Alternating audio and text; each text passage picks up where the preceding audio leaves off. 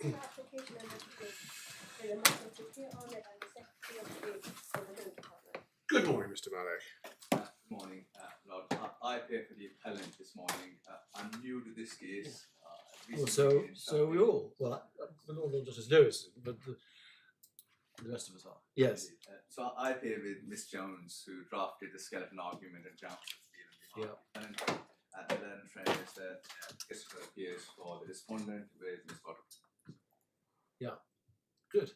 Well, thank you very much. We've read what we think are the important documents. I hope you agree. We've reminded ourselves of RS India. Anything you want to say by way of preliminary matters? If not, what are your submissions, Mr. Malik? So, my lords, this appeal, as you know, concerns the proper approach to be taken in immigration appeals where there are parallel family court proceedings relating to a child. Yeah.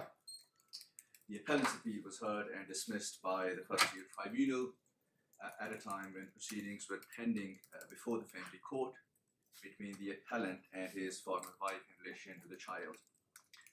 Notwithstanding those proceedings, the judge at the First-Tier Tribunal made findings in relation to the child and the appellant and held that it would not be a breach of the appellant's convention rights to remove him from the UK. On appeal, the Upper Tribunal held that there was no error of law in the First-Tier Tribunal's decision. Yes. Following that decision, the family court determined the proceedings that were before it and made findings in relation to the child and the appellant, which are materially different from those made by the First-Tier Tribunal. So I shall seek to persuade you, my lords, that the First-Tier Tribunal's approach was legally flawed, and the findings made by it were either inadequately reasoned or were not open to it on the evidence. So I shall submit that this court should set aside the decisions made by the First-Tier Tribunal and the Upper Tribunal and permit the appeal to be heard afresh with updated evidence, including the orders made in the family proceedings. And are those orders in the family proceedings taking effect? If you know what I mean, is your client having contact now? What's the position? Yes. So the order has been made. No, it's not whether the order's been made. Is he having the contact? So that he can have hourly meetings, I think, every so often, and he must pay for them and he must arrange them. So he'd have the evidence of the receipts, for example. Yes. So the question is not does he have a piece of paper which allows him to do it. The question is where's the evidence of the frequency with which he has done it. Yes. So yeah, but he's pursuing the contact. Yes. Can we be clear about this? This may not be relevant for this appeal, but is he having contact in accordance with the order? Yes. How many times has he met the child in the last 6 months?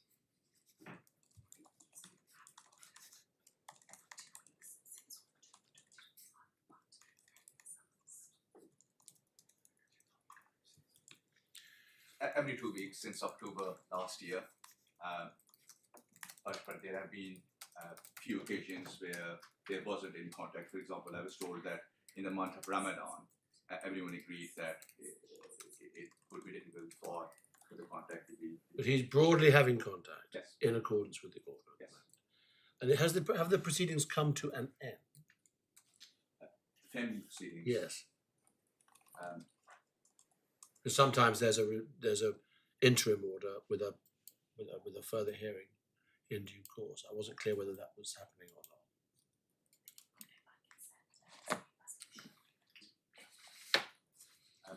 Those proceedings have been concluded by consent in October last year. Is it material?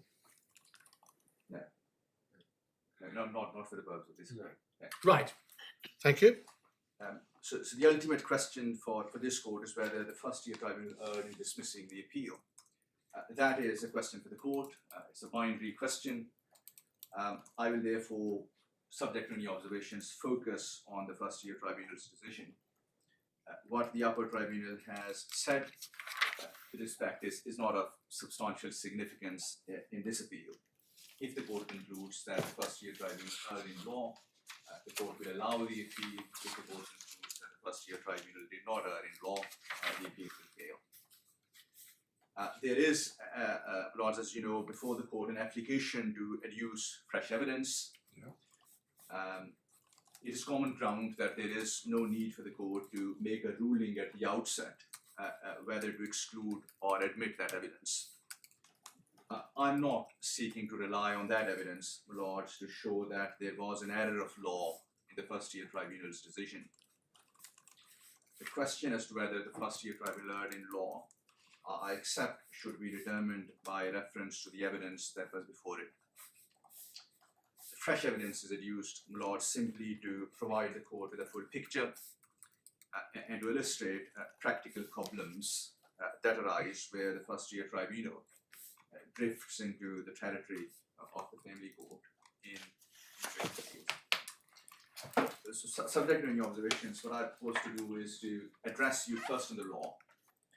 I'll make some brief submissions on the 4 key authorities. I'll take you to those authorities in a chronological order and address you on the principle. I will then make submissions on the facts and the decisions made below. Thank you. So the first authority that provides the context of RS guidelines is MS Ivory Coast. Tab 5. Tab 5, yes.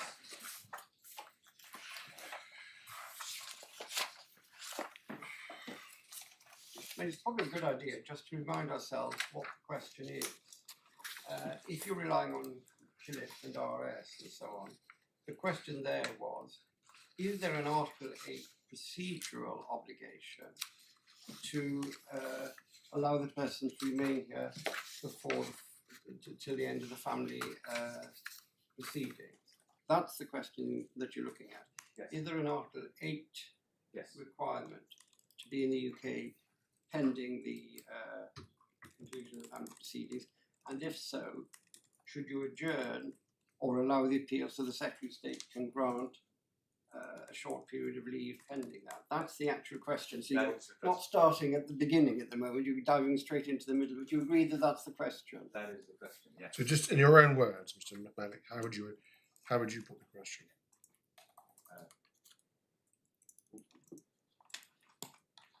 Whether the First-Tier Tribunal should have allowed the appeal on Article 8 grounds on the basis that the appellant had a procedural right to stay in the country pending the resolution of the family court proceedings. Okay. How's that? I'm sure you'll come to that. Something which bugs me. How can you make that submission when neither side applies for an adjournment? So this isn't, in my respective submission, I will explain in due course, this isn't a case about adjournment. I'm not suggesting for a minute that the First-Tier Tribunal should have adjourned the appeal proceedings. That isn't my case. My case is that the First-Tier Tribunal should have allowed the Article 8 appeals, requiring the Secretary of State to grant leave to remain to the appellant. For the duration of the family proceedings? Yes. Then why don't you adjourn until the end of the family proceedings? Why didn't you maintain that application is the question? No, You because, would achieve the same result. no, because when Lord, you look at the authorities, I mean, to adjourn immigration proceedings is the least attractive course of action. And what the courts have preferred in all these authorities is an outcome where the applicant who is involved in the family proceedings is granted some form of leave to remain by the Secretary of State. Your client has leave to remain. It's been continued by Section 3C. Yes. If you adjourn, he will be here lawfully. So why didn't you ask for the adjournment given he had leave? He didn't need leave to be here because he's here unlawfully. He was here lawfully at that stage. And it's puzzling, if what you want is to stay until the end of the family proceedings, that you consciously did not choose to apply to adjourn. Well, there is, of course, a difference between Section 3C leave and the leave that the Secretary of State grants. there was an application for adjournment which was refused On papers. on papers. It wasn't renewed at the First-Tier Tribunal, and it isn't appropriate for me to come to this court to say for the first time that the judge should have adjourned the hearing. So I don't make that point. Well, I think we've covered, we've mapped out for one or two points that are obviously of interest to us, Mr. Malik, but I think the best course is for you to now present your legal argument as you wish. Now, you want to take us to MS first, do you? MS. So this is the case, if you look at paragraph 2 of the judgment, which concerns undertakings then given by the Secretary of State not to remove an appellant from the UK pending the outcome of the contact proceedings. And the Secretary of State's case at that point was that such undertakings would answer an Article 8 claim. On the facts of that case, if you look at paragraph 14, you see that an immigration appeal was pursued. It came before an adjudicator at the end of paragraph 14. At about the same time, the appellant's solicitors indicated that contact proceedings were to be launched. The adjudicator allowed the appeal on Article 8 grounds for the reasons set out at paragraph 15. The reasons, and if you look at the third bullet point at paragraph 15, you see that the adjudicator took the view that the removal would frustrate and interfere with the attempts to renew family life between the appellant and the child. In practical terms, the appellant could not prosecute a claim for contact order from abroad, and that was the basis on which the Article 8 appeal was allowed. Paragraph 16, removal would take away the last chance the appellant had to resolving the matters which had been troubling up. Secretary of State appealed to the Asylum Tribunal.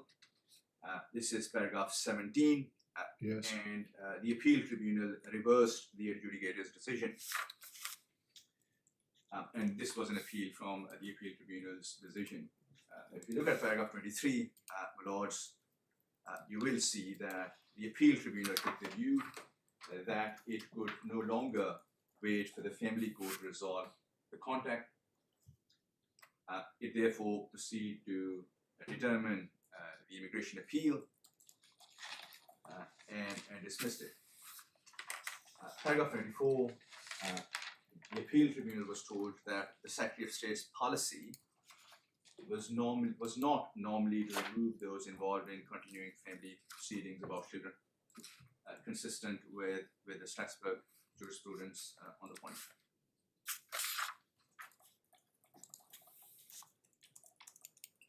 Yes. And if you read that with paragraph 27, conventional position that the Secretary of State took was that no removal directions had been given, and they were not going to be given as long as the contact proceedings were prosecuted with due diligence. This, the Secretary of State said, answered the Article 8 claim.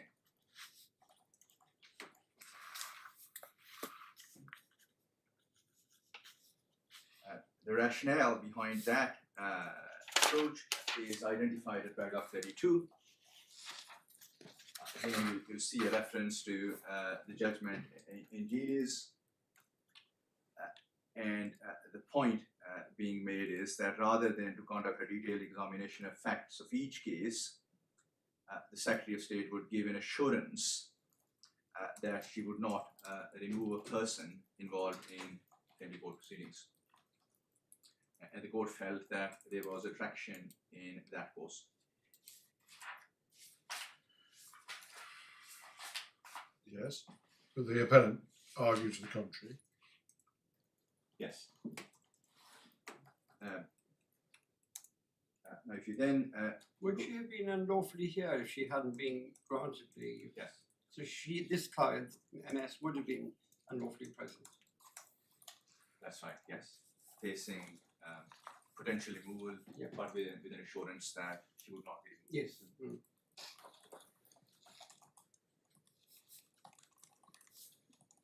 Yes.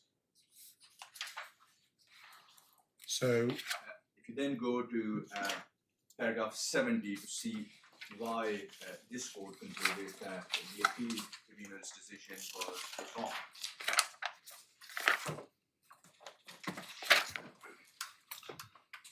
You see that the tribunal in that case did not decide the hypothetical question that it was required to decide. That question was whether the Article 8 rights would be violated by a removal. When the case before it, i.e. when the contract application was outstanding.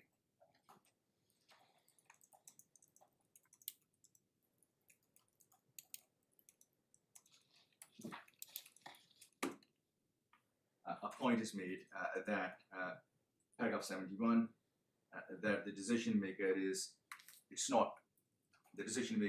neither required nor it is appropriate for the decision maker to speculate about the future. Conclusion is at paragraph 75. The tribunal should have decided whether the appellant's removal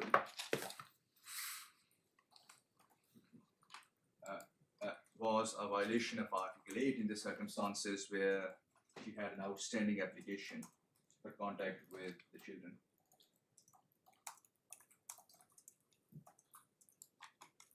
This is despite the fact that the Secretary of State had given assurance not to remove the appellant, and you will see that the appeal is allowed, paragraph 78.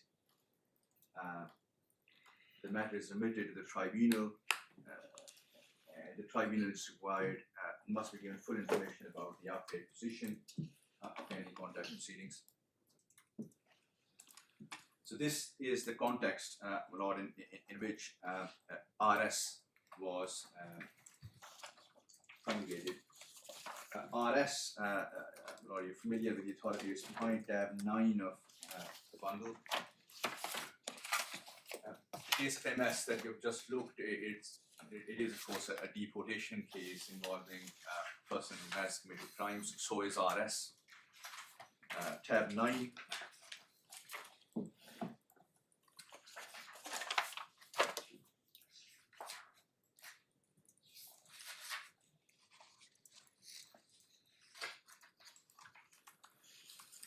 This again is a deportation case with ongoing family court proceedings.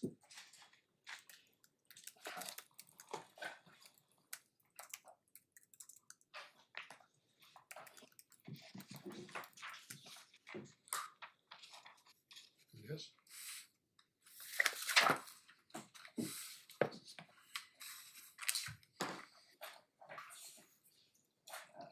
May I take you straight to the discussion of the relevant principles. If you go to page 119 of the bundle, you will see a heading, the interrelationship of care and immigration proceedings. You will see that a question is identified as to who goes first, whether the family court or the immigration tribunal. And that was acknowledged to be a problem. The answer is at paragraph 37. This, in my respective submission, is the key paragraph that is relevant to this appeal. The Secretary of State and judges at the First-Tier Tribunal and the Upper Tribunal have a duty to treat the child's best interest as a primary consideration, but they do not have means of assessing these matters for itself. There is no local authority or children's guardian, and no access to services provided by CAFCAS, no independent means of ascertaining wishes, concerns, or interests of the children, and it's generally not considered to be desirable to hear evidence from the child.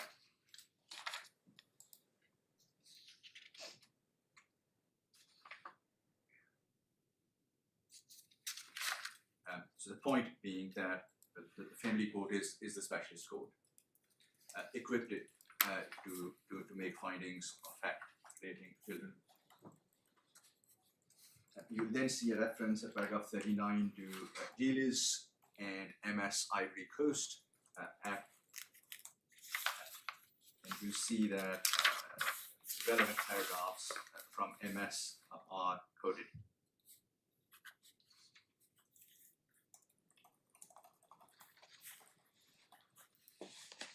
Yes.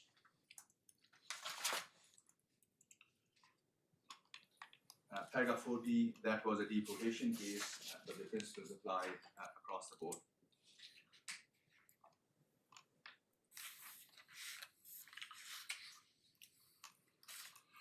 There is no paragraph 42, no universal obligation on the Secretary of State to grant leave to remain pending the outcome of family proceedings. That was acknowledged in DHEAD Jamaica. But that was a case where, this is paragraph 42, the appellant had been permitted to re-enter the UK for the sole purpose of giving evidence in a criminal trial.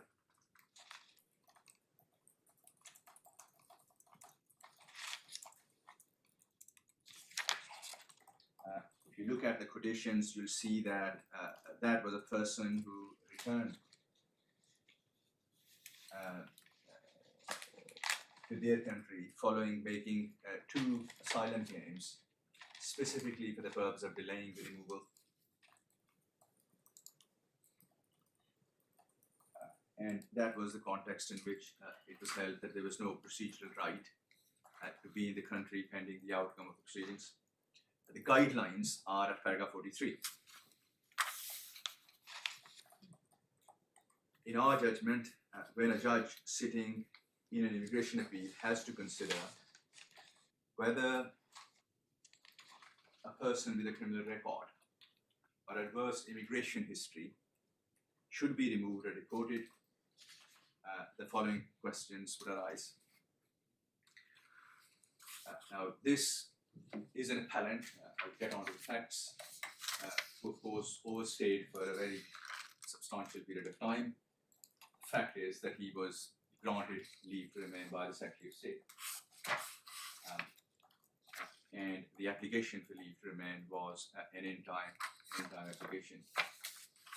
The new one. The new one, yes. Yeah. So he wasn't in breach of immigration law At the time. at the time. Yes. There's reference, just to help me on this, to a suggestion that if he had 20 years of factual residence, Yes. not lawful residence, but 20 years of factual residence, he would have been entitled to make a claim under the immigration rules at the material time. Is that correct? Yes. It is. So there is a rule which says that if a person lives in the UK continuously for 20 years, whether lawfully or not, the person gets leave to remain. If it's something you could tell me which rule that is, that would be helpful. But not now, don't worry, do it after lunch. Yes, so it's appendix private life.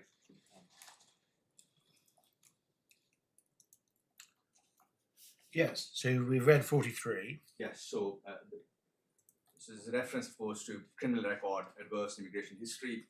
That is of some relevance in my submission, where a person does not have a criminal record or where there is no adverse immigration history and a person is living lawfully in the UK. It's not a game changer, but in my submission, allowance must be made of that fact. What does adverse immigration history mean? A person who, in my respective submission, who is an overstayer, when the relevant claims are made,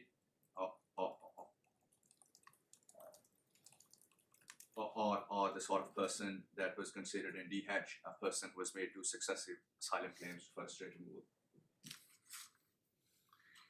But you accept that these questions are, here we have a situation where somebody is applying for leave as a parent or now outside the rules in Article 8. And the question is whether he has a procedural right to stay till the end of the proceedings. Yes. You accept that these questions are relevant to that? These questions, absolutely. Yeah. But in my submission, if there is no criminal record, or if there is no adverse immigration history in that sense, allowance should be made to that fact when making the ultimate assessment. If for example, a person has committed serious crime and there is compelling public interest in that person's removal, it would be perfectly legitimate for a tribunal to find that he has no right, no procedural right to stay in the UK pending the outcome of the contact proceedings in the ultimate balancing exercise. But if a person has no criminal record, a slave to law-abiding life, he isn't an overstay when the claim is made, then that too is relevant. You then have 4 questions, whether the outcome is material, whether there are compelling public interest reasons to exclude the appellant from the UK, and then questions 3 and 4 that are relevant to this appeal, whether contact proceedings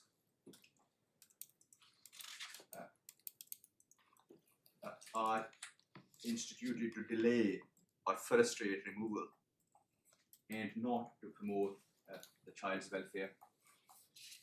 2 separate points in my respective submission, though linked: delay or frustrate removal and not to promote the welfare of the child. So if, for example, the Secretary of State has set removal directions seeking to remove a person, that person has done nothing for months and months and years. Shortly before the removal decision, it puts in an application in the family court that is relevant, and the tribunal is required to make an assessment as to whether that is done in good faith or to promote welfare of the child. These are presented as alternatives, are they? Not as alternatives. They're not. No. Part of the problem is they're not freestanding questions. If you answer it one way, that's the answer. These are questions en route to answering a more fundamental question. Should you be allowed under Article 8 to stay pending the outcome of the proceedings? Yes. And all they're saying is, if in fact these proceedings aren't to do with the welfare of the child, it's a manipulation of the immigration system to get leave, then it's unlikely to be a breach of Article 8. That's all the question is saying, I think, isn't it? Yes. No, but the way I'll put it is that, well, even where that is the case, that is not necessarily determinative. It wouldn't be the case that would lead to an outcome that it's unlikely that Article 8 would not be breached. It is one of the many factors that It's a relevant factor then It to is a relevant deciding, yes. Yes. Whether the purpose of the proceedings is for welfare or for immigration purposes is relevant to whether or not there would be a breach of Article 8 if he's not allowed to stay. So these are the preliminary questions in 43, and then we get to the consequential questions in 44. Indeed. And you've got to look at 4 in looking at 3 in particular. You've got to look at all the factors mentioned there. The previous interest in contact with the child, the timing of the contact proceedings, the commitment which has been demonstrated to progress those proceedings, when a decision is likely to be reached, and if there is evidence that would enable the fact finder to form a view as to where the welfare of the child lies. So after considering these matters, you then look at paragraph 44. The judge then decides whether there is an Article 8 right to remain in the country until the conclusion of the family proceedings. If so, the appeal is allowed and leave is granted. Or an adjournment. Yes, but that, in my submission, is an alternative course. The primary course is that if a judge concludes that there is an Article 8 right to remain in the UK, then the normal course is to allow the appeal on that basis. Why do you say that? Where do you get that? The question is, if he has an Article 8 right, what should you do? If so, he's got to be given leave to remain or adjourn. But if you adjourn, then there's no breach of Article 8, is there? So why is one primary? There is, when I'll show you the next authority, there is a clear statement to the effect that it is the norm to allow an Article 8 appeal when a person is involved in family proceedings.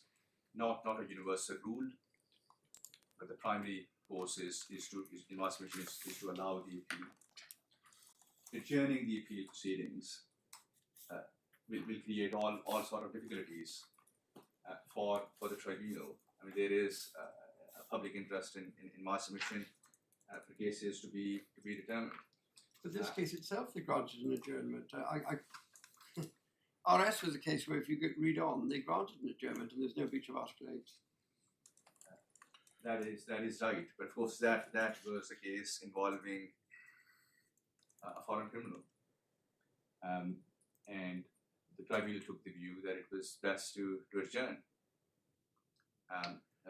In my submission, it's quite clear from paragraph 44 that adjournment is to be considered as an alternative course rather than the primary course. Can I just ask you, you accept that 43 and 44 are directly applicable in this case? Yes. Is that because you accept that your client is a person with a criminal record or adverse immigration history, or is it because you say these are of general application to all cases? These are of general application to all cases, but where there is no criminal record or adverse immigration history, allowance should be made. You said earlier that you didn't think your client had an adverse immigration history in the terms of this, but a criminal record can be historical. Yes. Why can't an adverse immigration history be historical?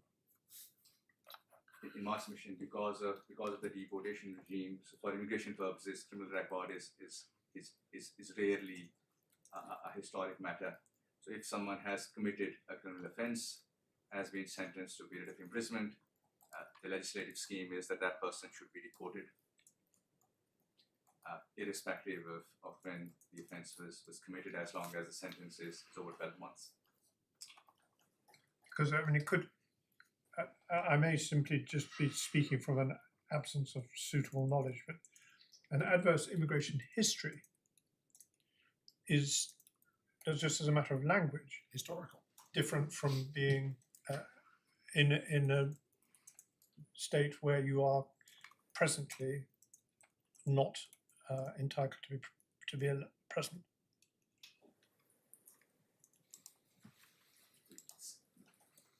Submission. As my lord puts it rather better, it's historical. Yes. I mean, if for example, in past a person had made fraudulent asylum claims or claims simply to frustrate removal, that is going to be relevant in the ultimate assessment that the tribunal makes. It's not going to matter here, but he was in this country unlawfully and Yes. he shouldn't have been. He should have left. Yes. So he was here unlawfully. He's here unlawfully at the moment until the end of this appeal, depending what happens with the appeal. But it wouldn't matter a bit in this case whether he made his application to stay as the parent of the child before or after the end of the leave. The fact of the matter is there an Article 8 right to stay for the end of the proceedings? If so, he should be granted leave for that purpose, or alternatively, an adjournment granted. Is your case? Yes. So in deciding whether or not he has an Article 8 right to reside in the UK, a judge is required to look at all these questions in my submission, including the fact that he is a person who has leave to remain, who is not facing removal from the UK. So I make the point again, and I will make the point in due course when I'll show you the decisions. So if, for example, the Secretary of State has set removal directions in relation to a person with an adverse immigration history, that person has done nothing for months and months and years. Shortly before the removal is due to take place, it puts in an application at the family court. That is bound to be of relevance. But the facts universally. are different here. He's not got removal directions, but he knows that in February 20, whatever date it was, he would cease to be entitled to be here because his spousal visa would have expired and he wouldn't have been entitled to remain as a partner. So whether he puts it in before then or puts it in with the removal directions, the same question arises in a different context. So this goes to question 3 really, whether the contact proceedings have been initiated to delay at first-rate removal. Well, that's because that's what the fact of that case was. But that doesn't mean that if the facts are different, put in to try and make sure he didn't get to a stage where he was here unlawfully and be removed, that's a different set of facts. You can't say that word is limiting it. It's just the facts of RS. The guidelines at 43 and 44 are of general application. So if family court proceedings are issued to frustrate removal, that is relevant. Conversely, if a person is lawfully residing in the UK and is not facing removal, he issues family proceedings, that is relevant. But it's to delay or frustrate the immigration process, and in that case it was removal. But it's difficult to see that this was intended to draw a distinction between somebody whose leave would expire and therefore become liable for removal and somebody whose leave had actually expired and was liable for removal immediately.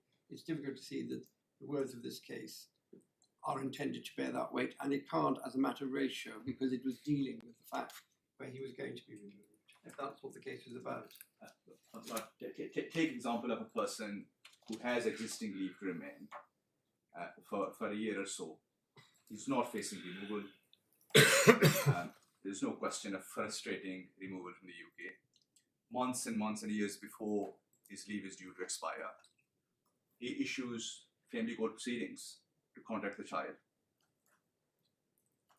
It would be entirely legitimate for that person to make a point to the judge that I'm not doing this to frustrate my removal or to facilitate my stay in the UK. I have existing leave to remain. I'm doing this because I want to have contact with the child. That argument would not be available to someone who decides not to make an application during the currency of a person's leave.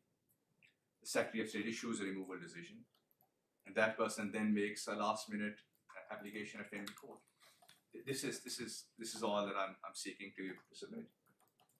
Can I go back to, if I may, to the point that Lord Warder Stuart-Smith was focusing on, which is arising out of paragraph 44, and your assertion, I think it's your assertion, that that 2 and 3 are not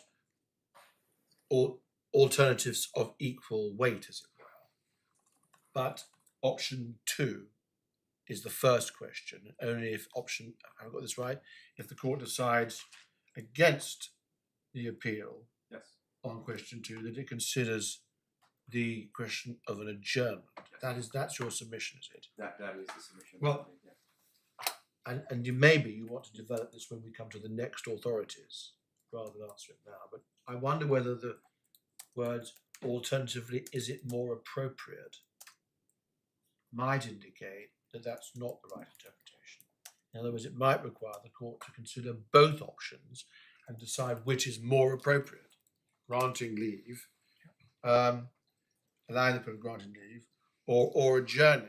And so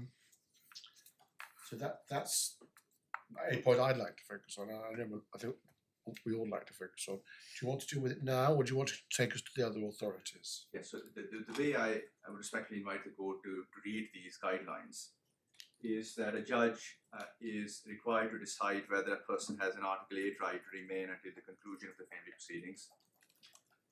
The judge then decides whether the appeal should be allowed to the limited extent and the person should be granted leave for the duration of the family court proceedings. If the judge forms the view that that isn't the appropriate course of action, for whatever reason, it isn't appropriate for the Secretary of State to grant that person limited leave to remain. The alternative course in my submission is to adjourn the appeal proceedings and to enable the family court proceedings to conclude.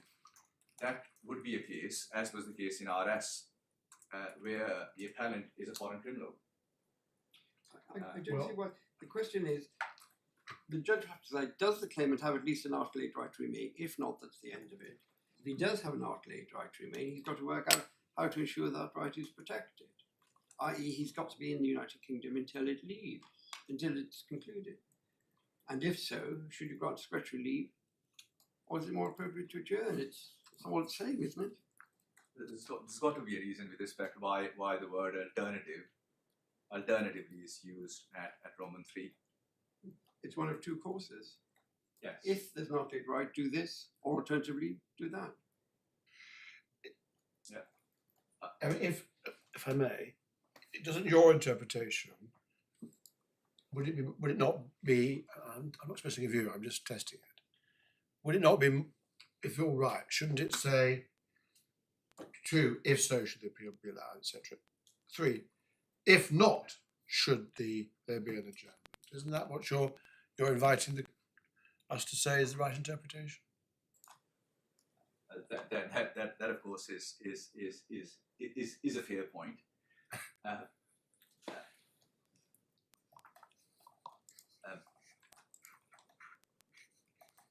And that's not what the guidelines say.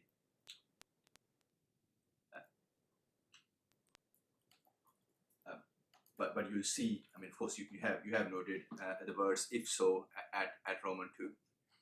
So the starting point I do submit is that if a person has an Article 8 right to remain in the country, then well, if so, the appeal should be allowed.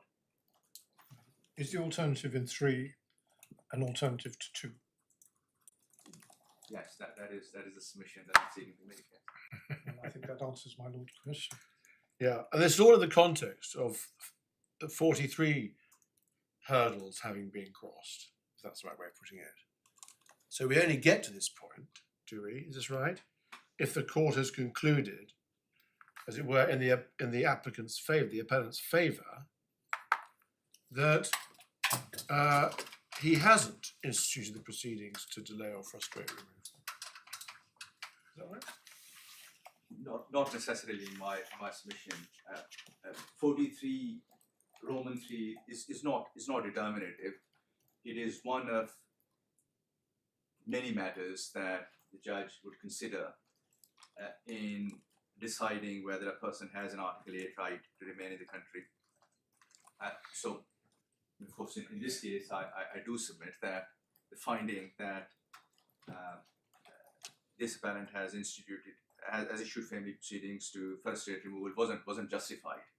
No, what the judge finds actually is that he's trying to frustrate the immigration process. Yes. Now that he's divorced from his wife, he doesn't have the right to stay here, and he's trying to find a right to stay here.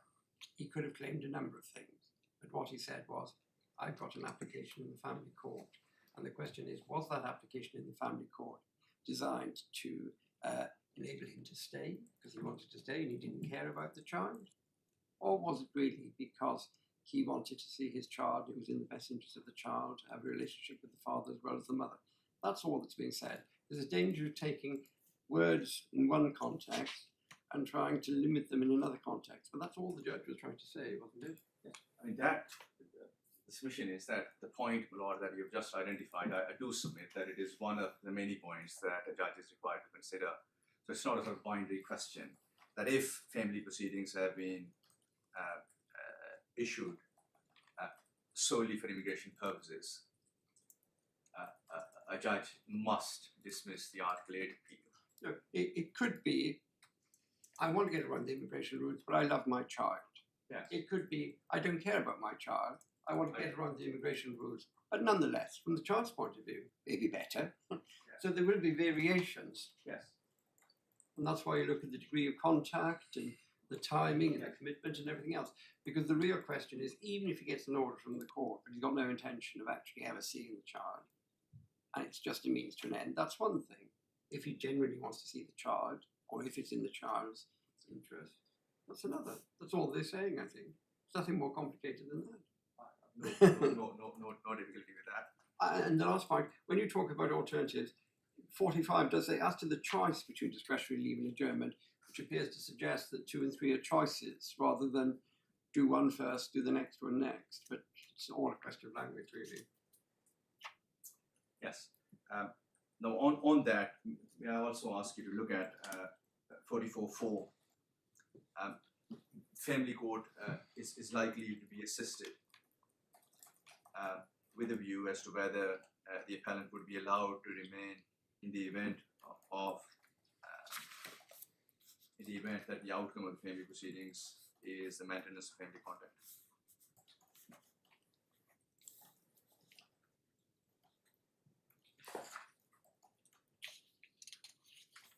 And then conclusion is at the next page, page 124. These would trigger 46 as well. Indeed.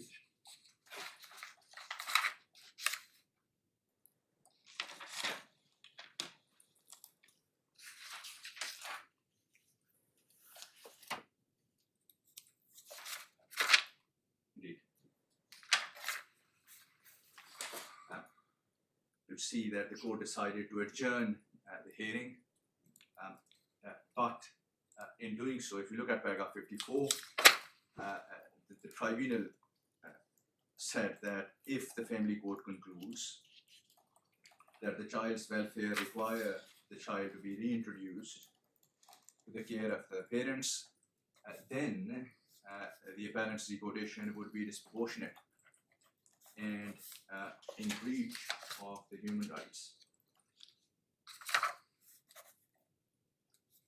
And the summary of the reasons are at that paragraph, Roman 1, Roman 6. And do you say these are of general application or are they on the facts of this case? They are of general application. They are of general application for sure. So Roman 1, a family court's decision should be given effect as a primary consideration. It's not binding on the Secretary of State or the tribunal, but it should be given a primary consideration. I think you have to read 53 and 54 together, in fairness, Mr. Malik. And what they're saying here, this is a deportation case where Parliament has provided that normally it's in the public interest to deport. And they're saying in 54, if there's no care issue, then there's nothing wrong with deportation, it's in the public interest. Yeah. If, however, there is an interest in the family being together, notwithstanding the crime, it's not so serious that it outweighs the interest of the child.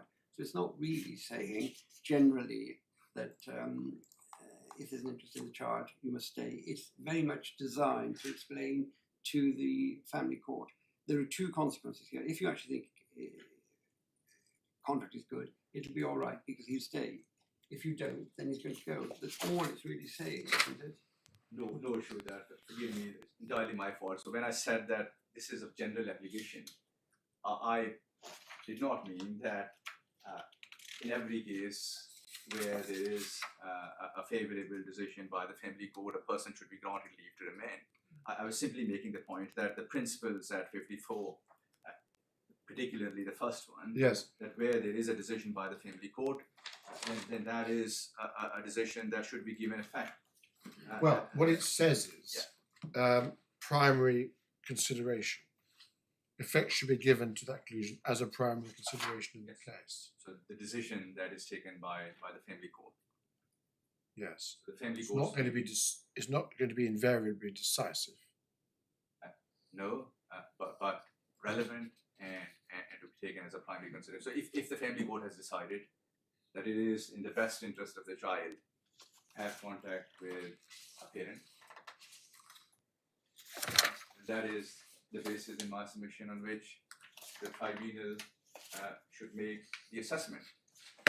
Of course, if before the tribunal there is no evidence of actual contact by the parent, the position, of course, would be different. We haven't looked at the facts of this case, but was this the case? It wasn't the case of the father having contact and seeing the child briefly. I thought this was a case where the whole point was whether the father need to be in the household and back with the family and they would operate as a family unit. I'm not saying that's determinative, I'm simply saying that's the facts of this case. You can't elevate decisions on particular facts to that must happen in all other cases irrespective of the facts. But are those the facts? Yes, I mean all I'm submitting, my lord, is that a decision by the family court is of substantial evidential value. Yes. Yes. That- And it's a primary consideration. yes. But it can be outweighed, looking at 4, Yes. it can be outweighed if by other factors, such as the factors identified in 4. Of course, yes. If there is serious crime, conviction, there are issues as to the character, length of residence, other factors, then that would be helpful. And just remind me on the facts of this case, there was no suggestion, was there, that RS was just trying to manipulate the system. There was no finding to that effect. This was a case where he genuinely wanted and was pursuing contact through the courts. But it wasn't contact. Didn't they want the child given back to the family?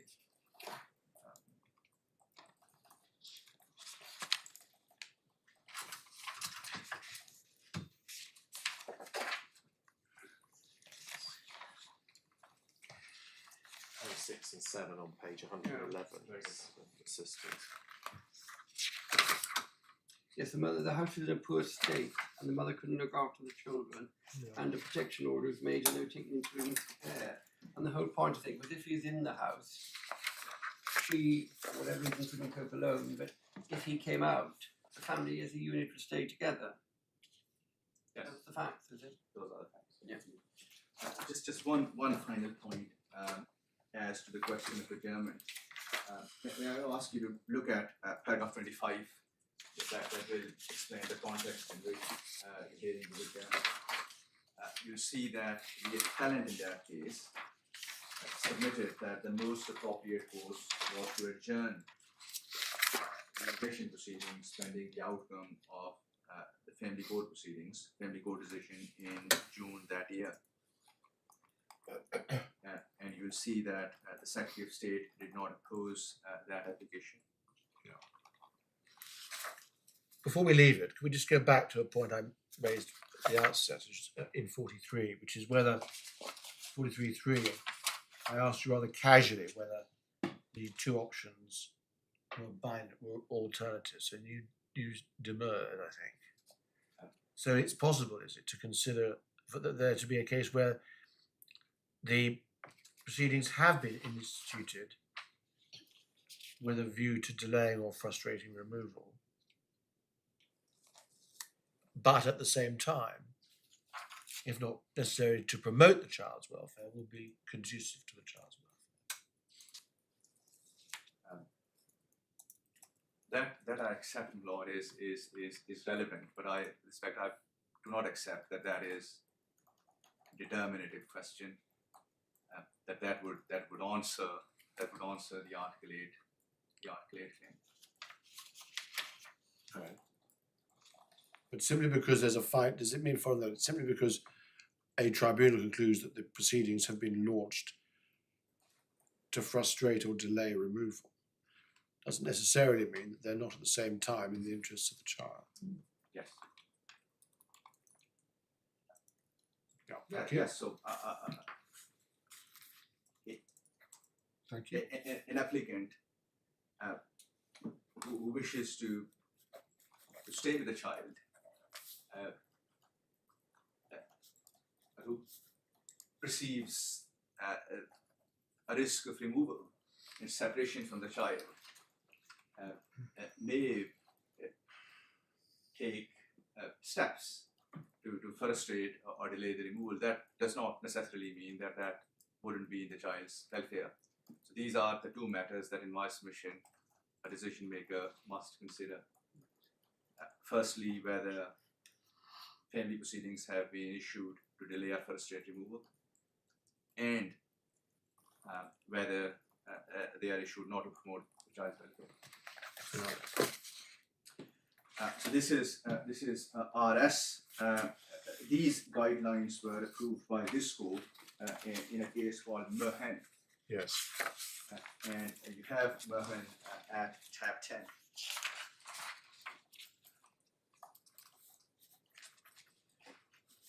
Again, a deportation case. Family proceedings are unresolved. The appeal is dismissed by the Upper Tribunal, and there is then an appeal to this court. Yes. If you look at paragraph 134, you'll see a heading, the authorities. You'll see Which that, paragraph? paragraph 13, page 134. Thank you. You'll see that under that heading, the relevant authorities are reconciled. The first authority is and you'll see you'll see the court, and it's paragraph 71 of the court that I respectfully invite you to read point that was made by the Strasbourg court there was that the authorities in that case prejudged the outcome of the proceedings. You need to go back to the facts of Chilips again. I mean, he lived with the child for 18 months. He had regular contact with the child. He'd gone to the court and got an order. They were trying to arrange future visits, but they didn't have the resources. And after all of that, then the Amsterdam court said, we don't care, he's got to go back. So it's a very different set of facts. But the simple point being that a caution is needed when you're predicting the future or prejudging the outcome of the family proceedings. RS is then cited, and you see that just above paragraph 18, RS is expressly endorsed as undoubtedly correct.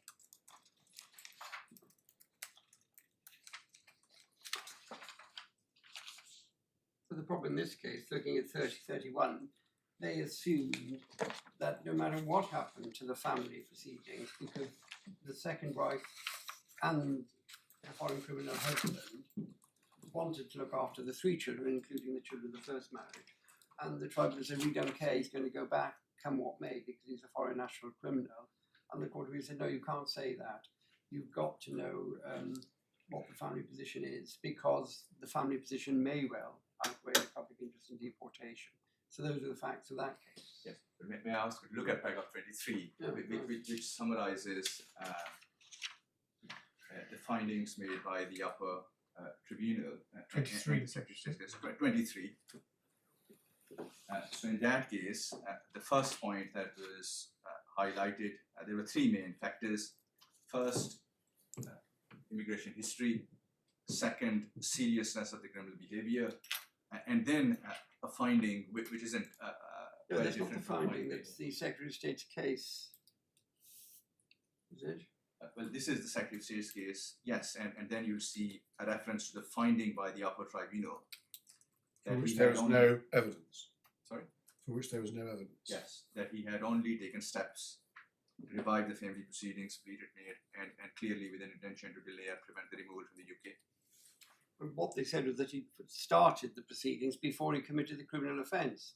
And as they say, it's unlikely that he started the proceedings on the off chance he committed a criminal offence and will be able to use that. That's what they say at 27. What cannot be said and was not found by the tribunal is that the inception of the application was a cynical ploy, an attempt to thwart removal by reference to a crime he'd not yet committed. Wasn't that organised a criminal?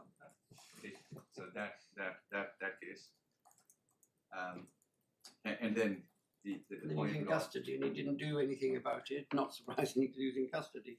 And they say it's unfair to say that he was being desultory when in fact he was in detention. So that point, and Lord, the point that you spotted earlier, for those reasons, paragraph 32, the appeal is allowed. Again, the RS guidance is approved, and the matter is submitted to the tribunal for a fresh consideration.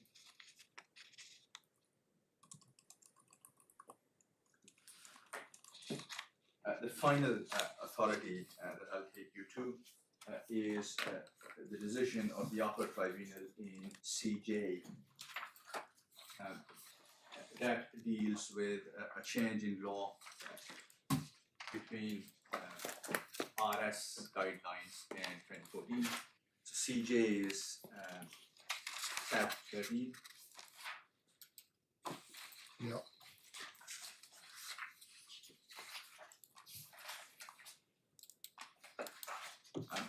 And may I take you paragraph 40 of the judgment, where the relevant principles are set out at page 212.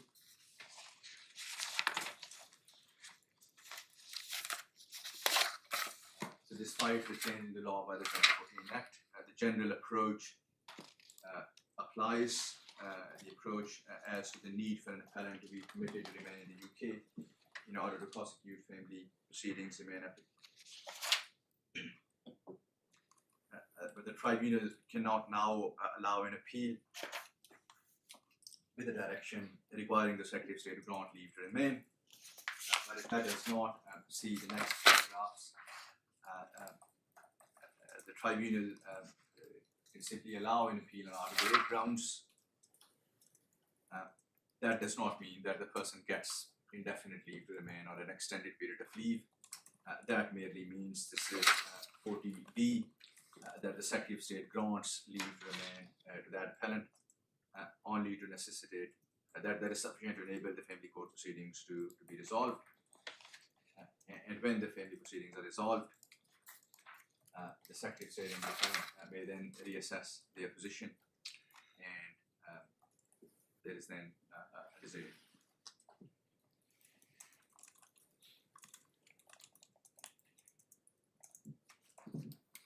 So these are the court authorities. May I then address you as to the decisions made below? So if you look at the court bundle, may I take you first to the decision that the Secretary of State made. Court bundle, page 3, A3. I've got different core bundles, bear with me.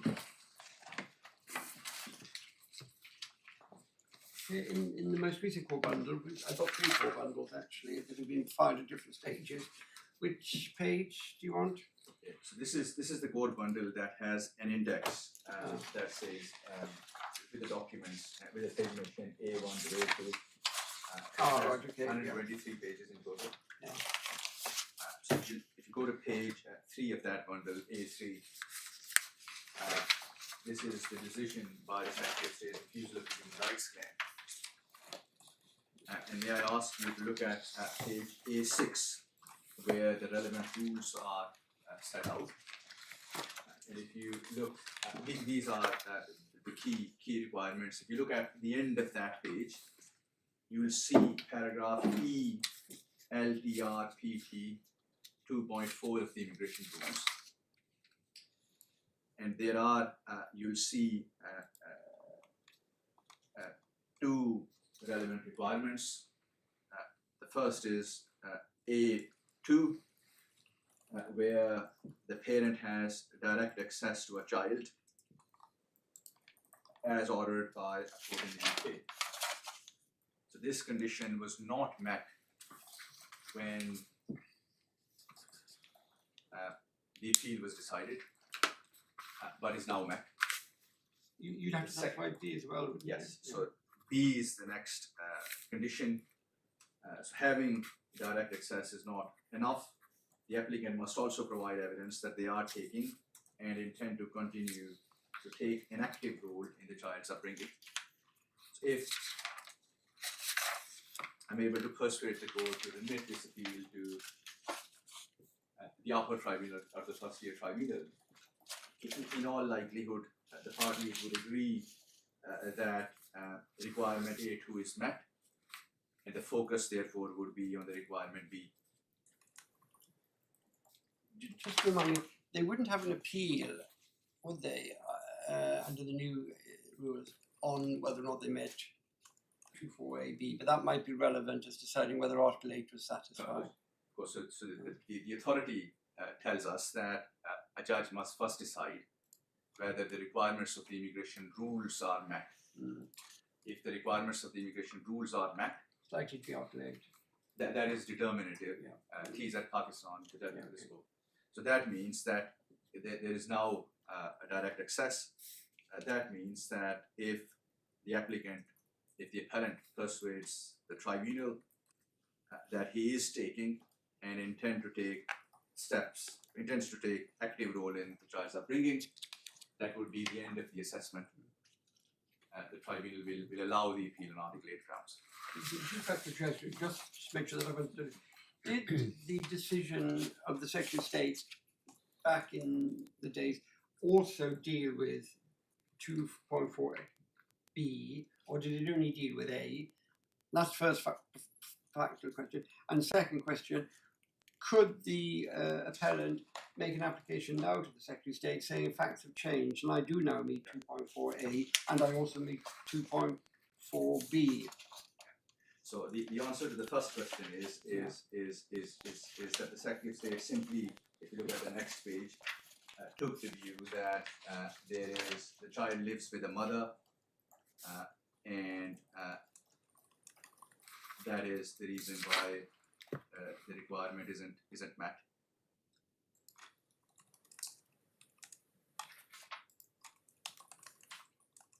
The answer to It doesn't seem to separate it out. It says we note you claim a genuine existing relationship, no evidence of direct contact, which could be either A or B. so They've got indirect contact for letters and phone calls, asked for evidence of the arrangements. Child now lives with the mother, not able to give any further information.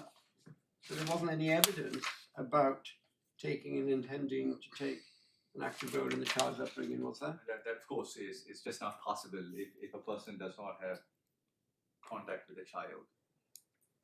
It's difficult to see how that. So you didn't meet A or B. Well, I'm not sure that's actually right, Mr. Mack, on reflection. Surely there are other ways you can be involved with your child's upbringing even if you don't see the child. For example, by making a financial contribution, Yes. by asking for school reports, by attending Yes. parents' evenings, Yes.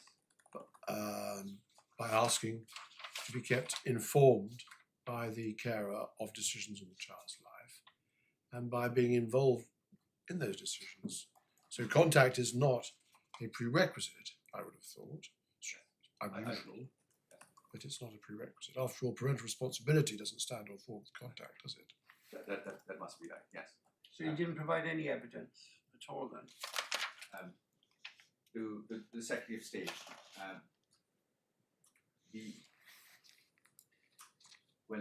you have seen the reasons, middle of paragraph, middle of page 7, Yes. that there is no direct contact. That really is the end of. Well, that was how it was expressed on his behalf. Yes. That because because there was no decision of the court, he wasn't able to provide any information. So your case was that the case presented to the Secretary of State was he's not having contact, and there is no other evidence of his being involved in the upbringing of the child, in effect. That is. We are not able to produce any evidence. Yes. Thank you. Now, the answer to the second question is less straightforward. So, my Lord asked whether it's possible for this appellant to make a fresh application to the Secretary of State. It is not possible for him to make a fresh application to the Secretary of State at this point in time. The reason being that his leave presently is extended under Section 3C of the 1971 Act. Subsection 4 of that Act prohibits a person making an application for leave to remain to the Secretary of State while that person is on Section 3C leave. Any application that the appellant makes while these proceedings are pending would be an invalid application. It is just not possible for a person to make an application. There is an authority by this court in a case called Passy. So the day that these proceedings finish, then he could make another application. Precisely, but he then faces a problem, which is that as soon as these proceedings come to an end, Detrimental to him. yes, he becomes an overstayer. He becomes an overstayer then. He's then in the country unlawfully. He's not allowed to work. He's not allowed to rent a property. He faces a number of other Hostile environment. Precisely. So he is in this position where, and that is a reason why this appeal is still being pursued. Withdrawing this appeal and making a fresh application would cause very serious prejudice to the appellant. If he is not allowed to work, it wouldn't be possible for practical reasons for him to take steps to see the child, to contribute to the child's upbringing, to see the child in accordance with the order made by the family court. For that each visit costs a lot of money. If the First-Tier Tribunal were correct in law Then to say that at the time he didn't have an after-8 right to stay pending the conclusion of the proceedings, if that decision was correct, if it's not correct, then it's fine. But if it was correct, the consequence is he's not allowed to remain on his spousal visa and he hasn't got an after-8 right to remain with the child, then he would be able to apply. And that's what would have happened in normal circumstances.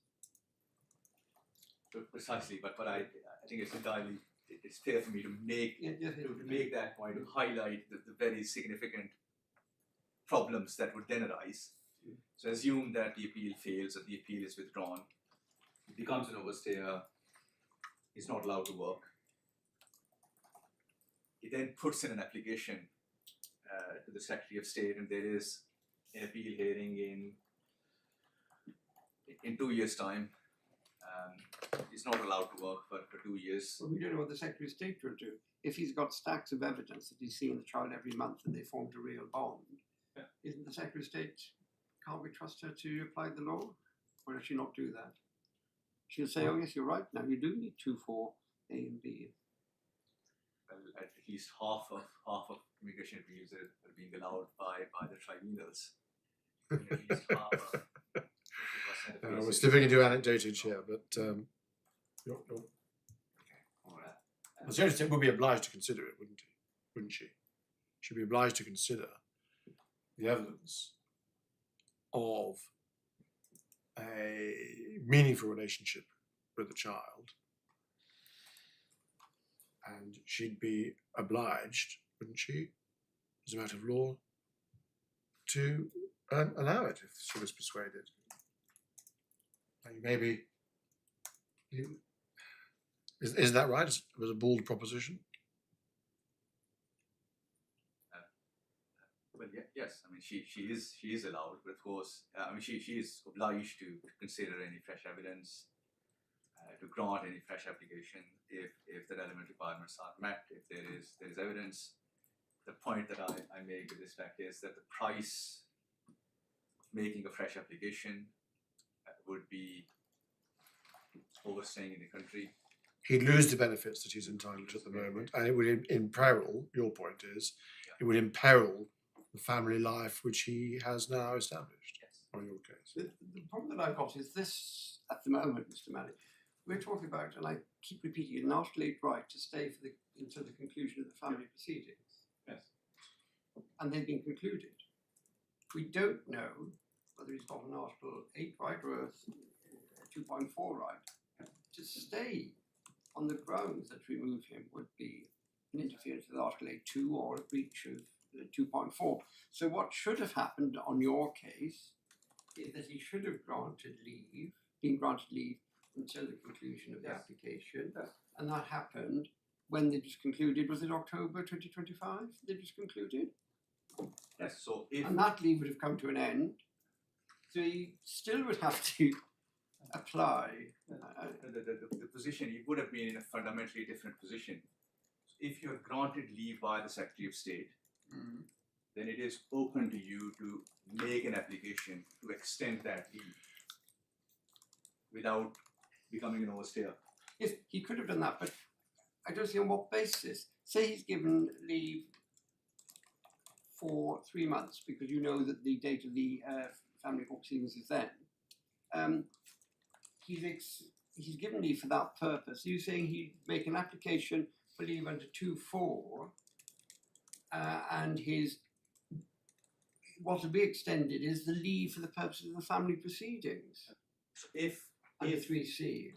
if the tribunal had allowed his appeal, he would have been granted leave to remain until October 2025. Yeah. On conclusion of the family proceedings in October 2025, before expiry of that leave, he would have made an application to the Secretary of State for further leave to remain as a parent of a child. Yeah, as he did before, yeah. Yes. And if that would have to be determined. yes, And the leave that he has, the leave for the purpose of the family proceedings would continue. yes, Yeah. So that means that when makes an application before the expiry of his leave is automatically extended while the application is being considered by the Secretary of State. The leave that he was given for staying for the family proceedings is extended whilst the application is considered. So he wouldn't be here unlawfully and he wouldn't be an overstayed. I understand that. That is all that I'm saying. So allowing an appeal and granting some form of leave places the person in an entirely different position as compared to someone where there is simply an adjournment or the appeal proceedings are live.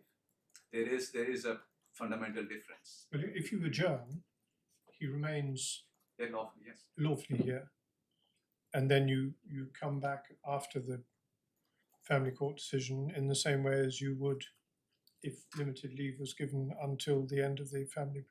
So what's the difference between adjourning and? So an adjournment means that Section 3C leave remains extant, Yes. which means that making of a fresh application to the Secretary of State isn't an option. That isn't an option, so you cannot make an application to the Secretary of State. The matter then comes back at some point before the tribunal.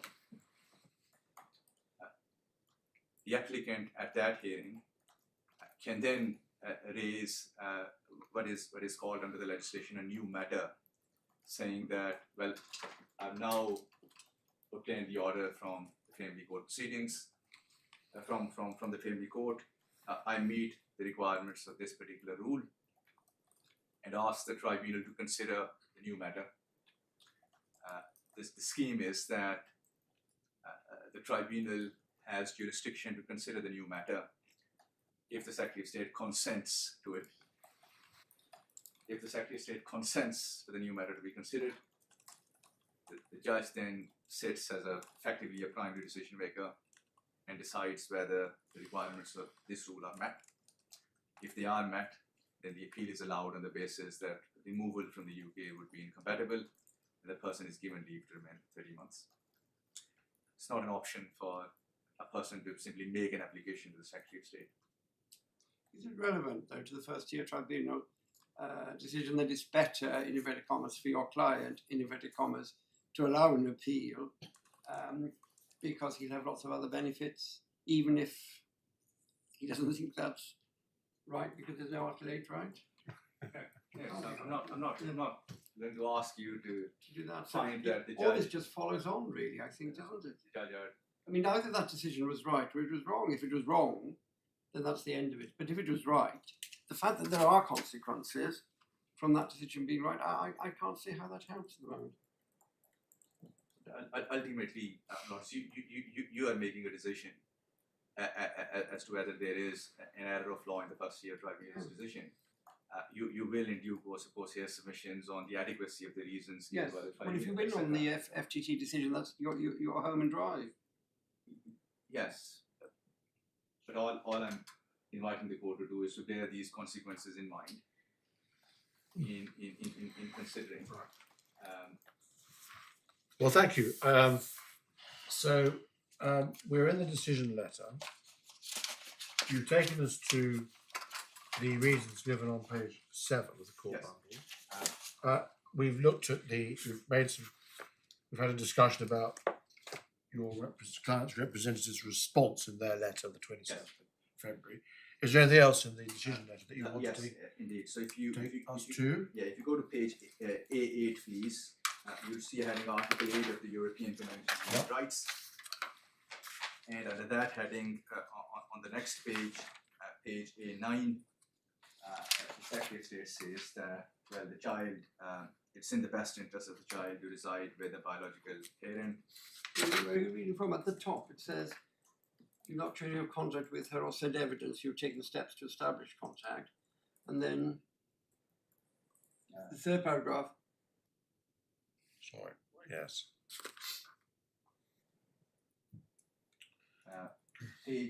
Paragraph 3, Yeah. page A9. It is submitted that. Yes, and then it is therefore noted that if you would have to leave the UK, your child would continue to reside with the mother.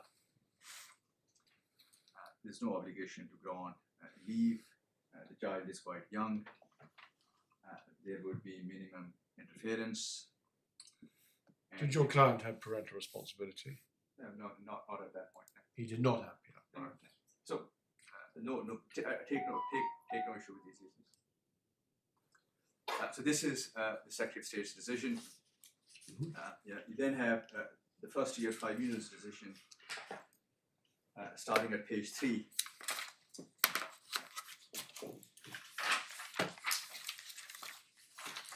Have immigration history set out at paragraphs 1 to 3.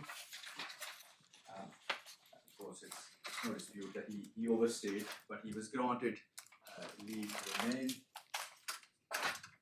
and the leave was valid until 6th of February 2023. Yes.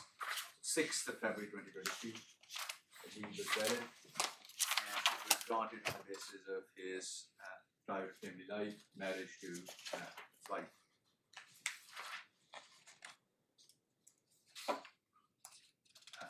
And then paragraph 1, before the expiry of that leave, on 30th of December, he makes the present human rights claim.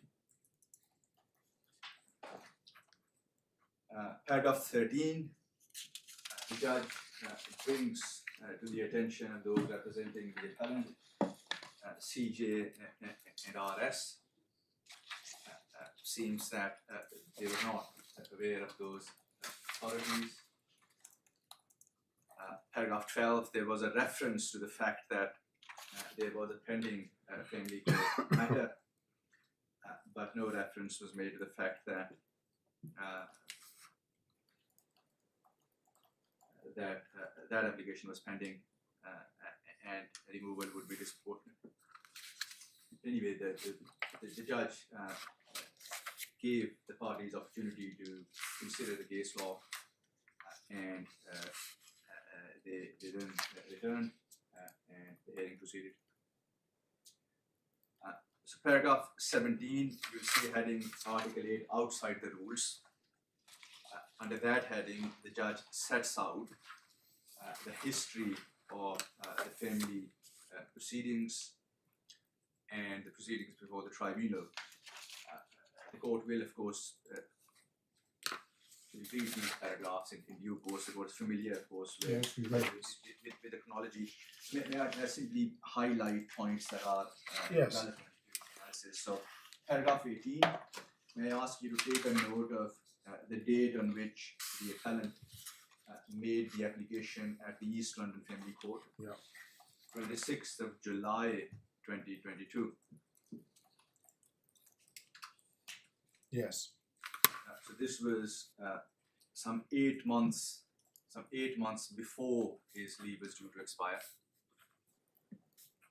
So he isn't a person, in my respective submission, who is issuing these proceedings to frustrate any removal. There's no question of removal at that point. He had leave for another 8 months, and he made the application in December.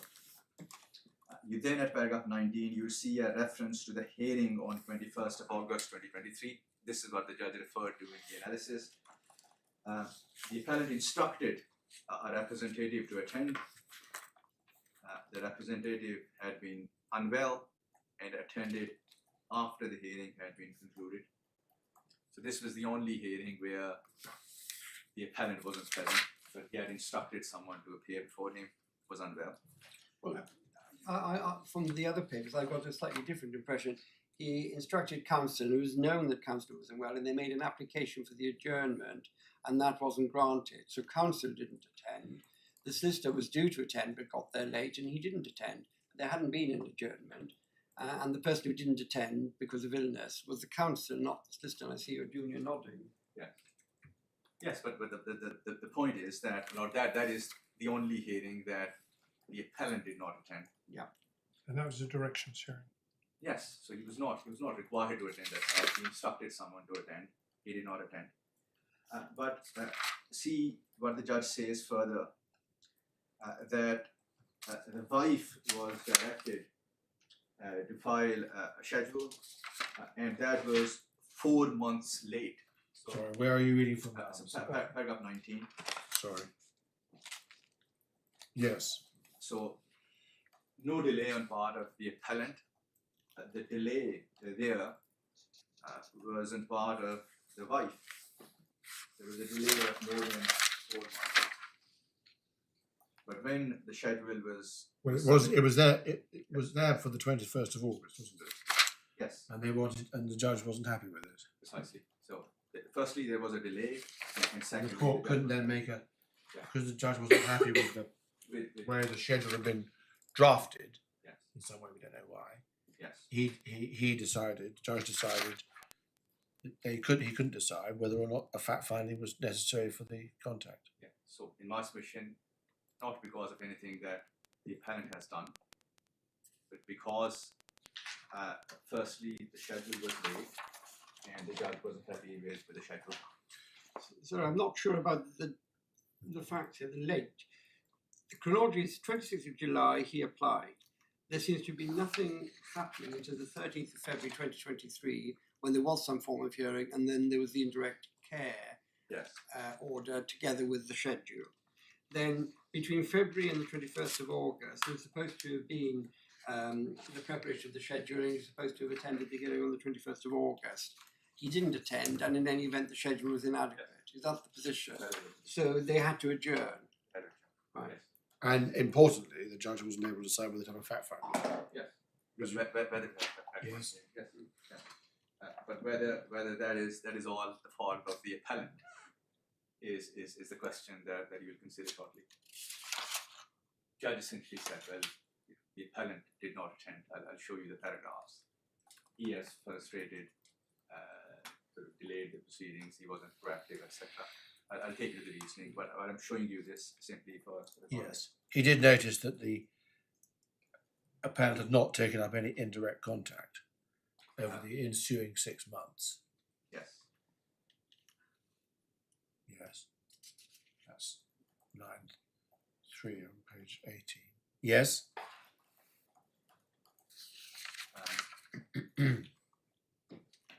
Well, you'll then see a narrative of what happened subsequently, the adjournment application, the refusal of the adjournment application is at paragraph 24. Right. Should we just read this? Yes.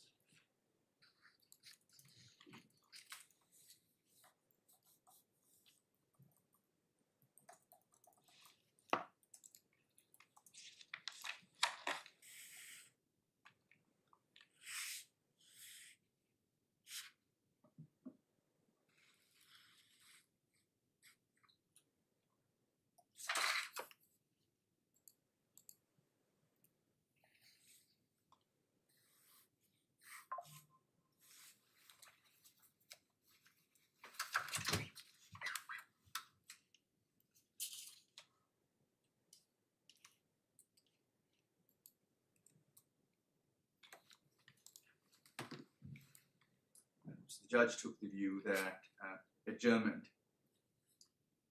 would lead to significant delay to the resolution of the appeal. So I just can't quite understand. So it's to be released the first date after the 30th of October.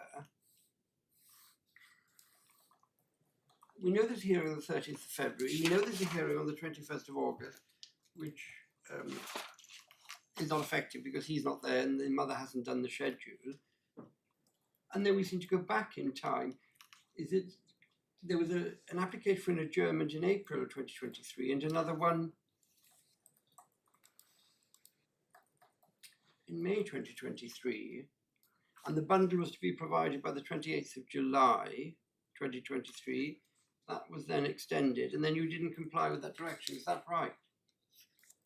So between April and September, you've been asking for an extension, and you hadn't been providing the bundle, and then you asked for another extension. Or am I misreading it? Is there a chronology in your skeleton? It's not improper for me to interrupt at this point. There are two sets of proceedings which one needs to distinguish Oh, right. in the analysis. One is the immigration proceedings, one is the family proceedings. So it's the 21, 23, it's the the immigration tribunal proceedings that he's seeking the adjournment in, not the family one. So nothing's happening in the family one, but he's seeking extensions of time in the immigration one. That's right. Yes. Right, okay. Yeah. There is a chronology in blood full chronology. So nothing's happening in the family proceedings, and you're asking for adjournments and not providing the bundle in the immigration proceedings. Yes. The judge takes the view that adjourning the appeal would result in significant delay. There's no dispute about that. The judge then makes a comment that much of which has been brought about by the appellant's unwillingness to properly engage with his application at the family court. And you need not to decide whether that finding is justified, but that is a finding that. Yeah, where is that in here? So this is quoted at paragraph 24, where these are the reasons for the judge in the first-tier tribunal refusing to adjourn the hearing. There was no, with respect, unwillingness on the part of the appellant to engage with the family court proceedings. But I'm just not with you, I'm sorry, sir. Are you saying there's a sentence here that you're challenging, or are you making a separate observation? No, I'm just simply showing you why the judge refused to adjourn the hearing. Do you see a quote at paragraph 24? Oh, right, okay. Now, you're in the quote then. Paragraph 24 is the quote. So the judge quotes the reasons that the judge gave on 29th. Oh, I see, that's what you talked about by the end. But that's his finding, isn't it? This is the refusal of the adjournment application. That's his reason. That are his reasons, yes. Yeah. So there's no appeal against the decision not to adjourn the application. It wasn't appealed on that basis. And you'll see from paragraph 25 that the adjournment application was not made renewed at the hearing.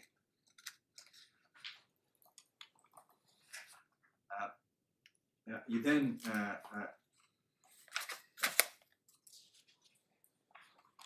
look at page 820, so paragraph 28 onwards is where the prosecution can get to the heart of the judge's decision. Yes. And this is where Considers the RS questions. yes. The judge says at 28 that he received no submissions on the meaning of a criminal record or adverse immigration history. The judge takes the view that the appellant has an adverse immigration history. He previously overstayed.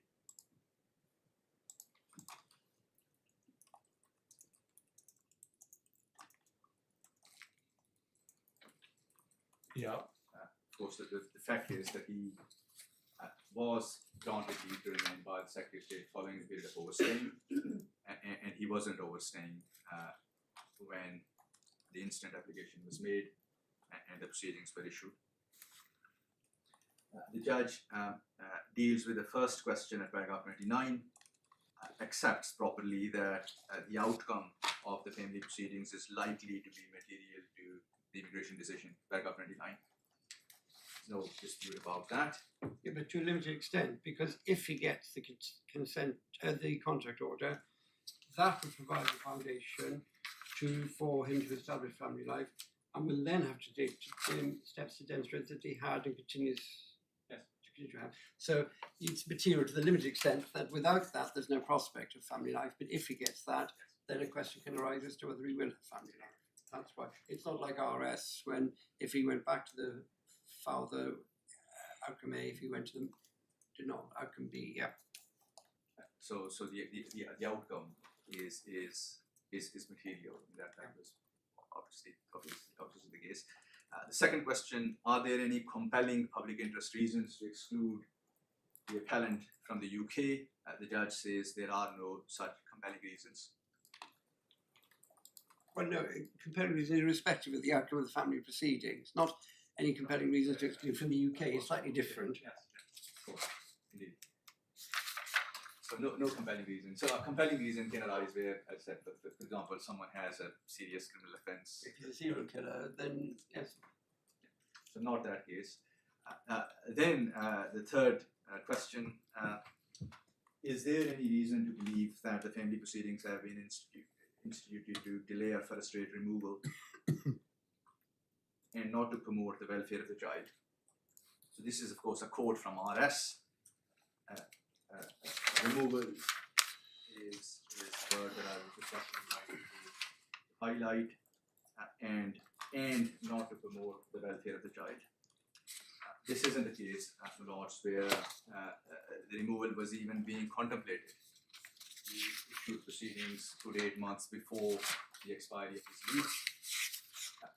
But if you then look at paragraph 31, the judge says that I find that there is substantial evidence that the family proceedings were commenced to delay or frustrate removal. That this fact is simply indefensible. Why? Because he wasn't yet liable to remove. Yes, But that doesn't mean he can't take steps to frustrate the position that is coming down the line. in 8 months, in 8 months' time. Well, you made the point that he's not liable to removal for another 8 months. He's not liable to removal at all, not when he issued the family proceedings, not at this stage. He's not a person who's liable to removal. No, to delay or frustrate removal, I understand what you say, but I think in reality, just using the words from RS, is to frustrate the immigration process. If circumstances had followed the normal pattern, he would have had his leave terminated on the relevant date, and he would have been entitled to leave as a spouse. So he would have been removed. Yes. The only basis upon which he wouldn't have been removed is if his parent-child application succeeded. And what he's really saying is, why has he done that application? Has he done it because he loves the child, or is he doing it because he wants to try and use that as a way of getting leave? That's all he's saying. So two different points that I respectfully make. So if the appellant's intention was to frustrate the immigration process and simply to stay here for the period of duration when the family court proceedings are pending, I mean, why would he issue family proceedings 8 months before the expiry of But his leave? that's a question for the First-Tier Tribunal to consider, and they've got to consider all the evidence. Yes, and if the judge hasn't considered that question, then that is relevant in deciding whether there isn't an error of law. So, if the intention had been to frustrate immigration purpose, the appellant would not have done anything for the next 8 months. His leave was due to expire in February 2023. He would have put in an application in family court in January 2023. Well, There might have been. isn't this ultimately a matter which the FTT had to evaluate? Yes. So I entirely accept that, my lord. But the submission is that there isn't no evaluation of that factor. Where in the decision I respectfully invite you to consider, the judge engages with that point, namely that he wasn't facing removal. He did this many months before his leave was due to expire. We've got that point, but then we really have to look at the reasons, because there are a number of reasons why, leaving aside that point, he thinks that the purpose here wasn't actually to get access to the child, it was to make sure he had a leave to remain in the United Kingdom. I'll address those reasons, my lord. But so that is the first point. So when the judge says that, well, that is that. But then I do ask you to see how the judge has framed that particular sentence. You'll see a striking omission. So which sentence? The second sentence at paragraph 31, the sentence that I just showed you. And you'll see a striking omission. I find that there is substantial evidence that family proceedings are commenced to delay or frustrate removal. You have my submission why that is wrong. But the words "and not to promote the child's welfare" are missing. Yes, they are missing. They are missing. That, in my respective submission, reflects an error of approach, but that vitiated the findings that the judge subsequently made. How can you say that when his reasons directly address the question of whether or not he's promoting the child's welfare? Because if you look on the next page, it lists, for example, 5, 6, and 7, which go directly to the question of promoting the child's welfare. those are the matters in my submission that the judge gives the finding that the family proceedings were commenced to delay frustrating. We'll start at one. The appellant has shown very little interest in all contact with the child. I fully accept your point that there's the omission which you call striking and we accept as an omission. He doesn't replicate the last words of the question in paragraph 31, sentence 2. But he then goes straight into the question of whether your client has shown any interest in the child at all. So not if I What am I missing? I'm not having made my submissions, if I sort of fail to persuade you that nowhere in these paragraphs the judge has actually considered that question, whether the proceedings are not issued to promote welfare of the child, or you. Well, Okay, let's well, just you may have to persuade us because at the moment, speaking entirely for myself, it seems to me that the reasons he gives, never mind the letter words, are reasons which do answer the question whether they've been instituted to delay or frustrate, or whether they're to promote the welfare of the child. That's where I am at the moment. the words are missing. You're right about that.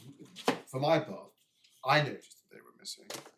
But isn't it the case, if you then go on to consider what he then did, what he then did was approach the question in 44.3 of RS by reference to the factors identified in 44.4. And they included the pointers, any pointers to where the child's welfare lies. They indeed include pointers, but one question that the court will ultimately consider after hearing all my submissions is whether pointers are enough when a judge is making a decision as to the life of the child. And essentially, I think we have to be careful about the word pointers. It's perfectly correct to say that pointers isn't a substitute for a decision on welfare, which is ultimately for the family court. But if you look at what he's deciding in 1 to 6, you really have to look at it fairly and as a whole. It's summarised in 6 and underlined. All of the above points to the very minor degree of the appellant's previous interest in contact with the child. That's the first part. He doesn't say it, but the natural inference is, if this was a father who was motivated by a desire to get involved with the child, it's interesting that there's no more than minor involvement over the last 3 years. That's all he's saying. He's simply making, when he's trying to decide the 44.3 question is, how involved has this father been with the child? She's only 4, I think, or 5, and he hasn't seen her for 3 years. That's what he's saying, I think. so I'll address the actual reasons head on then, and seek your indulgence just to go through these points individually. These are important points, and of course we disagree with these findings of fact, but I fully appreciate that a disagreement is not enough. I have to demonstrate that there is a problem with the logic or reasons are inadequate, or the findings are not open to the judge, or something material has been omitted. So if you look at the first point Judge made, Roman 1. Yes. Would you permit me, forgive me, just for making one point while I forget it. Your point about the absence of the words in question in the second sentence of 31 Yes. has to be read in the context of the heading immediately above paragraph 31, which does include those words. I accept that. So Yes. the heading is actually a quote from RS. Yes. But when the judge applies that, the judge's focus, in my respective submission, is not on whether the proceedings are to promote the welfare of the child, but the earlier question. Yeah. But I have. And you're going to do that by demonstrate that by reference to what he then said. Precisely, but I do submit that I have better points to make on the analysis. May I just address you? Of course you may. Of course you may. So the first point the judge makes is that the appellant has shown very little interest or contact with the child. Yes. The appellant left the home in August 2021, moves to York, And the judge says, well, I cannot accept that he cannot secure an employment in a Bengali restaurant here in London. Why would he go to York? And no interest in contacting the child. Can I just pause here, and if you have the supplementary bundle handy, just to show you the evidence that was before the Is judge. that all the evidence, or was there more evidence? No.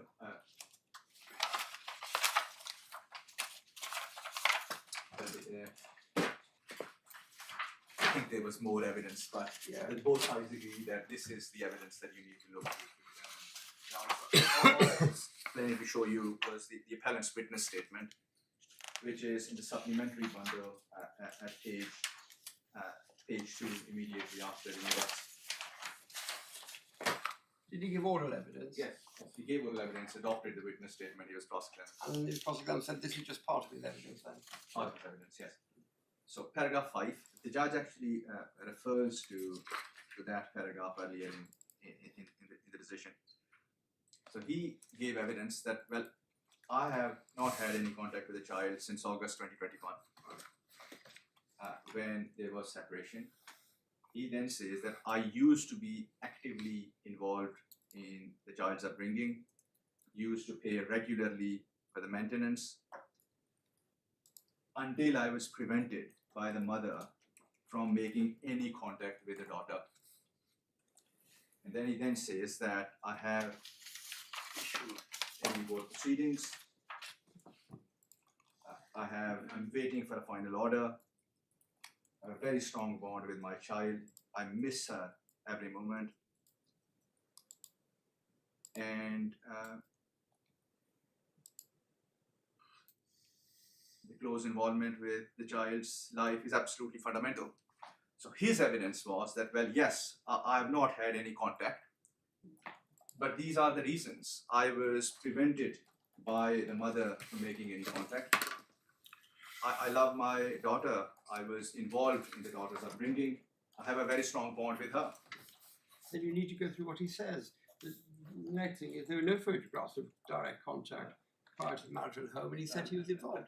I'll take you on to all those paragraphs. But Roman 1. So the judge makes a finding that no interest, the appellant has shown very little interest with a child without engaging, in my respectful submission, with material evidence. It isn't clear whether the judge accepted this evidence or rejected it. And if the judge rejected it, why that is so? The next point, Lord, as you pointed out, is that there are no photographs. And that must be picking up what he says, I used to be actively involved in outdoor, I used to be actively involved. And he's saying he's left on August 2021 and there's no evidence, no photographs of direct contact even prior to August 21. That's what he's saying. Yeah. So, I do. So this is an appeal against Secretary of State's decision at a time when there is no direct contact. The appellant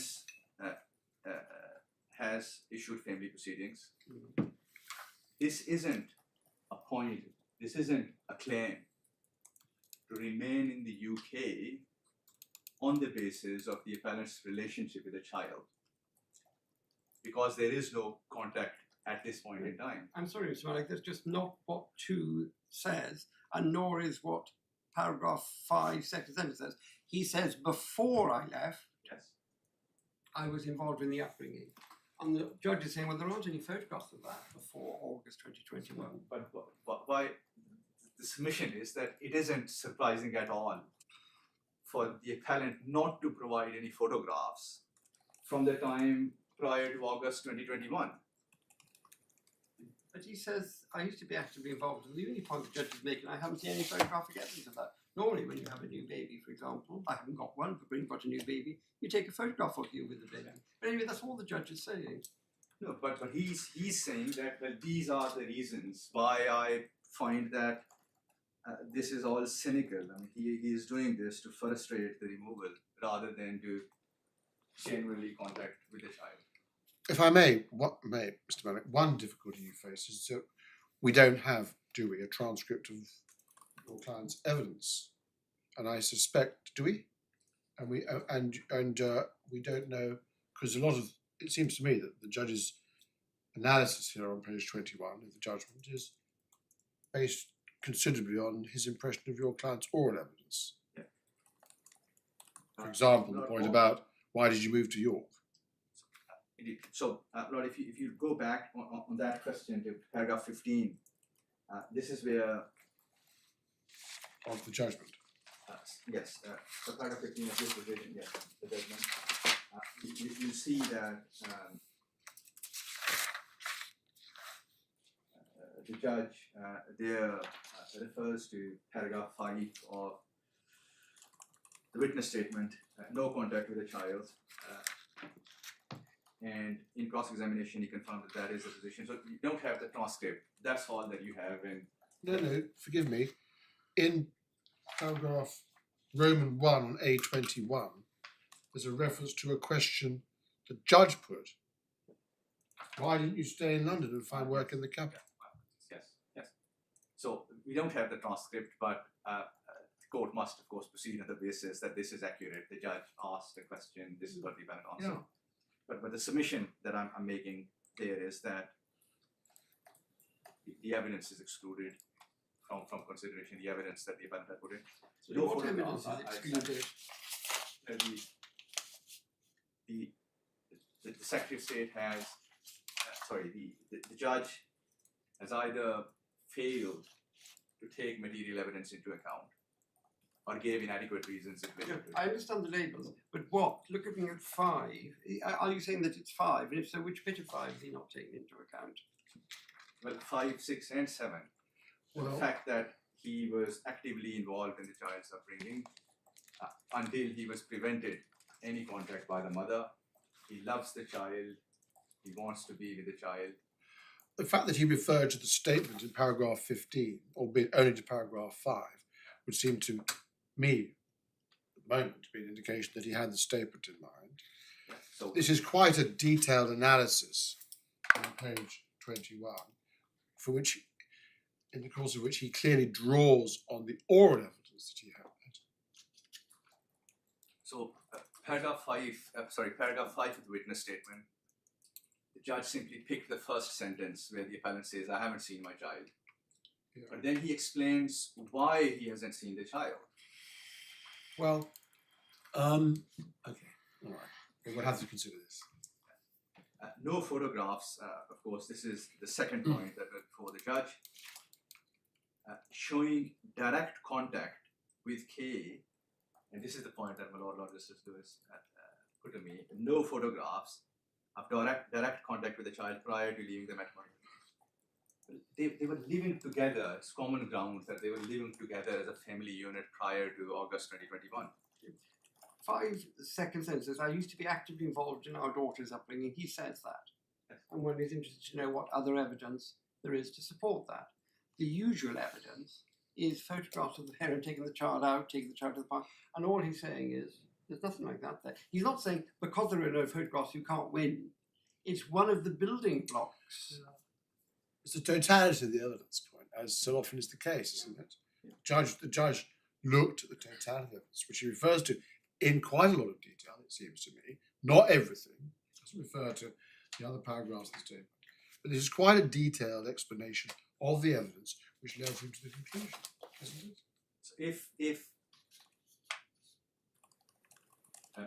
So if the judge, for example, had said that, well, this is what the appellant claims, there are no photographs, I reject the appellant's evidence as not being He credible. says that at 4. He says that the appellant says he tried to have contact with AN with a view to arranging contact with the child, but she refused to allow it. And then he goes on to say, well, there's no evidence of that. There's no text messages or logs. So No, he's but- simply saying, I don't believe him, and there's nothing to support it. There is, I mean, this is the point, there is with respect evidence before the judge. There is evidence, that is the appellant's evidence. I mean, it's one thing to say that, well, there is no evidence. It's quite another to say that, well, I reject the evidence because it is inconsistent, it's not corroborated by I think that's playing his words. He says he claims to have tried. Well, that's clearly what he's referring to. And then he's saying no logs or text messages. He's testing. I mean, that really is asking him to write an A-level essay. He must say there is no evidence, brackets, apart from the fact of what he says in his statement, which I accept constitutes evidence, close brackets. All he's saying is there are no logs or text messages of the sort that you would expect if indeed he'd been contacting the mother desperately to try and get access to the child. That's all he's saying, isn't it? So there are indeed no call logs, text messages, but I do submit that there was evidence, and I do ask you in due course to consider where in these paragraphs 1 to 5, I'll come to the remaining paragraphs, the judge has actually considered that evidence, the appellant's evidence that he loves his daughter, he was prevented by the mother from having any contact, and C5, he has had no direct contact with child since he moved out of the family home. Of course, yes, but why is that? Because his evidence is that he was stopped by the mother from having any contact. Yes, but I mean, he does, surely, Mr. Malik, he does address that point, doesn't he? In Roman 4, as Malor, I think Malor's already referred to this. He claims to have tried. This is a paraphrase of his case, isn't it? He says it's not my fault that I've done my best to try to keep in touch with the child, but I can't. I've been frustrated, prevented by the mother. That's what he's saying here. And the judge says, well, there's no evidence before me of that. You say there is. Yes. But I don't. Well, we'll have to think about this. But there's no corroborative evidence, is what he's saying. Yes, and then 5, well, he hasn't had any contact with the child since he moved.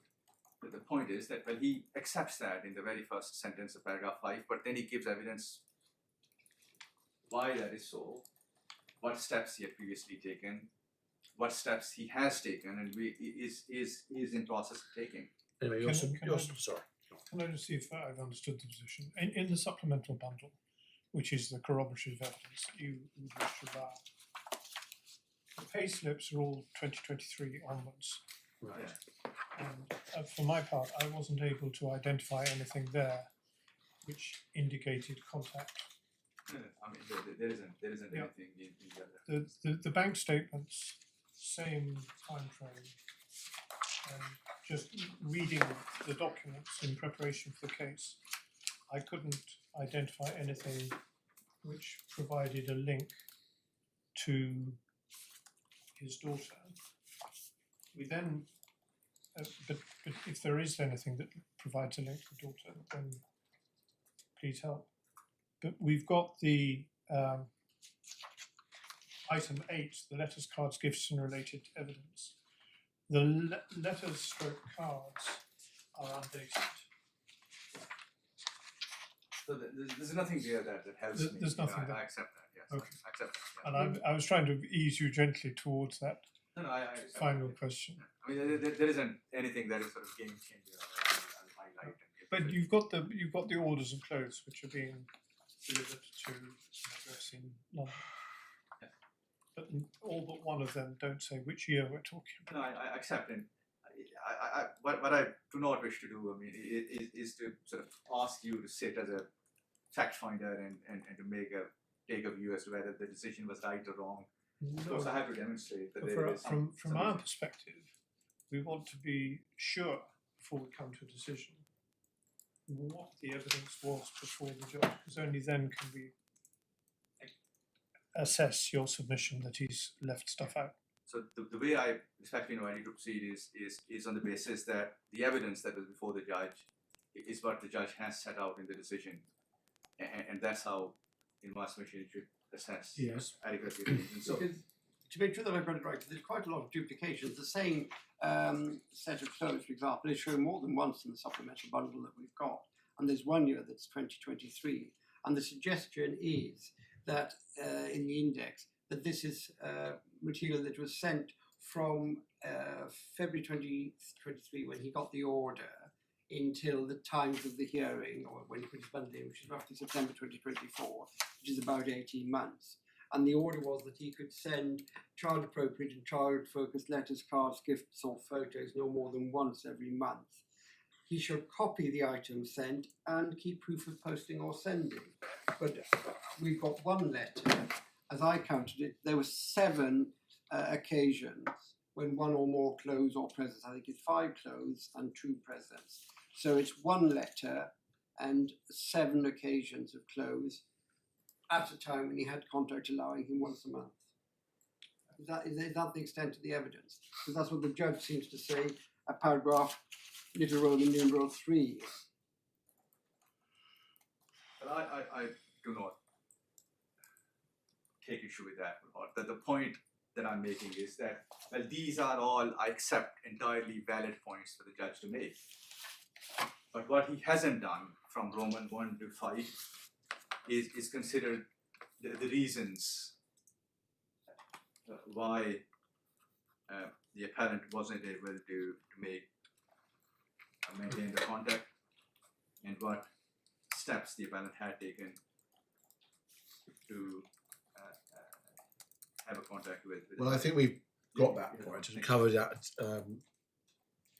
pretty thoroughly, Mr. Malley. So, and then 6 is, the judge says that, well, all the above points to the very minor degree of the appellant's previous interest and contact with the child. Yeah. Now you then have the heading, the text that is underlined, in terms of timing of the contact proceedings. The judge there says that despite moving to York, it took the appellant almost a year to make the application in question. So he moved in August. In July following year, he makes the application. He says that he was in financial difficulties, was arranging a solicitor, and the judge says that, well, I do not accept that this is a reasonable explanation. If his asserted desire to spend time with Kay is genuine. The reason is that the judge says that, well, I take judicial notice that family court deals with litigants in person. That is the first point the judge makes. And in my submission, of course, the judge knows that family court regularly deals with litigants in person. That does not mean, in my submission, that the appellant, a person who's a foreigner, no leave to remain, little knowledge of English, gave evidence with the use of an interpreter. The judge says that he's unable to speak English.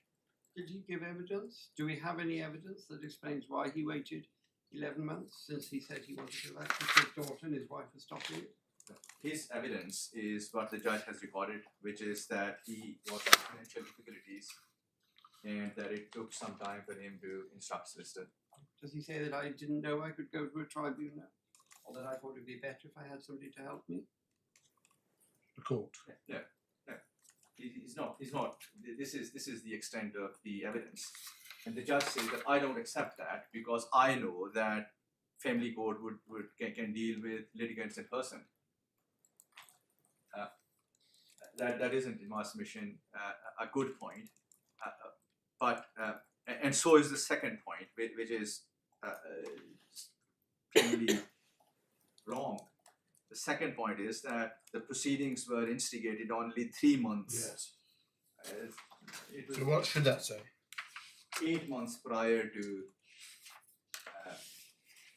the expiry of the leave, and 6 months prior to the application. So it wasn't a last minute application. Okay. The reference to 3 months is plainly wrong. So that should be 6. And the leave expired, it was 8 months before the leave expired. Yes, not 8 months, yes. Okay. Right. So the judge gave essentially 2 reasons as to the timing of the contact proceedings. The first being that the judge says, I know that litigant's person can go to family court, and second was 3 months. Both reasons in my submission are flawed. Yes. Reading the judgment myself beforehand, I thought the first sentence of paragraph Roman 8 was of particular weight for the judge because it's extremely telling that there was nothing in the family court done by your client So for this that is 9-month period. so Roman 8 is extremely telling. Yes, Lord, as you now, this is an appellant who has issued family proceedings, has instructed lawyers. The lawyers, and there were hearings in between. His evidence is that I've done everything. I've gone to the family court. My lawyers have said that I should now wait for the hearing date. What else, I ask with respect, what else he could have done? Send reminders every week to the court saying that. If it's been a long time since he's seen his daughter now, Yes. and he wants to see his daughter, he says. Yes. And for 10 months, nothing happened. Yeah. And he says, I'm waiting for his solicitors. And the judge is cynical. He says, well, that's funny. He's waiting at a time when he's pursuing his No, but FTT proceedings. It's an inference. no, but I mean, the court knows, of course, this that family court has its own backlog. Well, of course I know that, Yeah. and the Lords will be aware of it generally. Yes. Of course, we know that East London is the busiest court in the country. So, I mean, if the expectation is that a person should send weekly and monthly emails or chasers to the court saying that what you have done with my application, then perhaps this court, with respect, should say so that others would know. I mean, this isn't. You have to read on, and then the next thing, there was the hearing on the 21st of August, which was the director's hearing, and when the person, Yes, the judge had said he should No, be there, said there should be a person. I- And you know, you get to the next bit, he doesn't even attend on the first occasion he has. I'll We'll go come into through- that in a minute. Yes. Because your point is, if we deal with it in sections, which is what Yeah. you need us to do, 8, you say, is wrong. Yes. The judge was wrong to draw that conclusion. Yes, and see what the judge has said in the middle. The judge put a question, well, what did you do to ensure that the family court did not forget about the application?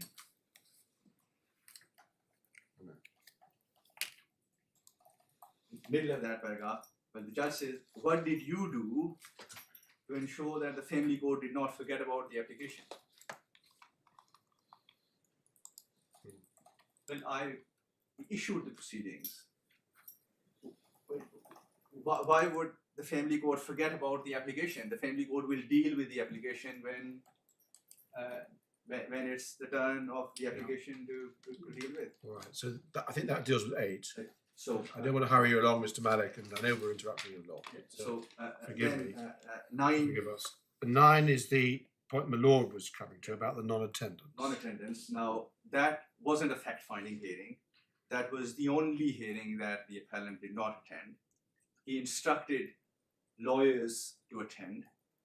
The lawyer wasn't able to attend, and the hearing wasn't adjourned for the reasons I gave earlier because of his non-attendance. That's not the point the judge is making, though, in fairness. What he's saying is this is a man who says he's keen on the children access part.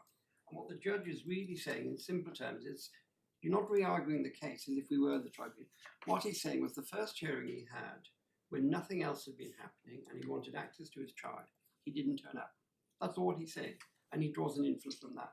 And unless it's impermissible or perverse to draw that inference, it's not really a court of appeal point, is it? No, the judge is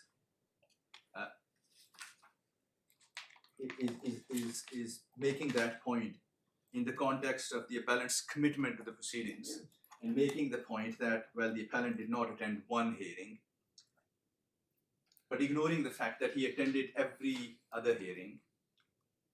Nothing substantive was meant to happen at that hearing. The hearing was adjourned because the wife's schedule was 4 months late and wasn't good enough. It is one thing in my submission to draw an inference by looking at everything in the round. It's quite another to simply exclude other matters and simply to pick one point. So, if I may, Mr. Murray, your submission is that what the judge says about it being an unavoidable conclusion in Roman 10 is not supported.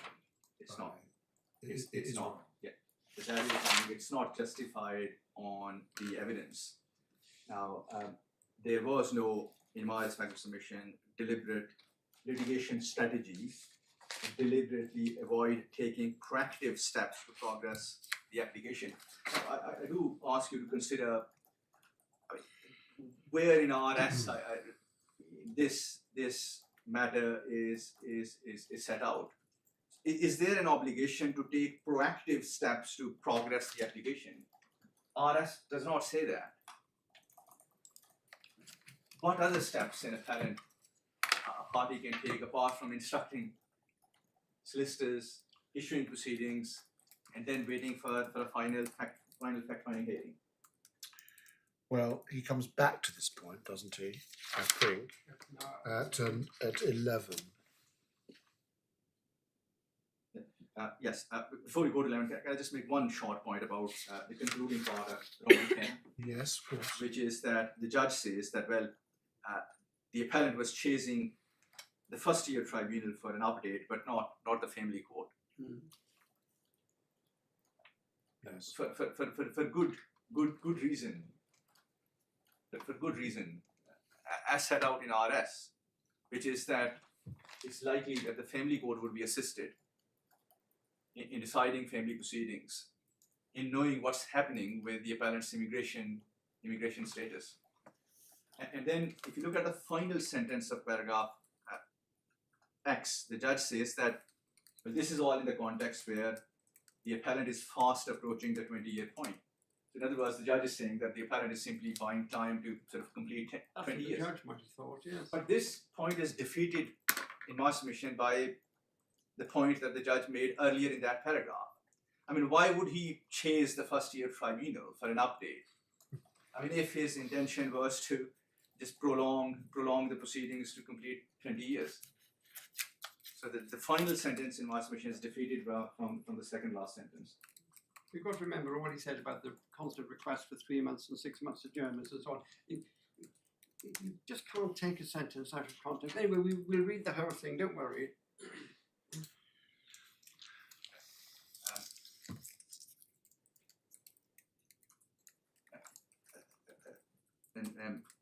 Roman 11, the judge says that I do not accept that he was merely relying on what the solicitors told him.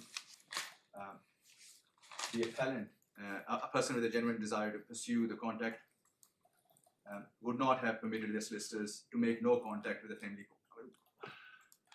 Solicitors have issued proceedings. I mean, what else the judge, with respect, expects the solicitors to do? To send sort of monthly reminders to the family court saying that, well, why haven't you listed a fact-finding hearing listed? All experienced solicitors would know the pressures faced by the family court. The advice that the solicitors gave was an entirely apt advice, which is to wait for the hearing. The point at 11 in my submission is a bad point, and that does not lead to the conclusion at the end, which says that the appellant has shown very little commitment to the progression of the application. That finding is not justified. He has shown, in my submission on the evidence, plainly commitment to progression of the application. If there was delay in the evidence, the delay was on part of the wife. As to when the decision is likely to be reached, there's no issue about that it would take some time before the family court resolves. He reiterates the point there that it's a significant delay is caused in material part by your client's inactivity. Inactivity, and Yeah. without all this bigger, you have the point. I mean, Yeah, we do. what else is meant? What other activity this applicant could have done? So that's that, and then X111, whether there are pointers as to where the welfare lies. Yes. So this is where the judge attaches weight to the risk, the safeguarding letter, and refers to the allegation of domestic violence Yes. and no direct contact. Now, of course, the court has this point that when the allegations of abuse that are made in family proceedings are not made by a neutral person or a local authority as such, but by a parent who is seeking to gain an advantage in the battle against the other parent. This does not mean that the allegations are false, but it increases the risk of misinterpretation, exaggeration, and downward fabrication. So the judge excluded that possibility in my submission altogether from the assessment. So it's not good enough in my submission for the judge to say that, well, this is what the safeguarding letter says, I'm going to attach weight to it, without bearing in mind that these allegations are made by the mother who has a motive to win against the appellant. Yes. But if we ignored 14 for the moment, Roman 14, Yes. last subparagraph 31, Yes. would you have any quarrel with what the judge says there? It is right, isn't it? Or if not, please correct me. There was some evidence that points away from the child's welfare being met by direct evidence of the appellant because of the potential risk of harm. If you were carrying out the interim assessment that is made in family courts, Yes. there is, up to that point, some evidence to support it. Yes. I accept that. But presumably you're going to want to complain about 14. Yes, Mr. Malik. yes, of course. But the point, Lord, is that there is some evidence.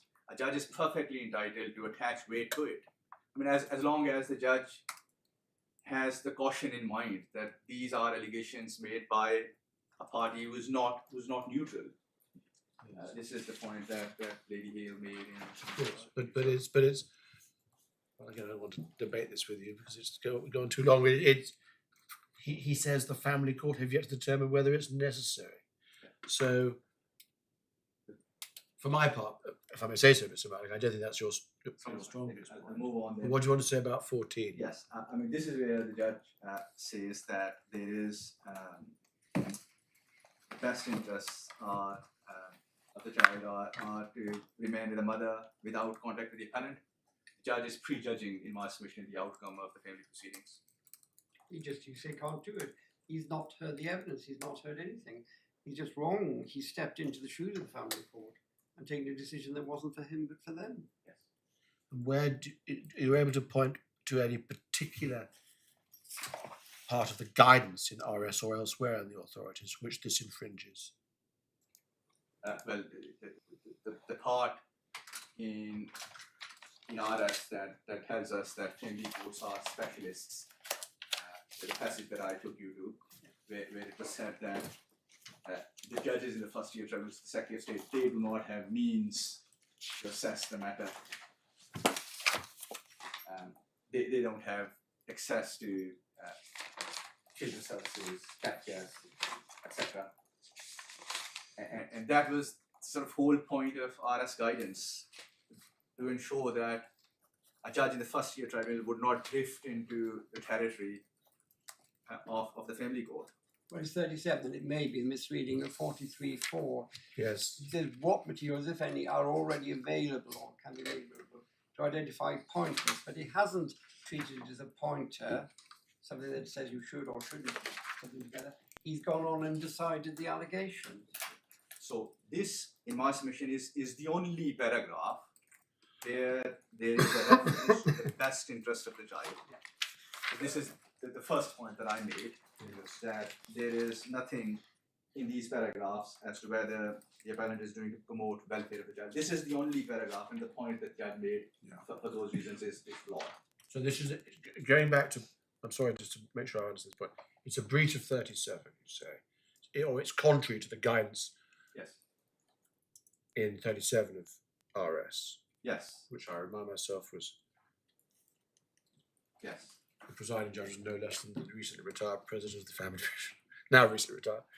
And also, as the Lord said, it went further than identifying pointers. Yes. So that mass machine is indefensible. So is paragraph 32.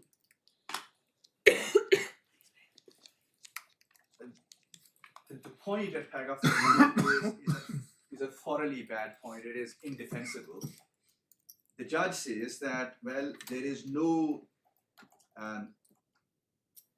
there's no, well, yes, so firstly, you asked a question as to why I say that it's a norm for the appeal to be allowed. So this is the authority. It is usual for the appeal to be allowed pursuant to Article 8. MH is the authority you don't have in the bundle, but it's all well settled. But then see that the indefensible point the judge makes in saying that the appellant has no Article 8 right to reside in the UK. The judge says that the appellant would be able to participate in family proceedings by way of video link from Bangladesh. But can we just see whether that's all that he seems to refer to the answers to the question, and he says the cumulative weight of those adverse conclusions drives me to find that he doesn't have an Article 8 right to remain until the conclusion of the family proceedings. So that conclusion seems to be based on what he's already decided, and then he goes on to say there's evidence about participation from abroad. It seems to be two parts. So yeah, I accept that. So I've made my submissions on the first part, but the second part is just untenable. I mean, you cannot give evidence from Bangladesh for sure, and certainly not. Can you not give video evidence from Bangladesh? No. I mean, it's no. I mean, you can't give evidence from abroad without. I mean, there is the court, of course, knows about the issue that has arisen. So you cannot give evidence from a country abroad without seeking permission from the authorities of that country. That's right. You're right. Without seeking permission Yes. from the Foreign Wealth Office. So Bangladesh is not on the list of countries that allow right. giving of oral evidence. So you cannot give oral evidence. But Well, even if it were, You may be able to, but it is not a given. Yeah, you may be. There are Yeah. there are occasions when evidence is given from abroad, yes. where steps have been gone through or whatever it may be. So your best point, as it seems to me at the moment, is you cannot assume that you can. Yeah, precisely. And then Foreign Commonwealth Office has a list that it has prepared in conjunction with CDS that sets out the list of the countries where giving of oral evidence is permissible. Bangladesh is not on the list. But assume this isn't Bangladesh. Assume this is USA, where giving of oral evidence is permitted. This is a case involving a child, allegation of domestic violence. It's just impossible to see how, in a case of this sort, proceedings can be fairly conducted by one parent giving evidence by video link from abroad, and the other parent being in the country. Why? I'm sorry, that's not unusual to have one witness abroad. The tribunal will hear the evidence of both and decide. I hear your point that maybe not be possible, and I hear your point that this involves a child, but the child is not going to give evidence. The key issue is who is shouting at who and did he try to strangle her. And I don't see why that couldn't be done by way of evidence. You have sexual allegations in the criminal sphere, which are almost always the accused, the victim will do it by video link. So I don't quite understand why you say in a family context. I mean, what is the point of RS guidance and MS Ivory Coast? I mean, it's the. I think my lord is right to this extent that it is in theory possible in a family case, never mind abroad or not, for one party to give evidence by video link. It does happen. Yeah. It's suboptimal from a judicial perspective, but it does happen. Well, if that is the answer, then that would undo, in my submission, RS guidance and MSIV course. I mean, what is the point of waiting for the family court proceedings to conclude and allowing someone to remain in the UK? The answer could then be, well, that the person can return to their country of origin and give evidence from there. Well, That isn't. My lord has Yeah. has put his finger on it, hasn't he, by saying it's suboptimal. The reason why we have the RS guidance is because that is the optimal way of doing it. Your submission is it's not equality of arms if someone has to Yes. make their case over a video link from Bangladesh, even assuming it's possible. You have the point. But you also have the next sentence, Yes. don't you? Which Yes, we're going to yes. come on to Which with perfect again- timing Yeah. just before lunch. Yes, which again in my submission is indefensible. You'll hear from learned friends, but the judge says that, well, it would not be impossible for the appellant to develop a relationship with a child from Bangladesh.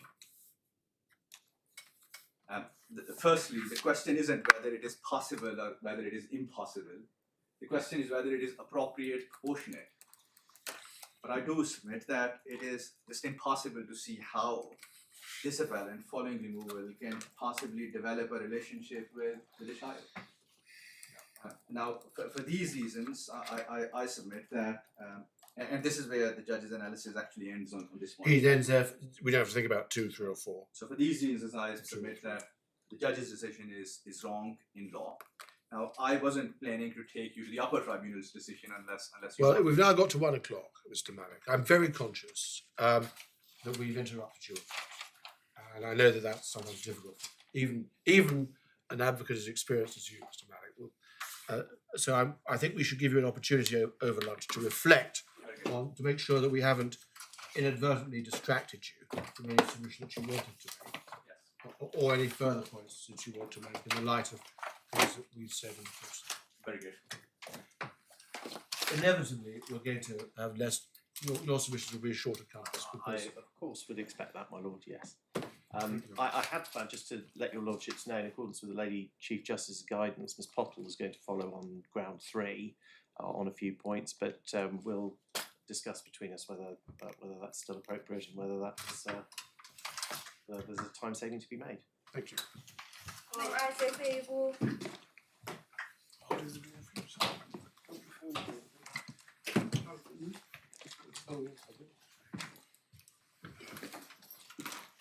So, Mr. Malik, what else would you like to say to us? Very grateful for the opportunity. I will not take you to the Upper Tribunal's decision. If you are with me, you will allow the appeal. If you are not with me, you will dismiss the appeal. It matters not what the Upper Tribunal has said. Matters not what they're saying. I hope they're not watching. With your permission, can I just make a few very short points in answer to the questions that were asked this morning? The question was asked as to the photographs. Yes. The judge said that there are no photographs, and it was Lord Justice Lewis observed that, well, one would expect photographs of the appellant with the child, but we don't have those photographs. And why is that? I have a potential answer. May I ask you? No, it's not an answer. It's whether or not the judge was right. I'm saying that. There wasn't any evidence supporting him. That's the end of it. They could be taxed now. They didn't produce the evidence. No, I get that. But if you go to page 77 of the bundle, may I ask you? Which bundle? Sorry, the code bundle. Sorry, page A7 of the code bundle. Page 7 of the code bundle. So you have looked at this document already. This is the Home Office decision. With his application to the Secretary of State, the applicant submitted photographs, his photographs with a child. And if you look at the third paragraph, Apart from the photographs. Secretary of State says, well, you have submitted photographs, but these are not admissible evidence because you cannot verify them. The photograph would show the appellant with a child. And the Secretary of State says that, well, we cannot verify that, that this is your child. So the photographs here, the answer to the law is that the photographs were submitted to the Home Office. They should have been in the Home Office's bundle. They were not, but they were not in the appellant's bundle to this time. So he didn't call adduce any evidence about photographs then? Before the tribunal? No. So it doesn't matter, Lord, to the argument that I'm seeking to make. but there is a rule which says that the Home Office is required to produce a Home Office bundle, and that bundle must contain everything that was submitted with the application for leave to remain. So we have, so this is actually the part of the Home Office's bundle, page 71. This is where, sorry, if you look at, my apologies, if you look at the first page of the court bundle, so this is the Home Office's bundle that was before the judge, and you'll see a heading documents, and these were the documents that were before the judge, and those documents include the application form and the letter. Because there might have been a breach of that rule, but the appellant was appealing and so he introduces evidence and make his case. And the short answer is, so far as the FTT is concerned, as far as this court is concerned, there haven't been any evidence of photographs. To the judge, yes. Yes. Because of the Home Secretary's default, you say? Because of the Secretary of State's failure to put them in? But that's no part of it. No, that's not. But I thought, I mean, you made a point. I think we've got the point. He produced photographs Yeah. with the application, Yeah. referred to the decision letter, but not referred to again. Yes. And that's the context in which we should read the judge's comment. Yes. Thank you. And Yes. You have a point that is made in the skeleton that, well, at no point during the hearing, or at no point he was asked about the photographs. If it was put to him that, well, why haven't you produced any photographs in cross-examination, for example, in all likelihood he would have said that, well, I have submitted photographs and I submitted Isn't it to produce the evidence in support of his case? Anyway. But that's that. The second point, Rod, a question was asked as to the judge's reasoning, where the judge says that, well, there are no call records or text messages showing that the mother had denied access to the child, and this is in the context of the judge's finding that, well, there hasn't been any contact since the appellant left the family home. So in the supplementary bundle, may I ask you to go to page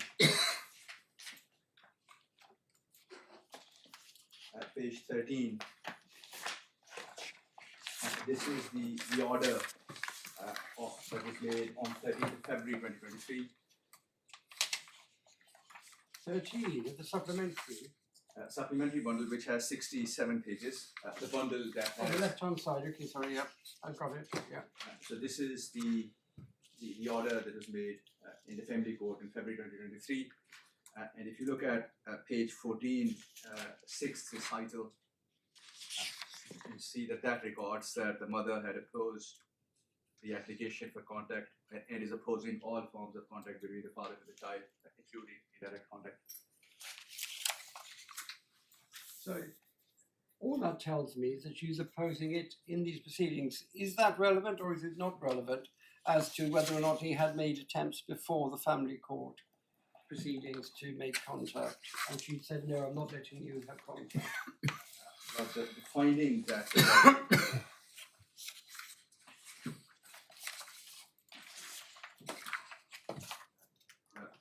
at page 11, Roman 5, he has had no direct contact with Kay since he moved out of the family home in August 2021. Yeah. That is correct, of course. The reason for that is what is recorded in the recital, and this was the point that I was seeking to make. It's entirely proper. Number 9, it's just a question of fact. There's no point in not addressing the actual facts. He claims to have tried prior to the CAO application to gain contact, but you refused to allow it. There's no evidence before me, he says, be it call logs, text messages, and so on. And what I'm asking is, are you saying that this recital is direct evidence contradicting that, or is it simply recording the mother's position in the family court? But my submission is that it directly contradicts the finding. She's opposing all forms of contact between the father and the child, including indirect contact. The order does not limit it to a particular. Well, you're saying that would be an irrelevant recital if he wasn't trying to. Yes, grateful. Yes, of course. Very good.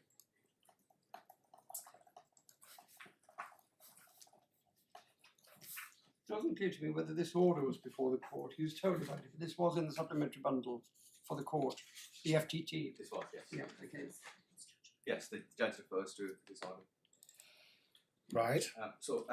I was asked this morning as to whether the appellant is pursuing the contact with the child, and I said that he was doing that regularly. Yes. I now have instructions that he has attended 20 sessions.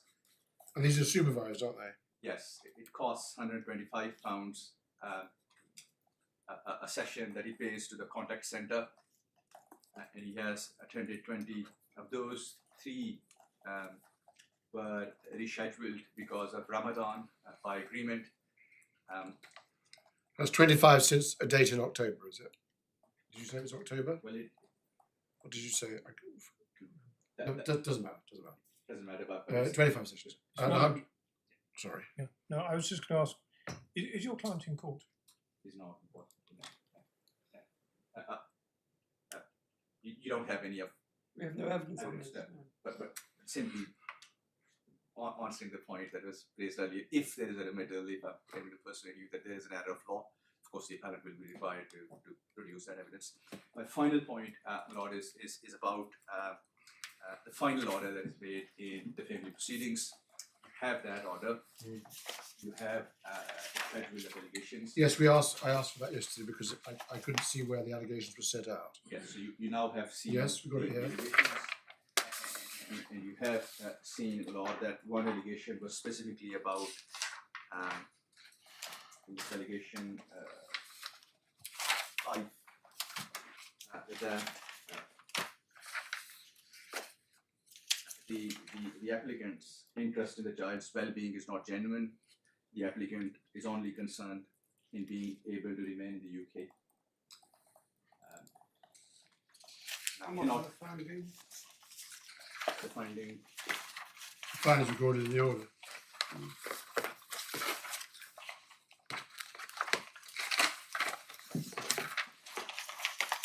Not satisfied. It may be by immigration. Not motivated by his obligations. page 106. So it wasn't motivated by his immigration status. And the allegation that the father does not love the child was not pursued.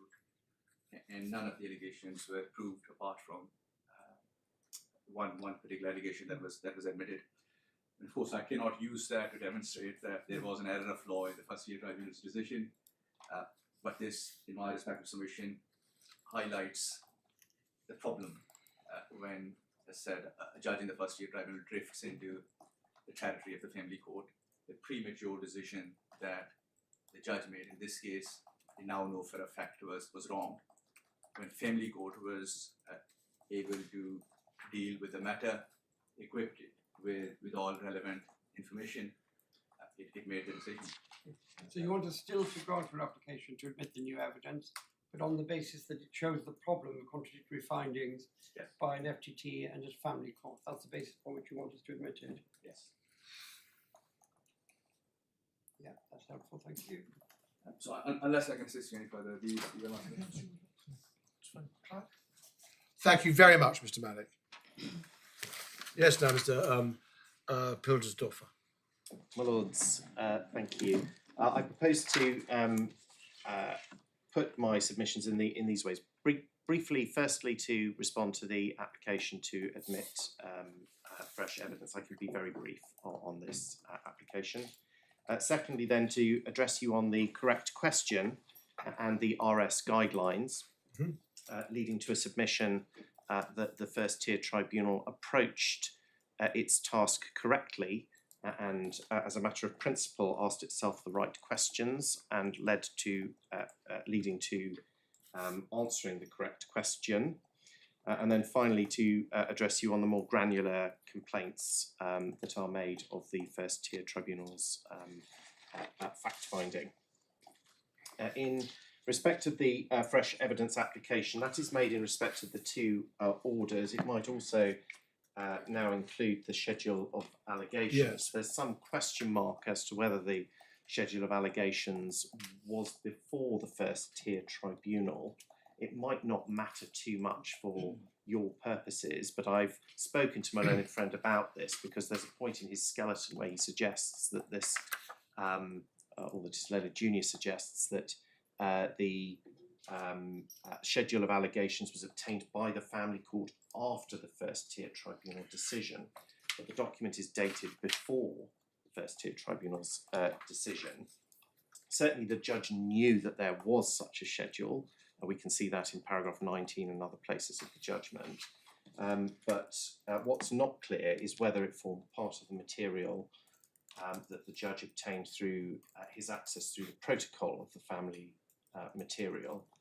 He tells us in para 24, I think it is, that the last access through the protocol was on the 6th of June 24, which postdates this document, so he may well have had it, but he may not have done. So I can't. There's no doubt that this schedule, rather than one produced by the wife, is the one that the family court is working to in March 2025. Well, I've been provided with two schedules following my lord's One request. column and one with two. There's Oh, I one see. which was the Oh, I wife's, see. I think, and then the appellant has inserted his comments in the relevant column where he's invited to respond. That's what happens. Yes, Right, okay. yes, it's a It used to be called Scotch schedules, but not now. yes, indeed. But certainly the judge was aware of the nature of the allegations being made because he did have the Kafkas letter, which had set out some of that material. However, that's the scope of the material. I make one point because Mr. Malik has made it, and it will be fresh in your lordship's minds, by reference to allegation 5. And one of the problems that we highlighted in our skeleton argument going to the admission of fresh evidence is that you've got the answers from the court in the allegations, but not the schedule. That's why I asked the schedule. There we are. But even when what one still doesn't have is the judgment that the judge gave on the fact finding, and we can see part of the reasoning, and everyone accepts that's unfortunate, even family court when it drew up its later order. But my point here in respect of allegation 5 is when one looks at the allegation as it is made, and when one looks at the finding, the two, as set out in the schedule, the two don't directly overlay one another. Okay. So if one looks at the schedule at allegation 5, we've got. Should we look at the complete version? Would that be the right to look at? Yes. Oh, Lord, yes. So at allegation 5, it's on page internal numbering 11 on my copy. And there's the allegation, and then the respondent, the appellant's comments in the right column. Yes, the allegation is the applicant would frequently shout at the child that the applicant's attitude changed at the moment the child received the biometric card which supports the right, etc.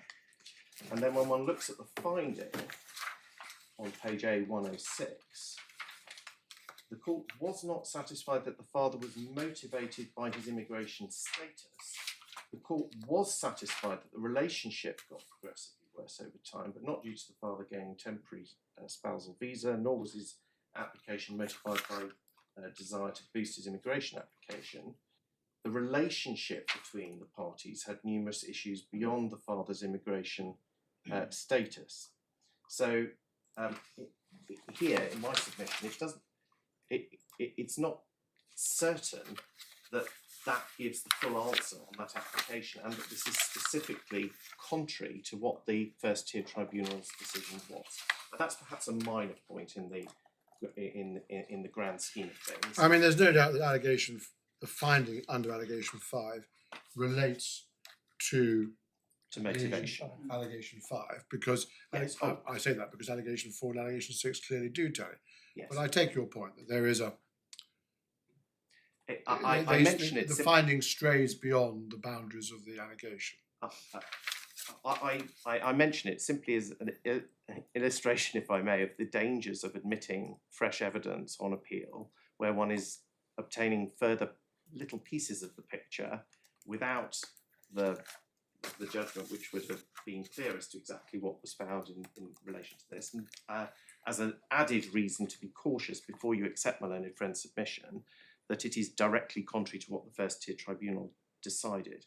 However, I suspect my better point is that even were you to admit this fresh material, it cannot establish that this first-tier tribunal erred in law on the material that it had, the fact that a later court that wasn't bound by its decision, that it wasn't bound by, on different evidence between different parties, reached a different conclusion on that question. Which If it question? was Which question are you talking about? on a question, for example, as to motivation. You're talking about generally, motivation. Generally, but specifically on take this motivation. particular example, the question of motivation of bringing the Children Act proceedings. That was, as I'll come to develop, squarely a question for this first-tier tribunal to address on the evidence that it had, and it was entitled to reach a conclusion on it on the evidence it had. That's something that's troubled me actually, because this isn't a sort of domestic public law question, should an adjournment have been granted or was there think flawed.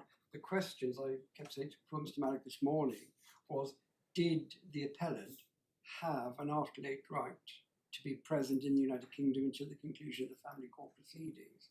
And if it's a question of compatibility with Article 8, don't we have to decide whether he had such a right? Not would another judge be entitled to reach a conclusion on that right? My lord, no, because firstly, I'll address. I don't quibble with either my lord's depiction of the question or my learned friend's depiction of the critical question. They come from slightly different perspectives. My lord's put it in terms of when the first tribunal is answering the question: is there a procedural Article 8 right to remain until the family proceeds? My learned friend put it from the perspective of this court, namely, did the first-tier tribunal in law in the way it concluded? And the reason why my learned friend is right in that respect, that's the limit of this, is that the right of appeal is statutorily limited to appeals on grounds of law. So the law isn't public law, it's Section 6 and Article 8. yes. If he did have a right and the court didn't recognise it, isn't it for us to say so, or is it not for us to say so? Well, oh, the tribunal thought he wasn't tortured. Reader thought he was tortured. Did it work like that with Article Convention Articles, Convention 1?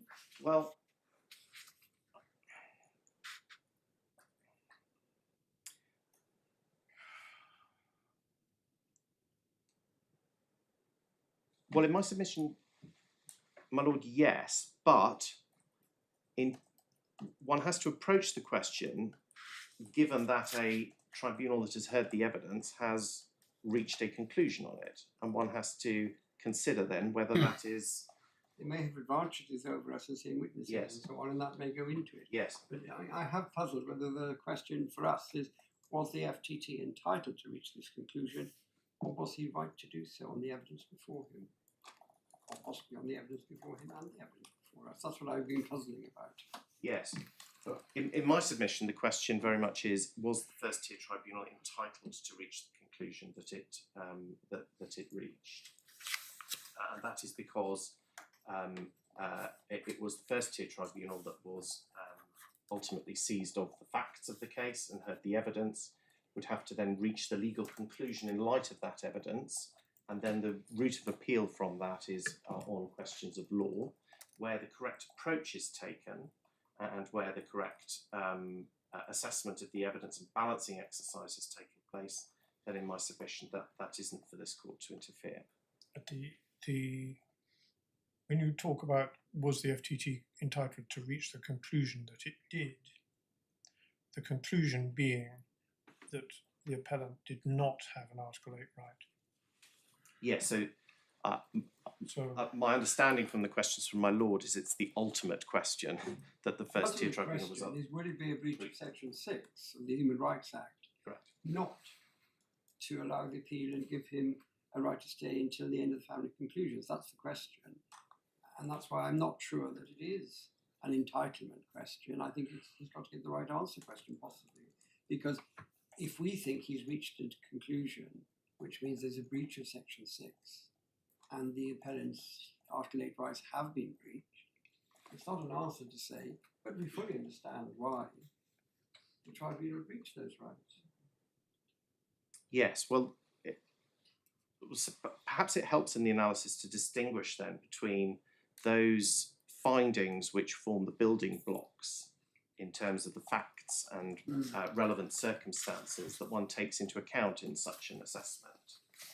Ultimately, it has to be for the fact finder to reach conclusions on disputes before those are then put into or considered from a legal perspective from Article 8, or put onto the proportionality scales for the purposes of Article 8.2.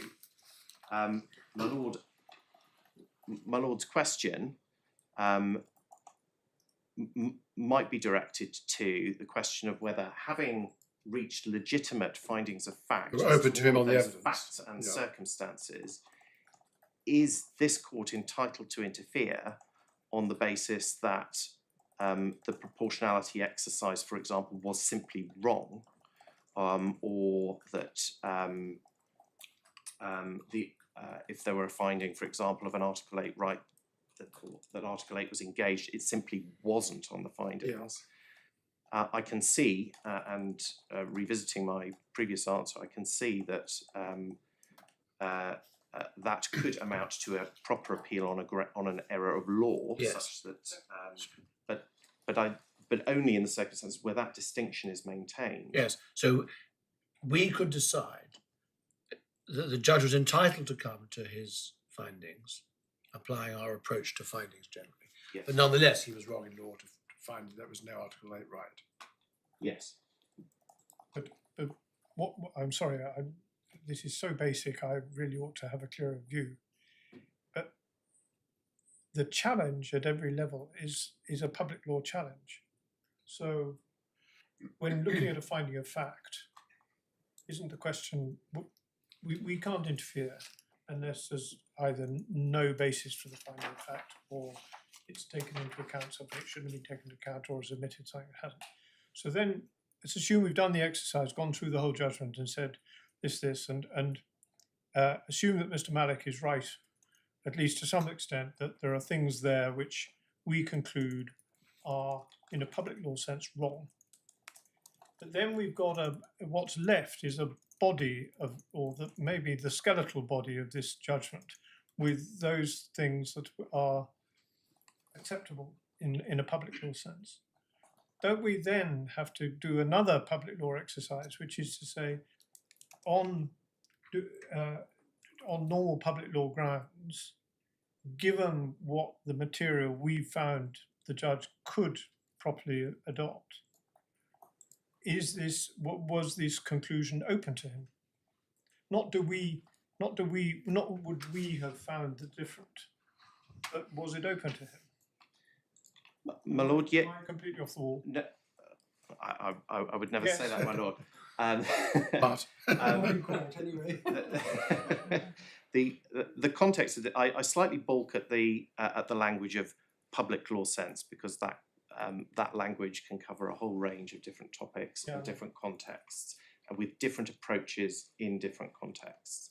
The present context is a statutory appeal, where we have a fact-finding first-tier tribunal, and where the ability to challenge conclusions of any sort of that first-tier tribunal to the upper tribunal is limited to challenges on grounds, on points of law, and equally challenges from the upper tribunal to this court is set by statute on points of law.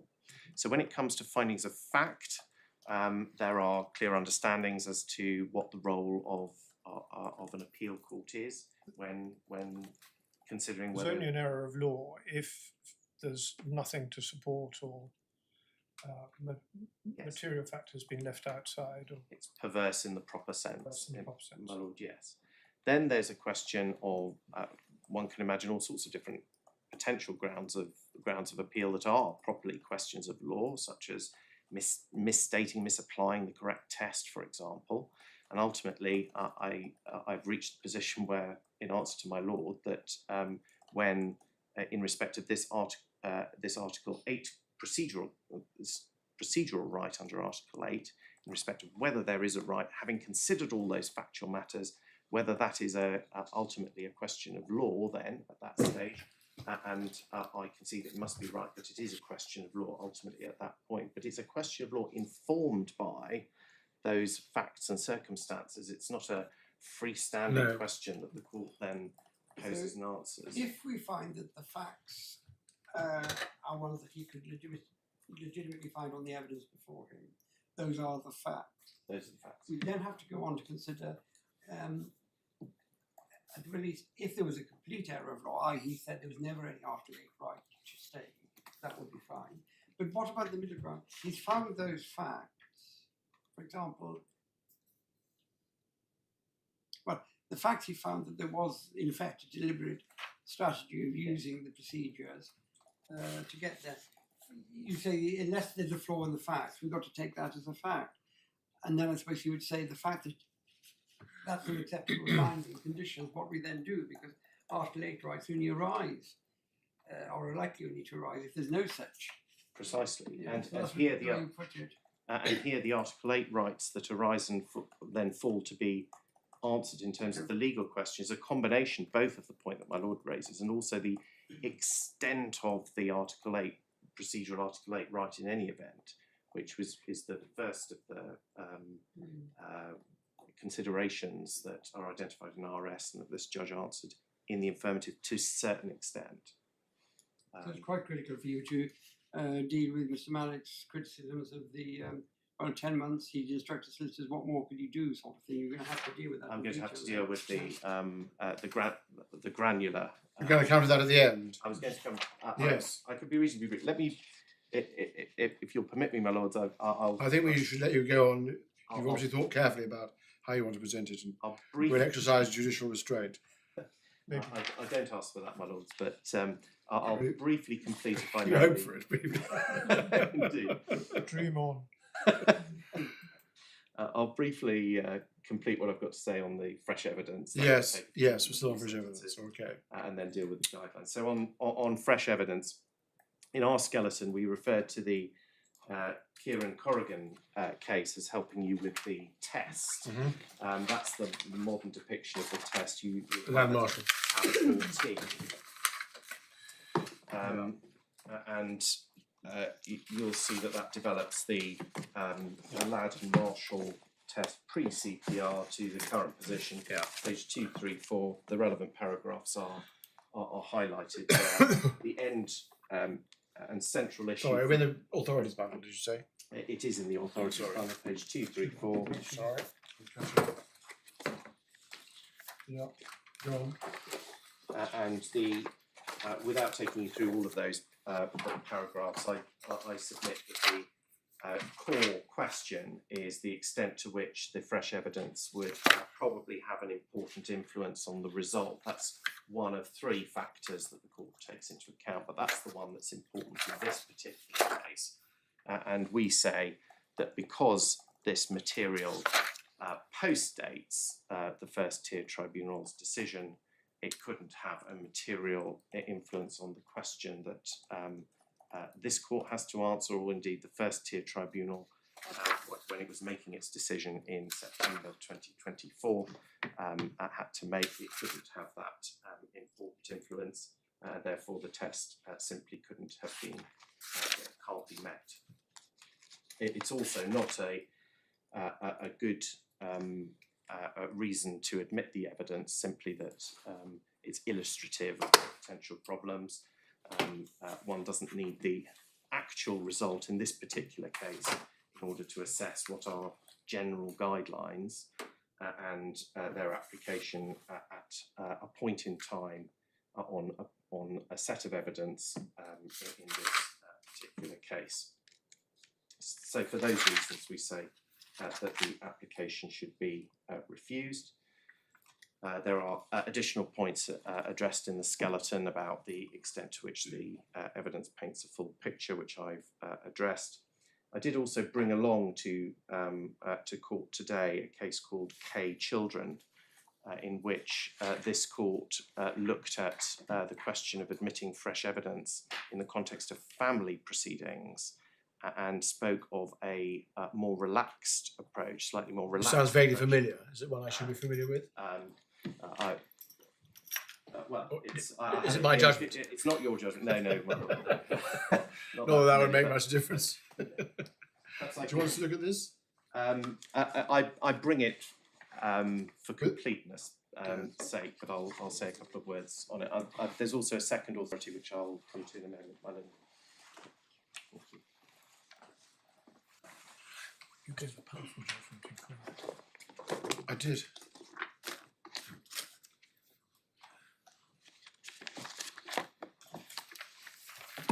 Thank you.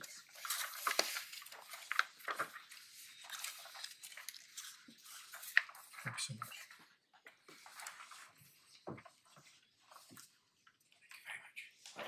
I'll take you to the relevant part in a moment, but what I say about this is that it's indicative that the court may adopt a less rigorous approach in family proceedings in respect to the availability of evidence. So one of the other criteria under the Ladden test, because for the reasons with which my Lord Justice Baker, you'd be familiar, that factual findings in children cases aren't set in stone forever in the same way as they can be in more commercial matters. But for your, I think the relevant paragraphs have been highlighted, paras 29, particularly 38 to 39, the court's determination at 58, I have underlined. Okay. I got DH Jamaica. That's going to, I'm coming to that one.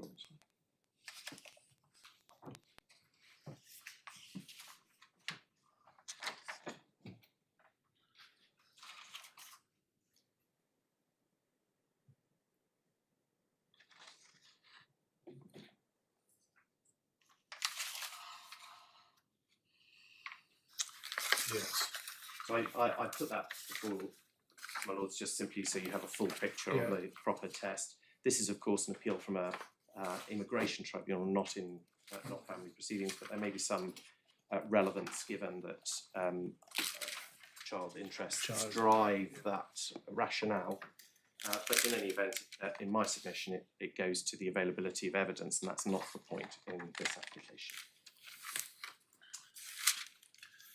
If I may then move on from the fresh evidence application to the guidelines, I propose to make some overarching remarks briefly about the guidelines. I'm aware, obviously, that the court's been taken at some length to them,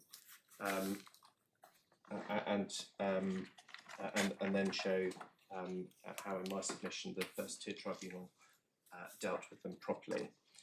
If I might invite the court's attention, whilst doing so, to the to page 123 of the authorities bundle. That's in RS, the guidelines themselves, to have them there. If I might start with making a point on the status of these guidelines. The guidelines obviously promulgated in 2012, as you've seen, by a special panel of the Upper Tribunal. Yep. It's decided at the same time as the case that precedes it in the authorities bundle, the Nimarco Botang case. This court has endorsed the guidelines. We've seen that in Mohan. You'll note paragraphs 16, 17 and 20 of Mohan. Subject to one change, which my understanding of my learned friend's submissions he doesn't quibble with, which is explained in the case of CJ. It relates to the change of statutory law in relation to the ability of the tribunal to give a direction. That ability no longer exists, and for your note, the case of CJ explains that between paragraphs 35 and 36. I don't think you were taken to those paragraphs, but that's at page 211 to 2 of the authorities bundle. In fact, CJ deals with paragraph 45 or 35? 35 to 36, my lord. CJ, in fact, deals with 2 points. It deals with that the consequence of that change in the law, that the guidelines now need to be adapted so that the tribunal itself doesn't make a direction as to leave. And it also deals with some changes which concern foreign criminal cases, where in the statutory structure, section 117C, which deals with where in the analysis this particular procedural Article 8 right, but we perhaps don't need to be concerned with that for present purposes. So the structure of the guidelines, if I can then come to that by reference to page 123 of the Bundle of Authorities.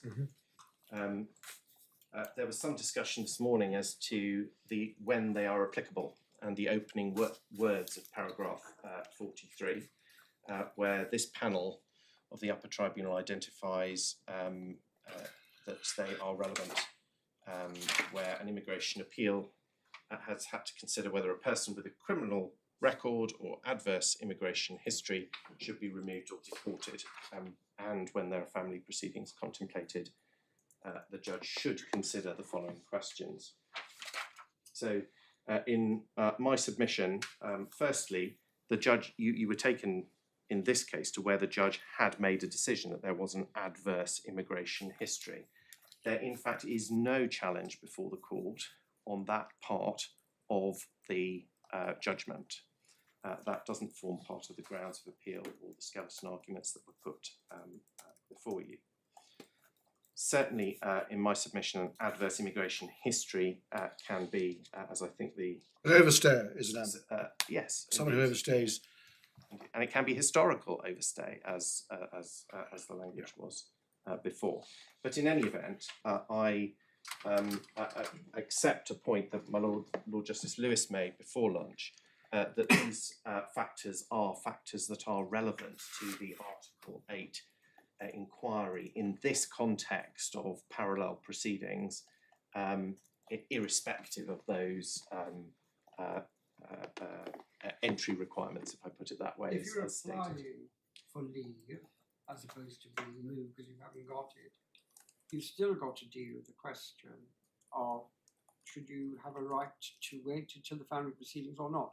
The same question will arise. The only point is there's not a public interest in removing a foreign criminal because he's not a foreign criminal. There may or may not be a marginal difference in that he's no longer an overstayer, but he is somebody where there's a public interest in enforcing immigration control because he's not entitled to be here as a spouse and he's had 16 years when he shouldn't have been here and when you should have been doing something about it, frankly. Yes. My Lord, yes, that's entirely right. The structure then of the guidelines is that it identifies at 43 factors the judge would consider, and that's a word I invite you to underline, as compared then to paragraph 44, where there are questions identified for the judge to decide. And in my submission, there is a distinction there to be made. The critical question is identified at paragraph 44.1. Does the claimant have at least an Article 8 right to remain until the conclusion of the family proceedings?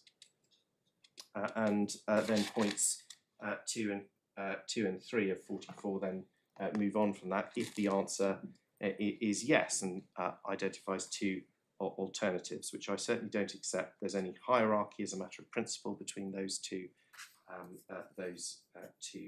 alternatives. Paragraphs 45 and 46 make that good and provide further considerations when deciding between the two. Paragraph 44, little 4, is then a freestanding question about the sharing of information with the family court. My learned friend was then asked before lunch then to consider the observations that this Upper Tribunal has made in this case as to what might be the consequences when providing that further information to the family court as a result of this judgment in paragraphs 53 and 54. There was some debate as to whether or not those form part of the general guidelines that RS offers. In my submission, it plainly do not. What the Upper Tribunal was doing in those paragraphs was looking very much at the facts of this case and looking how the balance fell on two different permutations, which might then go on to assist the family court in that case in terms of dealing with the matters that were before it. But certainly there are no general principles to be derived as to what inevitably would be the consequence from those paragraphs.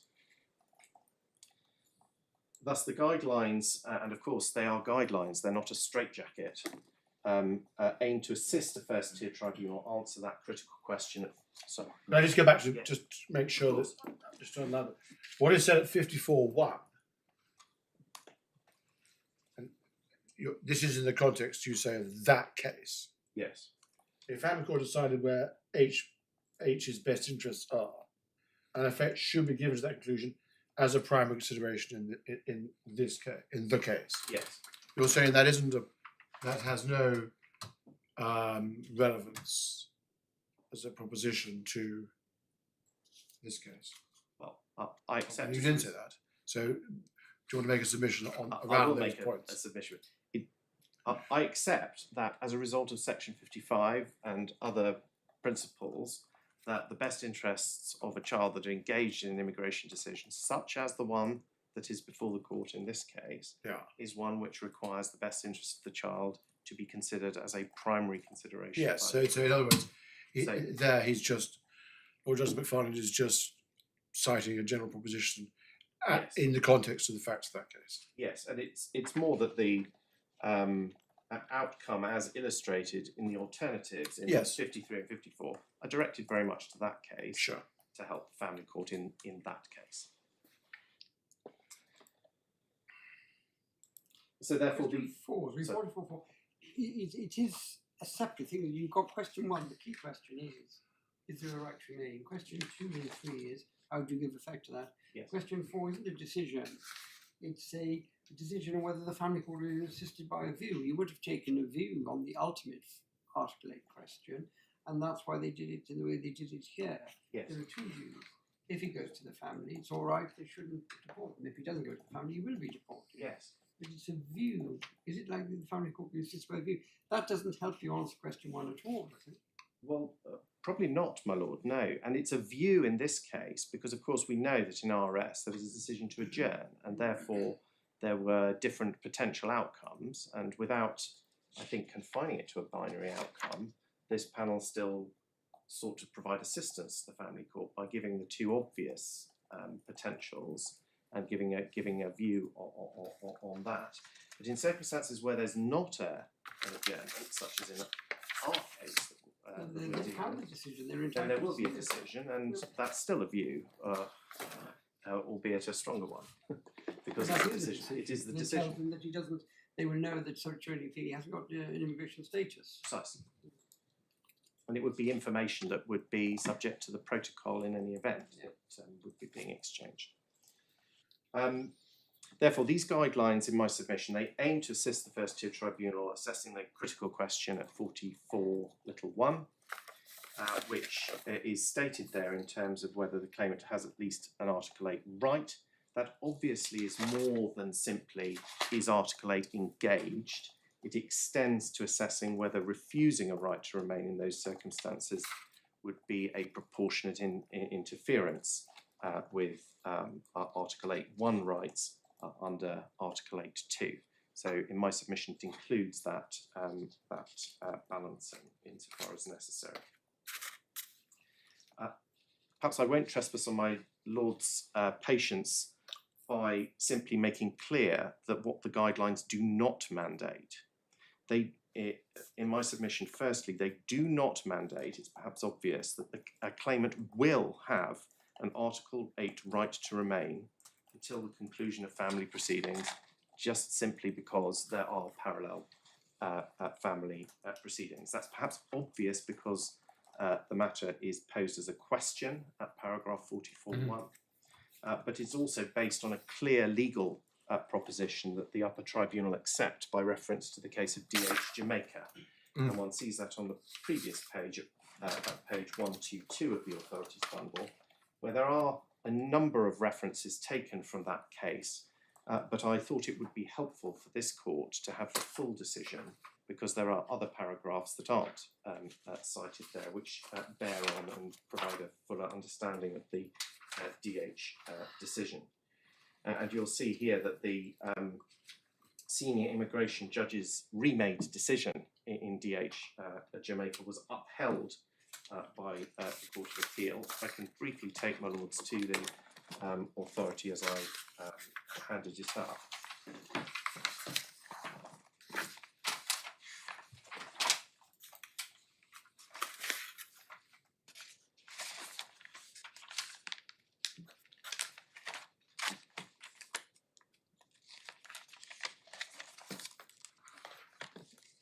Sorry, forgive me.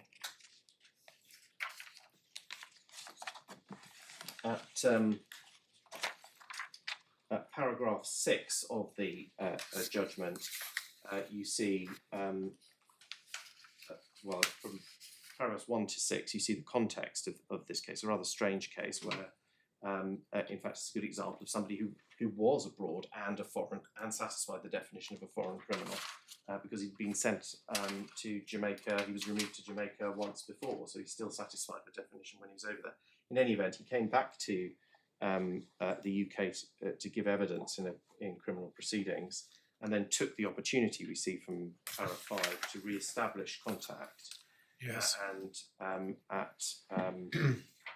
He sought to resist removal on the ground that removal would unjustifiably interfere with the relationship between him and his two daughters, and his appeal against the Home Secretary's refusal was dismissed, and then Senior Immigration Judge Latter found there was an error of law, but again remade the decision and dismissed the appeal.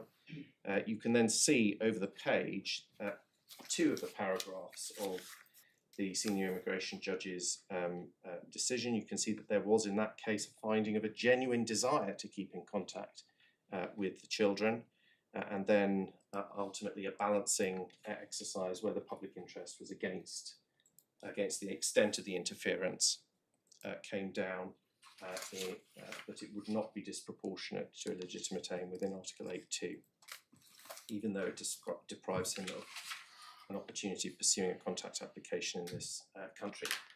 Facts will differ between all sorts of cases, and factual comparisons are always a dangerous path to take. But the point here is that balancing exercise is what's required, and it does not follow that in every case Article 8 right will be made out. Perhaps I think I've highlighted the other paragraphs that are relevant on the authority. You can see at paragraph 9, there was a hearing in the family court, which was then vacated. At paragraph 10, you have the well-known paragraph about cat and mouse.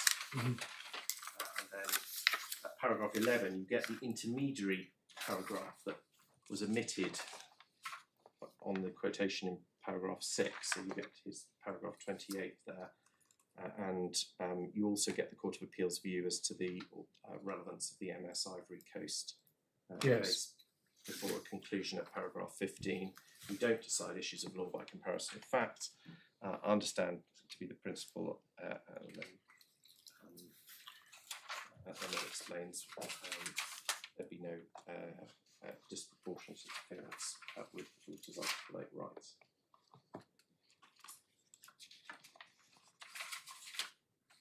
Then you might also wish to see paragraph 16, where there's criticism of the judge considering how contact proceedings would develop. That might be something that I should dwell upon, given the nature of some of the arguments before your lordships.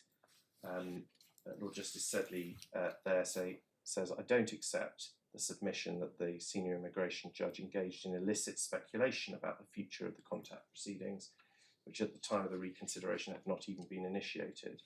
And they set out what he says, and that includes he's not satisfied that removing the appellant to Jamaica would have the effect of severing a genuine and subsisting relationship between the appellant and his children.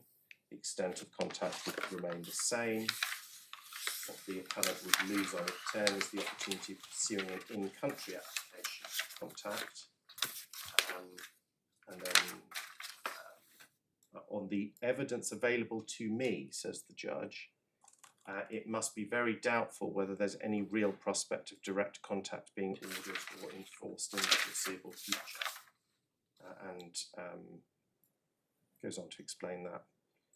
and Lord Justice Sesley says this wasn't speculation, it was a sensible attempt to discern how the present situation was likely to develop. As it happens, events have proved him right. So that's this court upholding a particular analysis, but illustrative in my submission. So how it was put there was, on the evidence available to me, Yes. it must be very doubtful whether there is any real prospect of direct contact being ordered or enforced in the foreseeable future. Yes, And you say that is an entirely a permissible, indeed appropriate I say that has approach to a judge complying with the RS guidelines. indeed, and indeed has some echo in the judge's decision before you, where in the paragraph, we'll come to it in more detail, but 31:14, on the current state of the evidence, his findings are X, Y, and Z. Yeah, it's 14 that's the problem, isn't it? Well, we'll come on to that in due course. We'll come on to 14, but I highlight the relevance at this point. Yes. Yes. Well, Good. we won't anticipate that point. You can see that's something we're going to have to address. Yes. Indeed. So that. What else do you want to show us, if anything, on the authorities or on RS? Nothing else on the authorities in our RS. It obviously Yeah. follows from what I've said that the guidelines. My final point was simply that perhaps obviously the guidelines do not mandate that in every case No. an appeal has to therefore be allowed nor adjourned. It's a case-by-case assessment once those relevant circumstances are taken into account. So what I proposed next to do before turning to the granular complaints was simply to look in overview at what this judge did to support a submission that he was properly, as a matter of principle, following those guidelines. Can I just go back to the last point? Yes, of course. If he does have an Article 8 right to remain to the conclusion of the family proceedings, then is it necessary for the judge either to allow the appeal or adjourn? Yes, one of those two must. If one is satisfied, then one of those, either he has to take one or other of those courses. Yes, because he can't simply leave it that the Article 8 right has been infringed and do nothing No, about it. absolutely. So at that point, it is a choice, but Yes. it's not always. He doesn't always have to do one of No, those two things. I mean, if he finds that the Article 8 right wouldn't be infringed. Yes, then- which is what happened here. Yes. Yes, thank you. So I was then going to pick up the judge's decision, Yep. in this case in the core bundle, and just briefly take you through it by way of overview, knowing that you've looked at it in detail. But to highlight a few points, so paragraph 13 on page A16.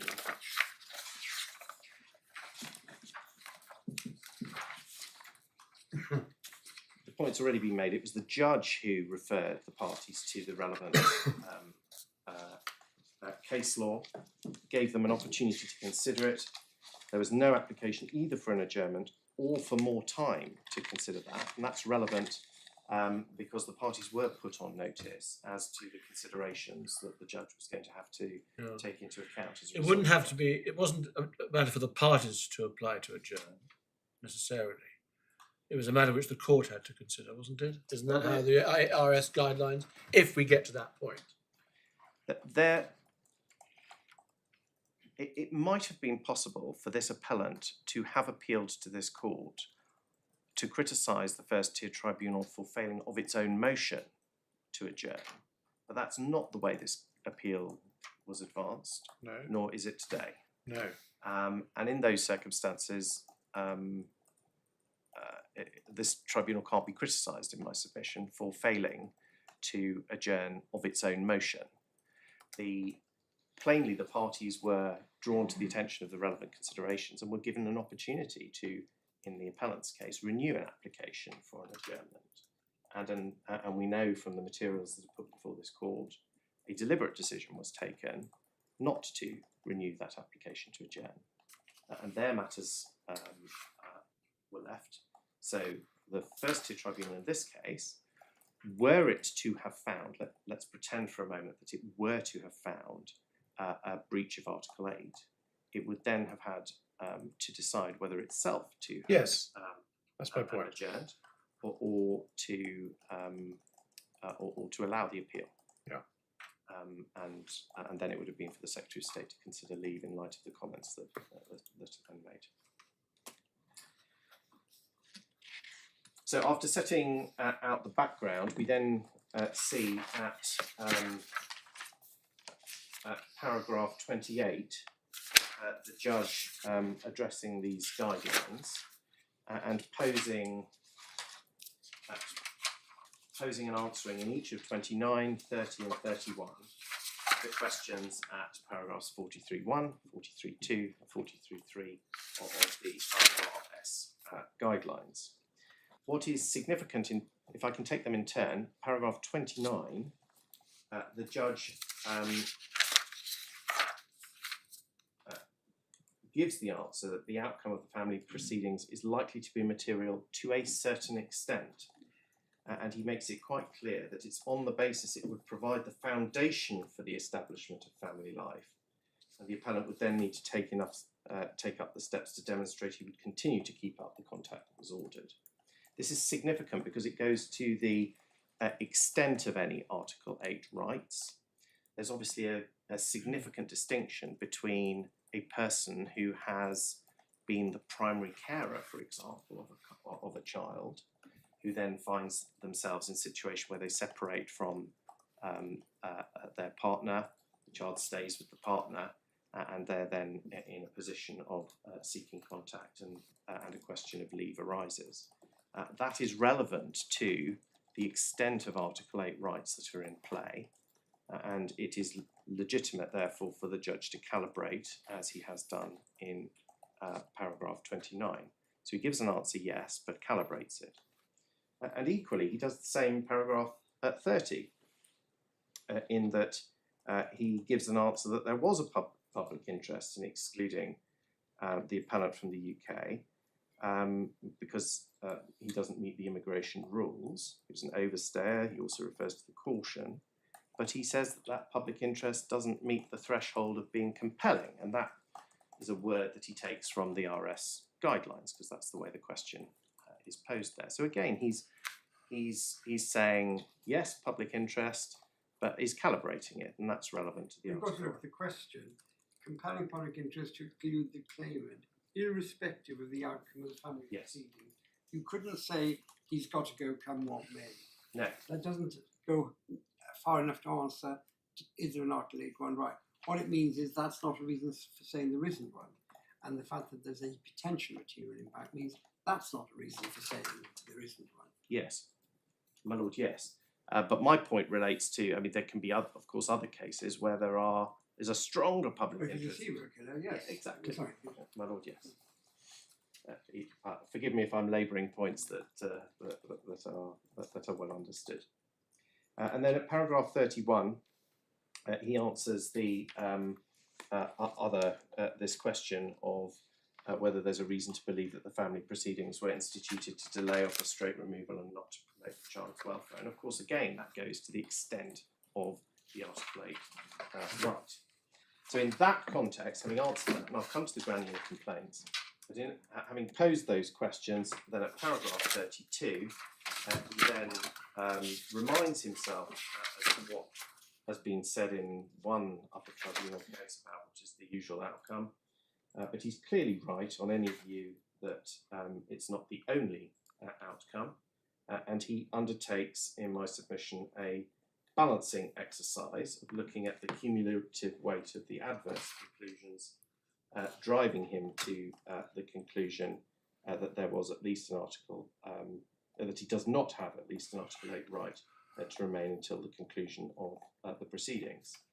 What, in my submission, the judge is in effect saying here is that the interference with his ability, with Article 8 rights, the procedural Article 8 right, is proportionate so as to defeat the Article 8 right requiring him to stay.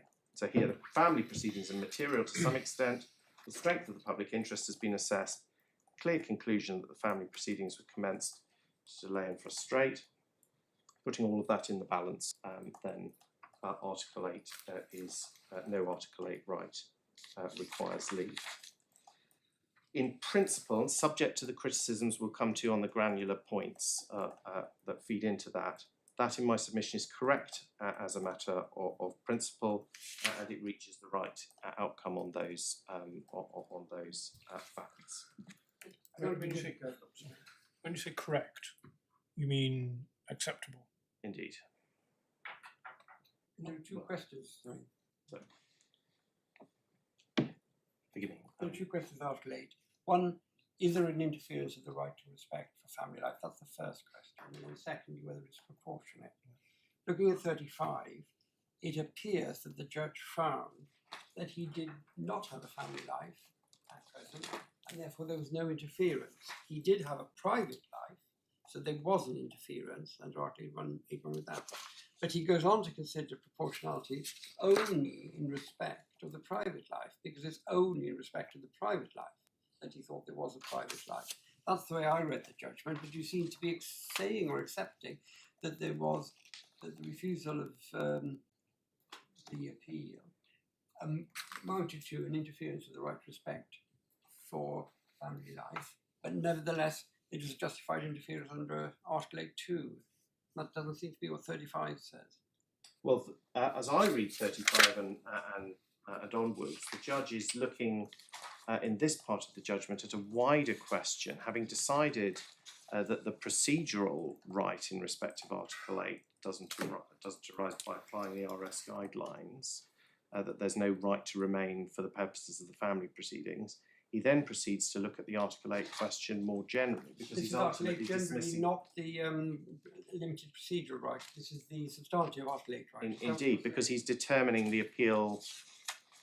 He's determining the appeal as a result of his decision, and therefore, in this part of the judgment, in my submission, he's now looking at the wider question, setting aside the procedural Article 8 question. He's now posing the wider Article 8 question, if I put it in those terms.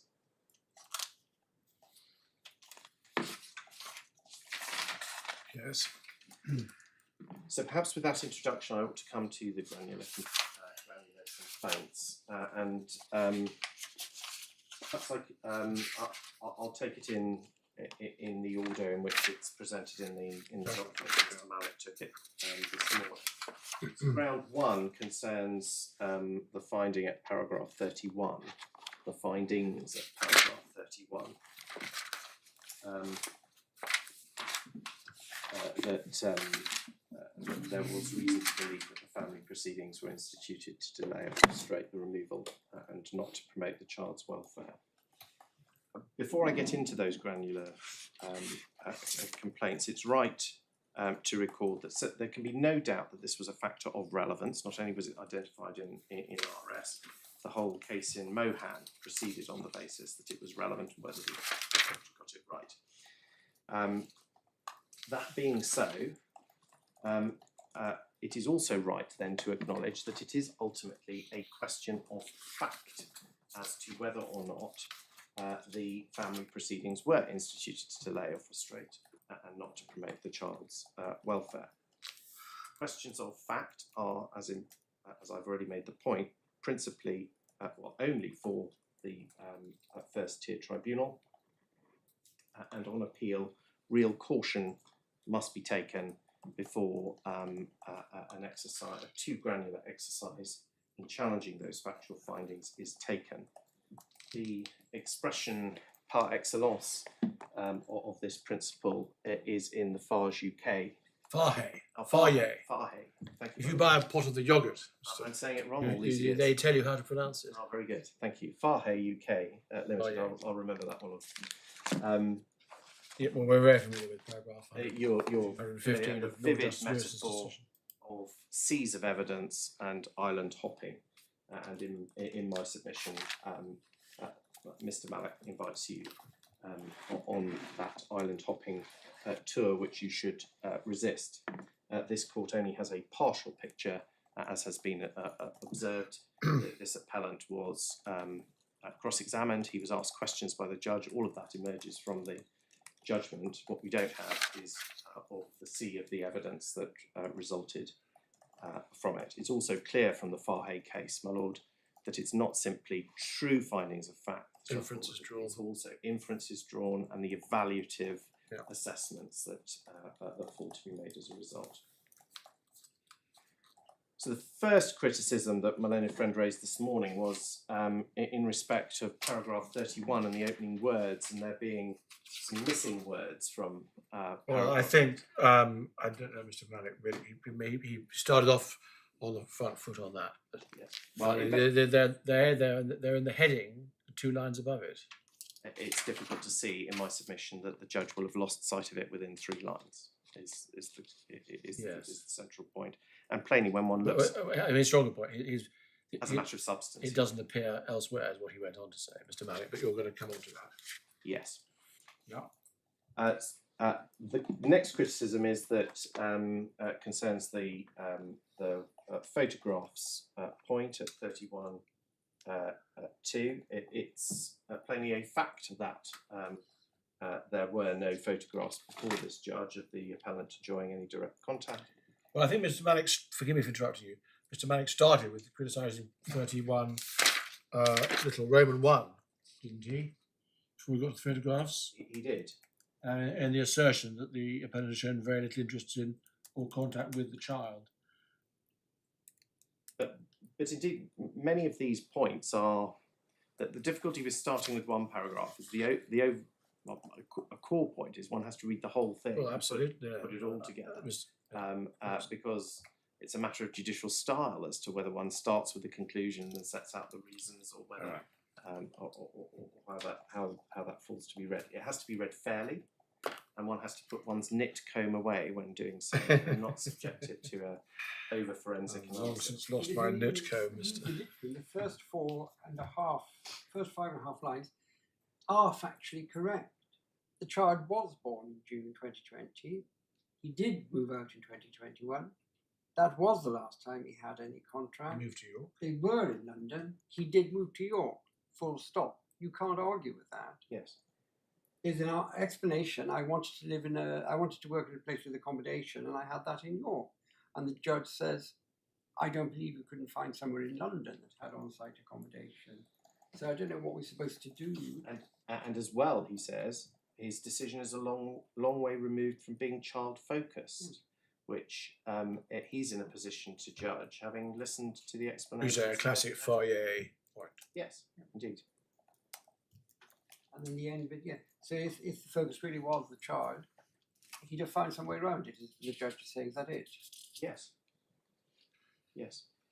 Then at 2, we've got the photograph point, but again, as a matter of fact, there were no photographs before him. It's for an appellant to make good their claim before the First-Tier Tribunal. There can't be a legitimate criticism of the judge in relation to that.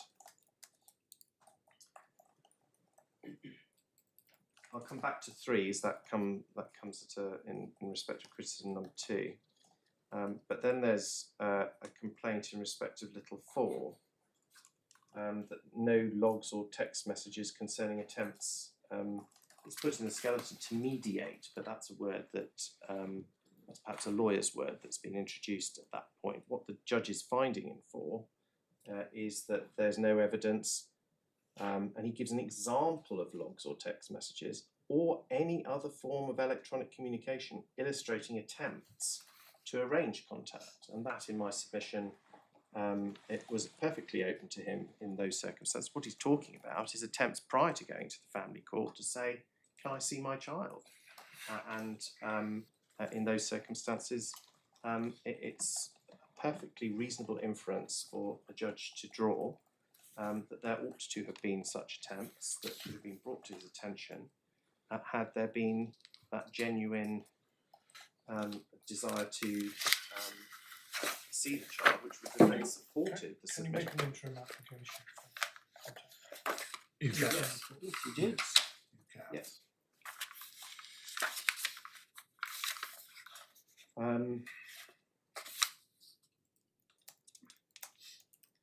Points taken in writing about the extent to which the tribunal was entitled to rely on voids in evidence. That's again a classic Farhay point, if I may say so, and particularly acute in this case, where a judge has drawn the attention to the parties of the factors that are likely to be relevant, and there isn't an application to adjourn. Then there's some criticism in going back to 31.3 in respect of no evidence of financial support provided by the appellant and in relation to gifts. So there's some suggestion that the finding in relation to gifts was contradicted by the evidence, but in my submission there is no contradiction. One has to look at what the judge was saying. He wasn't saying that nothing was ever sent. He's commenting and observing that in terms of gifts, there are some emails to indicate that the appellant had sent some items of clothing from Next, some toys. One of the gifts in April 23, but the year of the other gifts is not easily discerned. That was a perfectly legitimate consideration for him to reach from that evidential picture, and no conflict. In terms of on his present account, which is that he was paying regular maintenance, which was then stopped when AN shut the bank account. Far from supplying bank statements from 2023, he should have been supplying bank statements from 2021. So my lord refers clearly to the finding that the family court made later on in relation to maintenance payments, but this judge had to make his assessment on the basis of the evidence set to him. I know. My lord's point is right. A slightly different point, which is that the relevant evidence for this judge would have been bank statements from 2021, 2022, i.e. the period before, whereas in the supplemental bundle, we've got, I think, 4 bank statements from 2023, which Mr. Malik accepts don't evidence this part of the case. Yeah.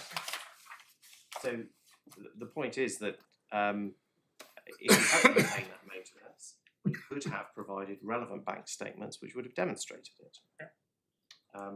But the judge has to deal with what material was that he had. And notwithstanding that the appellant might say something in evidence, lots of appellants tell the First-Tier Tribunals things. A judge doesn't have to accept it merely because, I mean, it goes without saying, perhaps, that the judge doesn't have to accept it just because it's said in evidence by an appellant. The judge is entitled to assess whether it is likely that I suppose it's material in this context that he's represented. Yes. If he wasn't represented, whatever the official position, one would have sympathy for someone who doesn't get their case in order, Yes. particularly someone who doesn't speak English. Yes, and if there were, yes, indeed, and if there were, in the context of a represented appellant here, and the representative is shown by the judge, relevant authorities, and there's time given to allow the relevant factors to be considered, and that representative thinks, crikey, there's an evidential lacuna here in terms of putting the case. The question then is, do I apply to adjourn? And the answer is no. And the answer here is no, they don't do that. They deliberately decide not to do that.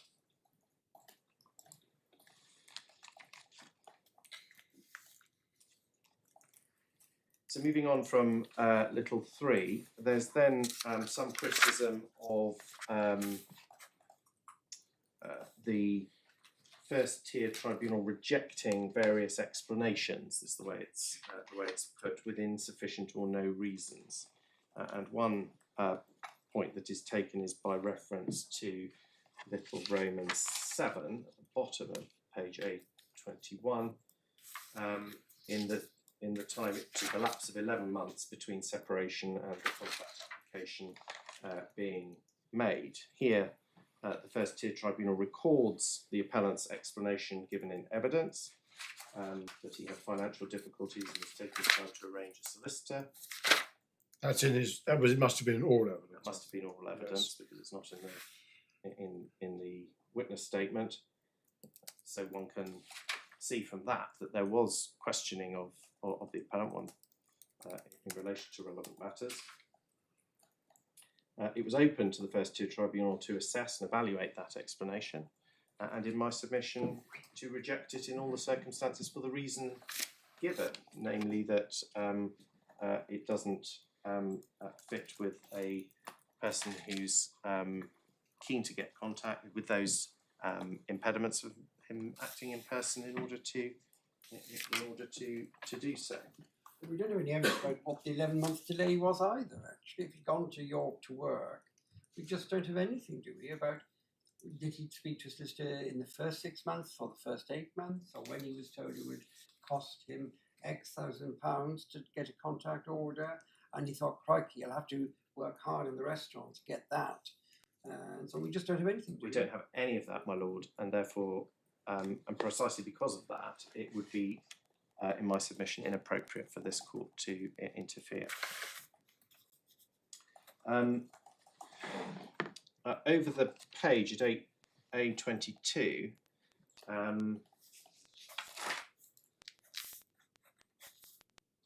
there we see the judge saying he doesn't accept the explanation as genuine, and then he goes on to say, I take judicial notice that the family court is well equipped to deal with litigants in person. In fact, the application was made only a few months prior to his application for leave to remain is particularly telling. In my view, the proceedings were also instigated only 3 months prior to the application he made. Mr. Malik is right on this single point, if I may say, that there's a reference. 6 months. Should be 6 months. It should be 6 months. But in respect of that, that doesn't cause the house of cards to fall down, if I may say. I may submit. That's because it's quite plain that the judge was aware of the correct dates. They appear elsewhere in his judgment. He gives the precise dates of when the different applications were made, and frankly that difference is immaterial to the consideration and conclusions that he reaches. Yes, and so we come to 8 and 9. Yes, so 8 and 9 deal with his commitment to the proceedings.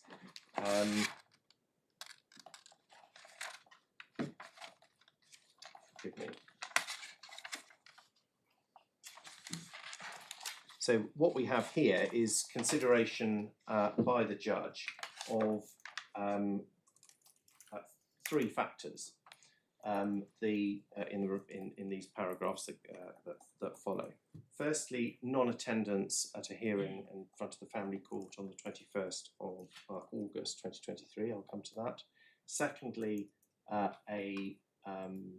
inactivity in the family proceedings after that date in terms of getting a relisting of the directions hearing. And thirdly, a contrast of that position with the activity that was taking place in the immigration sphere. And perhaps I can deal with each of those and why, in my submission, the judge was entitled to reach those conclusions that he set out. If I can start with the, I appreciate if I'm jumping around a little bit in the reasons. You're doing it chronologically. I'm dealing with it chronologically and in the order that criticisms were set out in writing. But so at 31 little 9, here we have the finding that the appellant didn't attend the hearing on the 21st of August. There's no doubt about that. Do we have the order? I can't remember. We do actually. It's in the supplemental, isn't it? Supplementary bundle. We do. I see. Well, do we? I read it, so we must have it. Yes, it's page 12, I think. Is it? I know, Oh, no, page it's 14. Of the supplemental. Hang on. sorry, Yeah. forgive me. That's the 13th of Oh, that's the February. 30th of February one, We yes. don't have the. Did the presumably then the upper tribe, the FTT rather, didn't have this? I think the FTT, in my submission, I think the FTT did have that as a result of the protocol, because the judge specifically refers to a recital Yes, in that order, in that paragraph. it does. So my understanding certainly has been that he did have a copy of that order, and he obtained it through the protocol. As I say, the last exercise of seeking information from the family court through the protocol was in June Mm. before this decision in. Can you tell me what page 16, paragraph 20 means? Lord Justice Baker will tell me immediately. It says the next hearing will be at East London Family Court on 21st of August Oh, 2020. where are you at 16 16, paragraph 20. of the which bundle? Supplementary bundle. It's the 30th of February order. To be attended in person before District Judge landed. What does that mean? Just, well, they weren't, well, what does it mean? It's not, It it's means not what a it- remote hearing. It's not a remote hearing, that's what I wanted to know. It doesn't say you must be there, you, the appellant, must be there. It could be his representative, but it's going to be an in-person, not a remote hearing. Mm, Or what does it I, mean? Well, I, it I goes on- don't know really. It goes on to say at para 22, the parties must attend the court. Oh, yes. This is to allow discussions before the hearing starts, because of course it's an interest in all matters, but particularly family courts, get the parties there, and this to The try. Yeah, expectation was the look at appellant page would attend. 23. Number 23 suggests. Page 23. No, number 23 It does exactly Have well. interpreters, yes. suggests Yeah. no, But also, expecting- sorry. Yeah, go on. Also, 20. If the purpose of the hearing is to inter alia consider interim contract arrangements, 21D, you would expect the parties to be present. And for my part, I read it. Also, read a lot of orders from family courts over the years. It looks to me as though he was going to be. The expectation was that the parties would attend that hearing. I mean, it says in person, but the combination of in person, what they were considering, the fact they were to attend an hour before. I mean, I don't think you can be certain about this, but that would be one interpretation of it. But the judge also, And my lord's point about the interpreters, that they would yes, there would be no point if the parties weren't to The attend. lawyer would have to take That's my contribution for today. so the Lord's point about the interpreters is an extremely good point. So the expectation was that they'd turn up on the 21st of August. Yes. And they didn't. They did. I mean, of course, the point is the lots can happen between hearings, and Yes. it may well be that, from what we know, that the parties' attendance was excused by agreement subsequently. We don't know. If it was if it was determined that the matter could not, the principal issue, which was whether or not it should be a fact finder, could not be determined at that hearing. If that was decided by the parties in advance, then it may well be that the parties agree that they didn't, that he needed to attend, particularly from York. But that That's is not this case. my no. lord. I mean, well, we'll hear what Mr. Malik says. For my part, I think that's just the indications from the February order, which my lords have pointed out, are that he was due to attend in person. Yes. They're both parties to that. And I've seen other evidence that suggests there was an application to adjourn because the barrister was ill.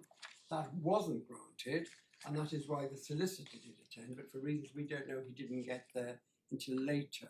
my lord, But it doesn't explain why the appellant didn't attend, if you follow me. my lord, yes, but if I may say, one needs to be careful about evidence that was before the FTT on this question and explanations that have been given subsequently, Yes, including well, to this court. So, for example, if I can draw the court's attention to page A42, and to help the court with this document, this is the grounds of appeal that were submitted to the Upper Tribunal when the appellant was seeking the Upper Tribunal to give permission to appeal to this court. And at A42, 14.2, we learn that the case is being put then was that at little 14.2, he hadn't attended. It's in fact incorrect to say that he contributed to the delay. Indeed, there was a good reason why he didn't attend. It's to be noted that prior to the hearing in August, the applicant's representative had applied for an adjournment as he was ill. That application was sent by email on the morning of the hearing. Since the adjournment had been sought, the applicant has been advised not to attend the hearing, following a lack of response in the court, from the court in relation to the request to adjourn. The caseworker from the applicant's solicitors attended the hearing, as directed by his principal, arriving late. that may or may not have been what my That's lord what I was think I had in mind, yes. had in mind. But that's not evidence that was before the First-Tier Tribunal. That information, though, is somewhere else in the papers. The Yeah. reason why I say that with some confidence is I don't think I had looked at that passage, but it's verbatim. I read it somewhere else, It may be in almost verbatim. other grounds as they were put forward. I But don't think the case is going to turn out. Your point remains. This is not, this ex post facto explanations should be treated with care. Indeed, and what is said to this court is that the judge, it was illegitimate for the judge to say that the appellant couldn't rely on the advice he was given. Well, firstly, there's an uncertain basis as to exactly what the evidence was in relation to any advice that was given to him before the First-Tier Tribunal. And secondly, it shouldn't be treated as obvious what the advice would have been by this court in circumstances where it's plainly a last-minute application arising on the morning of the hearing, in circumstances where he's travelling from York, and where even on this account, which is the appellant's account to the Upper Tribunal, at least, seeking permission to appeal, there's no question of that adjournment application having been adjudicated upon before decisions were taken for him not to attend. And indeed, the obvious advice from a lawyer is until an adjournment is granted, you've got to attend. The obvious advice is not, we have applied, don't worry, don't bother. Precisely. So it's counterintuitive. You'd want something to show that it was Precisely. unusually advice that was given. That was And I brought the family court practice into court, and I reminded myself that there is provision about attendance at hearings in the rules, which obviously the family judge and the practitioners would know. Yes. I've reminded myself. I'm not going to go any further because I don't know to what extent it was before the tribunal judge. Yes. Okay, so But all this is leading to your submission that the tribunal judge was entitled to draw the inference that he did from the Yes. Yes. Now, in this context, both in writing and orally, my learned friends make a wider point that the First-Tier Tribunal should have taken note that other parties were responsible for delay more broadly, but that wasn't the focus of the First-Tier Tribunal's consideration. They were looking at the question of whether the appellant instituted the family proceedings to delay or frustrate removal. They were testing the commitment to the proceeding, Precisely. not whether or not any delay was attributable to one person or another. Yes. In fact, when one looks at the First-Tier Tribunal's decision, one sees a very balanced approach to the question of delay where it's brought up. There's express reference to the wife's schedule being late prior to this hearing, so paragraph 19. And then when one gets to the question of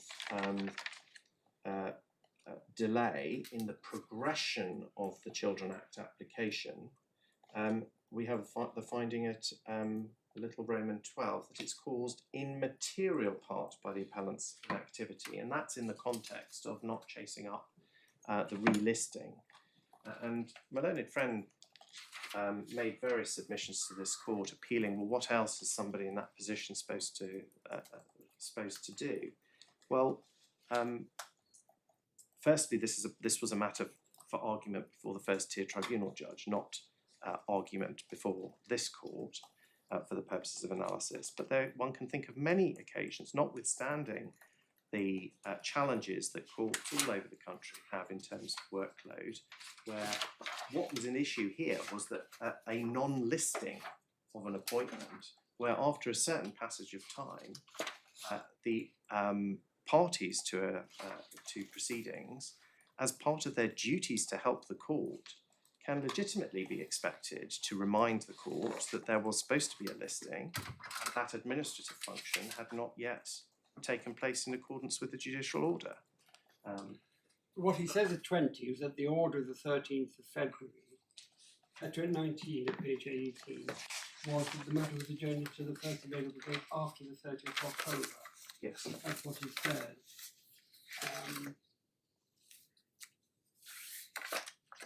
And when was that given? Oh, that was on the 21st of August, was it? That was the 21st of August. He said that. Yes. The 13th of February was the first one. The 21st of August was the second one, and that didn't happen. And then it was to be listed, because that hadn't happened, because of the schedule and things, on the first available date after the 30th of October, and nothing was done to say it's supposed to be listed on the first available date after the 30th. Is that your point? Nothing was done. It wasn't that administrative function wasn't then acted upon in accordance with the judicial order, and my point is that a point could have been taken before, if this point was being argued before the First-Tier Tribunal. The counterpoint to my learned friend's submissions is that no, parties, as part of their duty to assist the court achieving the objectives that are set out, whether in the overriding objective in the CPR or in the family procedure rules or wherever it is, to draw a court's attention to the fact that there's been an administrative oversight, so that there's not long delay and the court can't achieve that. Because I'm losing the plot and because I'm obsessive, we haven't got the 21st of August order, so I can't actually look at the words that says in an order. I've just got to take it at face value, have I? That's all we have from that. Right, okay. Yes. Sorry, I just hadn't read it in the papers. Yes. So that's that then.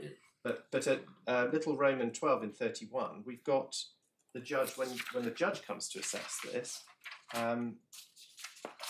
there has been significant delay in the progression of the children application caused in material part by the appellant's inactivity, but also by the failure within the family court's administrative team to relist the matter. So it's not putting all the blame on the appellant here in some wider sense that is suggested.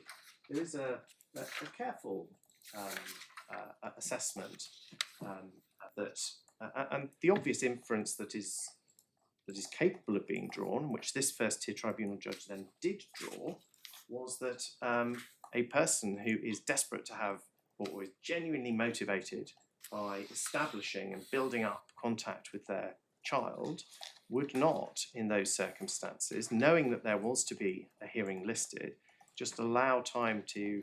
Well, for my part, I've the moment I don't.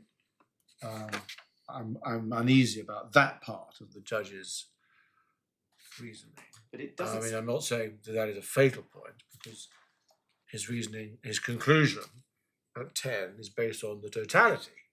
Indeed, and in if I can answer my lord's point, that in particular in relation to this, it doesn't stand on its own, because the judge the judge made a specific contrast with the behaviour in the immigration proceedings. Yes. And it was that contrast.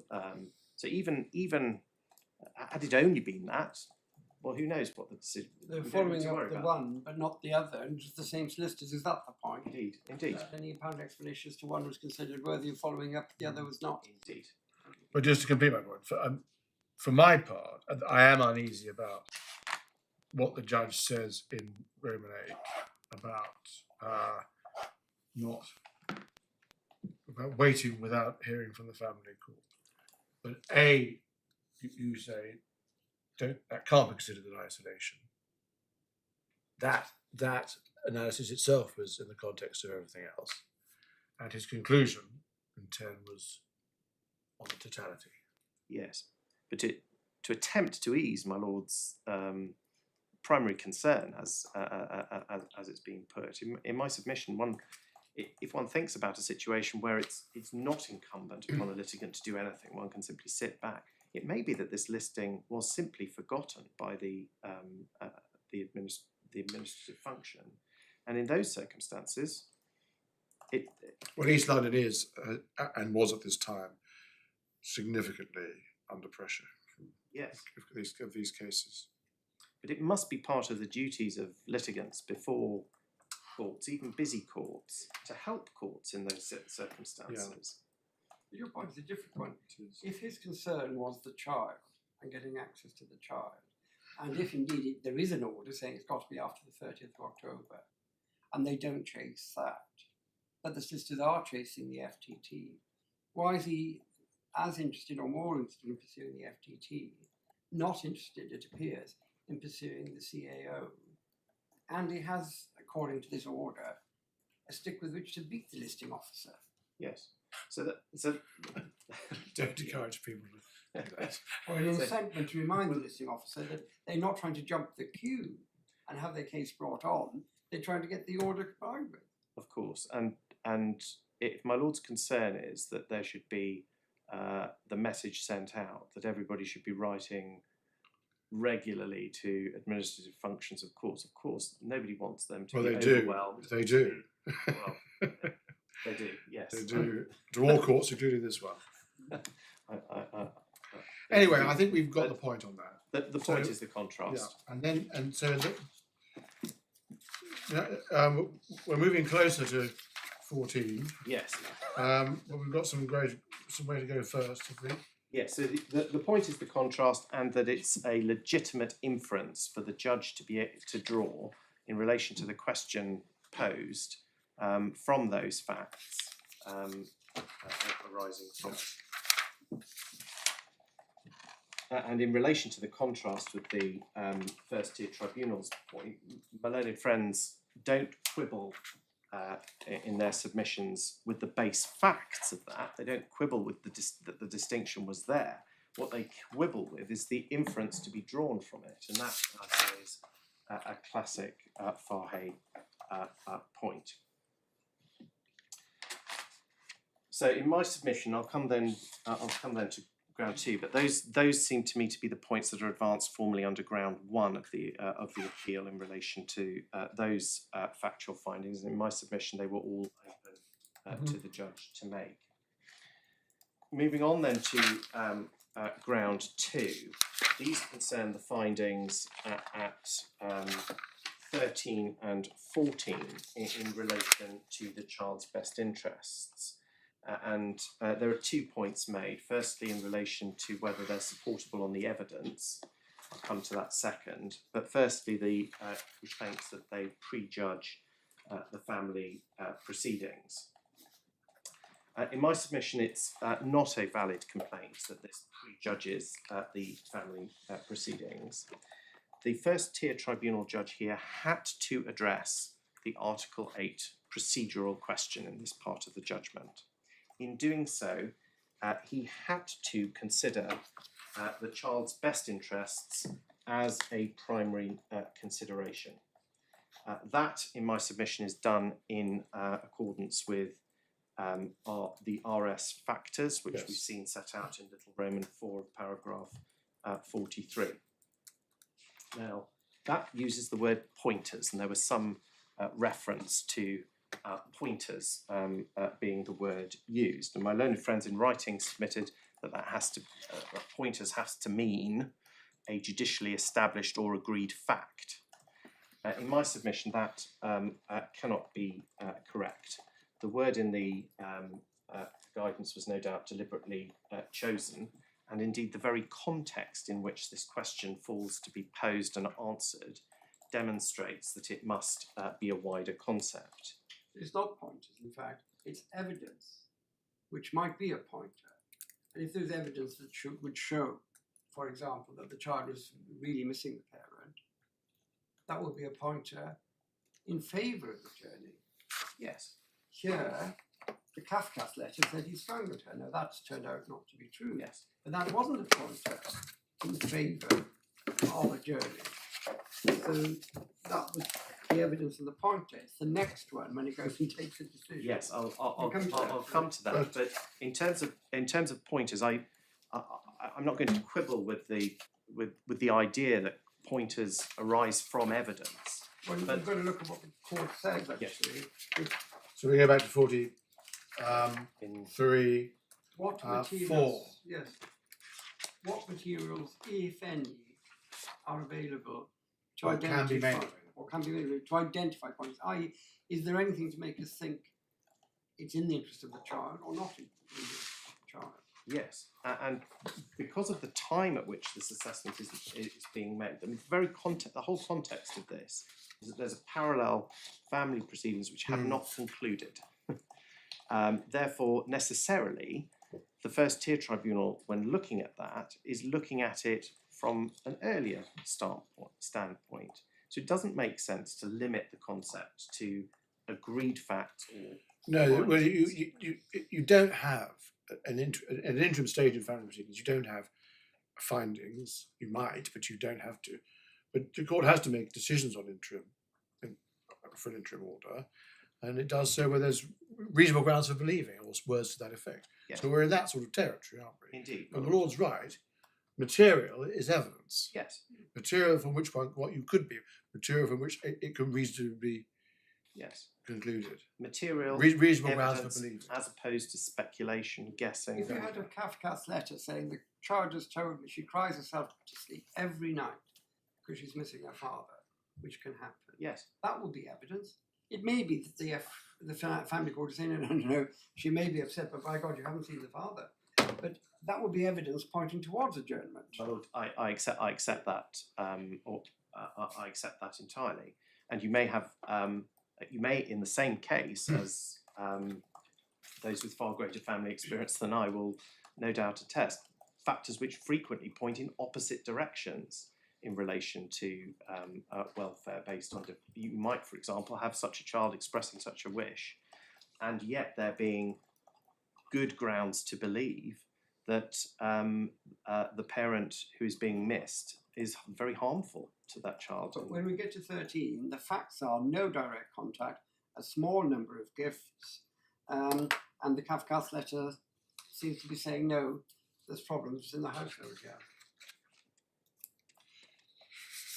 Yes, so we got the pointers set out at 13. But just before I come to what this judge did, the question needs to be asked: what is the point of identifying the pointers of the evidence in different directions? Why is that something that RS has suggested that first-tier tribunals do? And the answer in my submission is that the first-tier tribunal must make that provisional assessment of where, having seen the pointers in the different directions, in which overall direction the child's welfare lies, which path should, having seen all the signposts, if I use that metaphor, pointing in the different directions, which path should be trodden in the child's welfare as best it can. Well, the pointers passage is in 43.4 of RS. And that is, the pointers are part of the list of things the judge will normally want to consider in answering questions 1, 2, and 3. Yes. Namely, is the outcome of the family proceedings likely to be material? Are there compelling public reasons to exclude? Yes. Irrespective of family proceedings, and has it been have the proceedings be, or is there reason to believe the proceedings have been instituted to delay or frustrate removal, or and not to promote the child's welfare? So that's the context in which you're looking for the pointers. Yes. And the material. Yes. On which to decide if there are pointers. In order then to answer Those 3 the questions. critical question at 44.1. So in other circumstances, or indeed you could have done it in RS, you could use the language of material considerations and balancing exercises. Yes. But what my point is that it's not good enough in my submission for a tribunal simply to have said, well, there's this pointer and there's that pointer and there's this pointer. It must then go and do as best it can the analysis of how it should take into account the best interests of the child as a primary consideration when reaching its conclusions on Article 8. That is not to prejudge the family court's conclusions. The family court is not bound by that. It's an interim assessment. It's done on the evidence that's before the First-Tier Tribunal at the time. And the family court is at liberty on its much greater and using its expertise and wider range of materials to reach a different conclusion later. But a decision has to be made as to best interests, because otherwise the First-Tier Tribunal couldn't discharge its duty to consider what the best interests of the child are for the decision it has to make as a primary consideration. Because it might well decide, yes, this chap is manipulating the system, but the child wants him back. Precisely. And here they're saying, quite no wrong, this chap's manipulating the system, he hasn't shown much interest in her, and there's no indication he's suitable to be back. Yes. Would be one description of the judgment. Say by Precisely. law 14. Precisely. But then Do we have the Kafkas letter? we don't have the Kafkas letter, my lord, no. The judge had it, the FT The judge. judge had it, yes. About 14 then. So what? So what- just yes. finish on 13. So 13, it's all about the risk of harm, because there is some evidence to support the suggestion that there had been domestic violence in the household to which the child had been exposed. Not it, and that came in two parts. Yeah, There was and some- sorry. I'm concertining it. I know, but that's the Some accepted, some disputed. yeah. I mean, yeah. Okay, well, The court you was say that the way that's couched in 13 is entirely entirely accurate. Yes. What the judge is doing in 13 is identifying the different pointers. Yeah.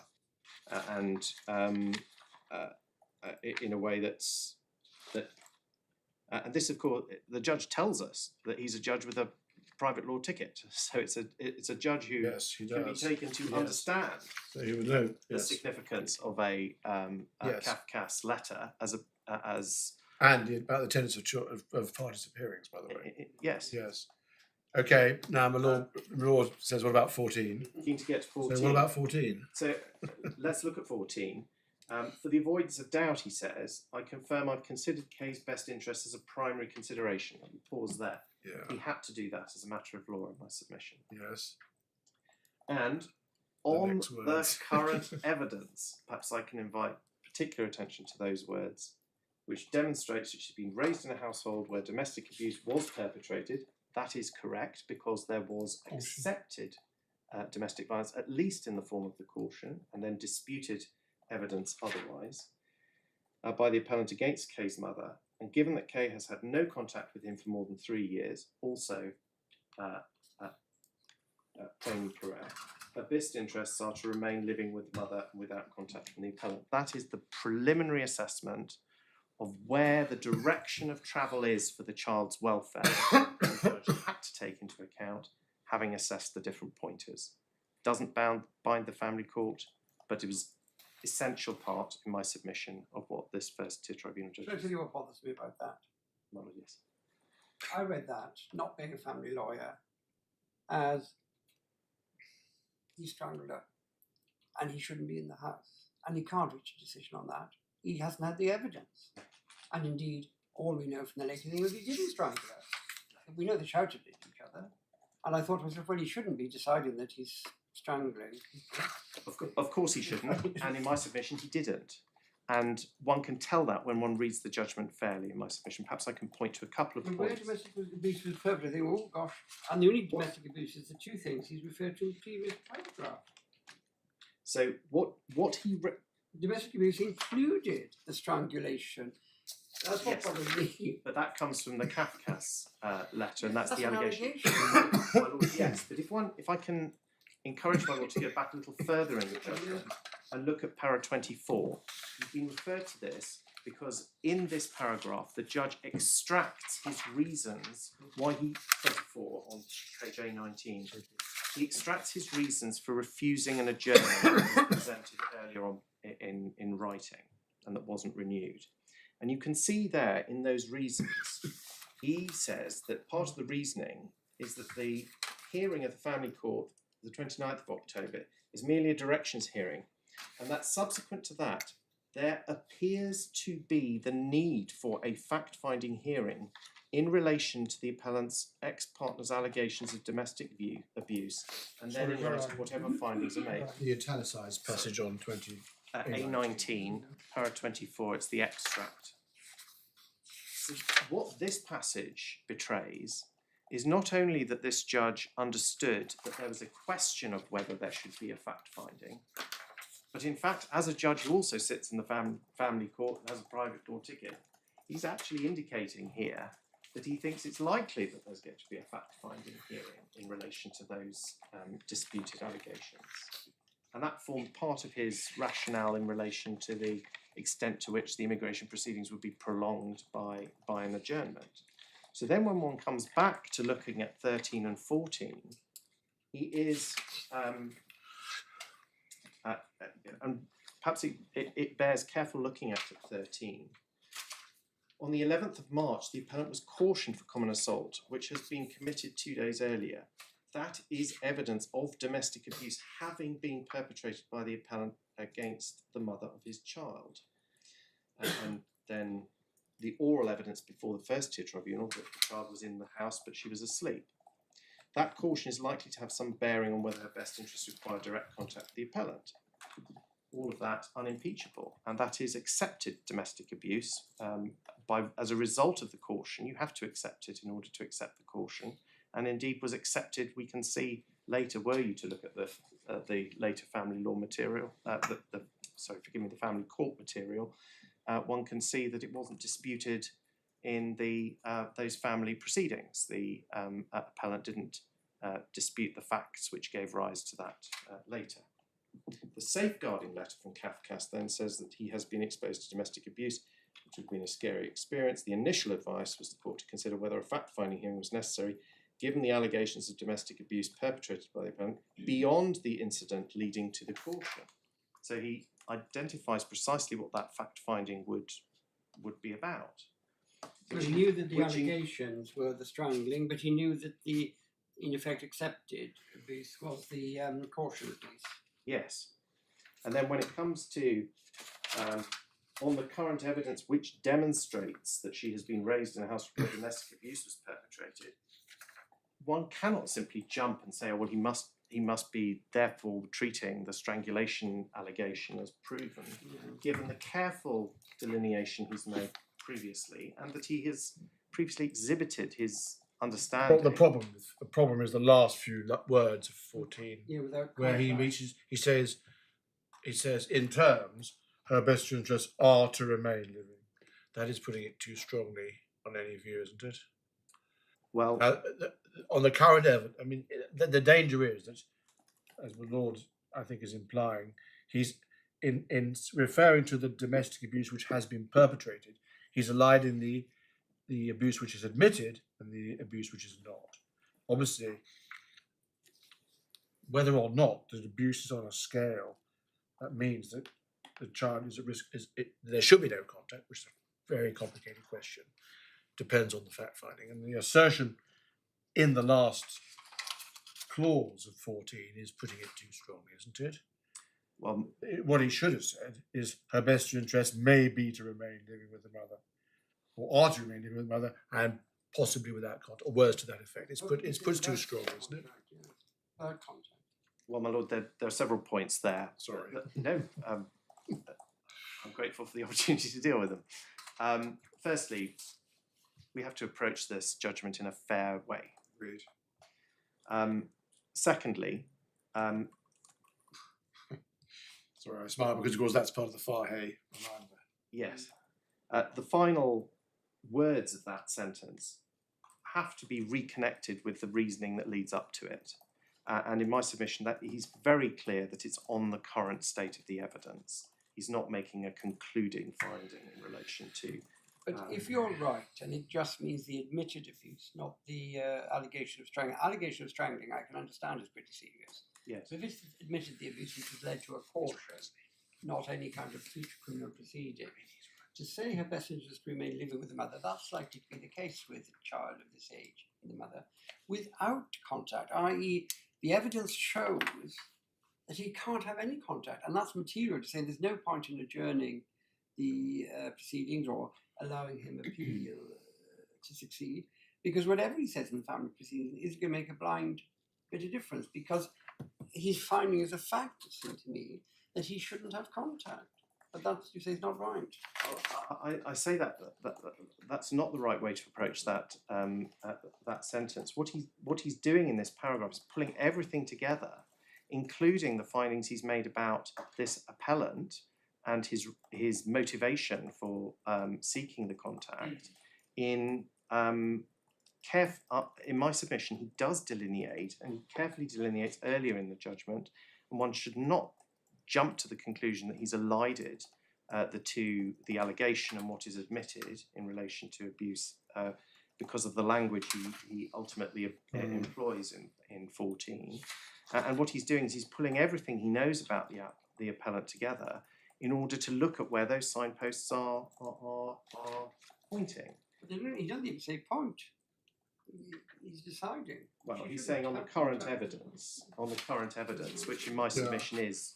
I mean, you're absolutely right to remind us that we don't, in this court, we must, and Lord Justice Lewison says this more than once, we don't analyse individual passages in judgments without considering the whole context. That is not what we do here. Yes.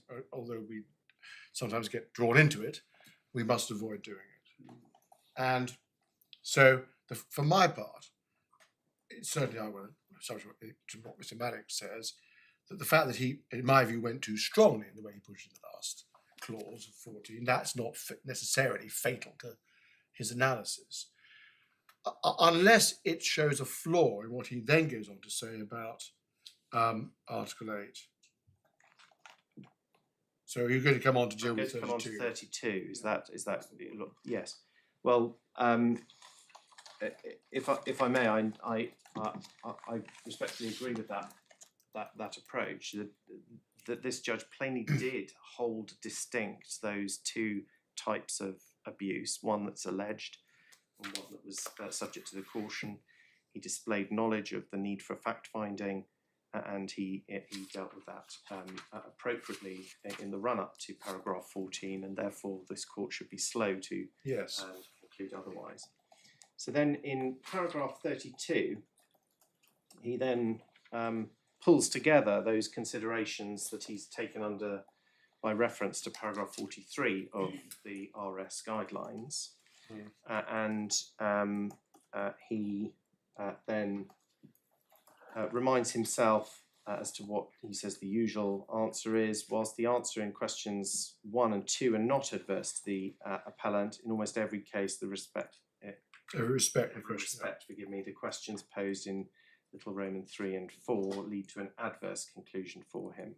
And then he talks about the cumulative weight. So he's doing a weighing exercise of those adverse conclusions, causes him to find that he doesn't at least have an Article 8 right to remain until the conclusion of the family proceedings. And in my submission, what that is a succinct expression of him having asked himself the correct Article 8 question in 44.1, considering both the extent of a potential Article 8 right, and also the extent to which it would be proportionate to interfere with that, and he's reaching his conclusion.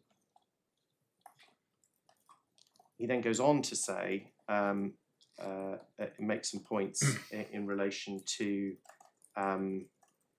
participation in the family proceedings, and that, of course, is potentially relevant to this consideration, because if there is a suboptimal way, to use the word, to participate in the proceedings, that goes to the extent of the interference with this Article 8 right. So what he says there is that there was no evidence that the appellant would not be able to participate in the family proceedings by way of video link from Bangladesh. As a statement of fact, that was correct. It's not suggested to you that that's not right. What my learned friend was referring the court to earlier is the practice in respect of taking evidence from abroad, and there's the court's understanding of this has grown in recent years, where it's become understood that before the English court exercises control over a person in a different state, there may be diplomatic issues that arise, and the permission of that state is required. What my learned friend referred to in his submissions was the taking of evidence unit within the Foreign and Commonwealth Office, which produces a list of countries, and in fact that list distinguishes between three types of country. those countries which give a blanket permission in all cases for evidence to be taken from somebody in their territory, those countries which take the converse view and say under no circumstances, and those countries that are in the middle that require a request on a case-by-case basis. And my learned friend submitted that his submissions would be very difficult in respect of Bangladesh. Bangladesh is in fact on that list in the middle. So it's a country where a case-by-case application needs to be made.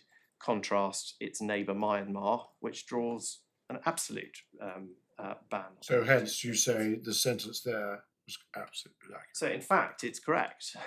Now, there are all sorts of procedural requirements which the protocol that's in the bundle before the court sets out. Of course, all sorts of thought needs to be put into that from a court's perspective in terms of making sure the bundles are in the right place, and making sure that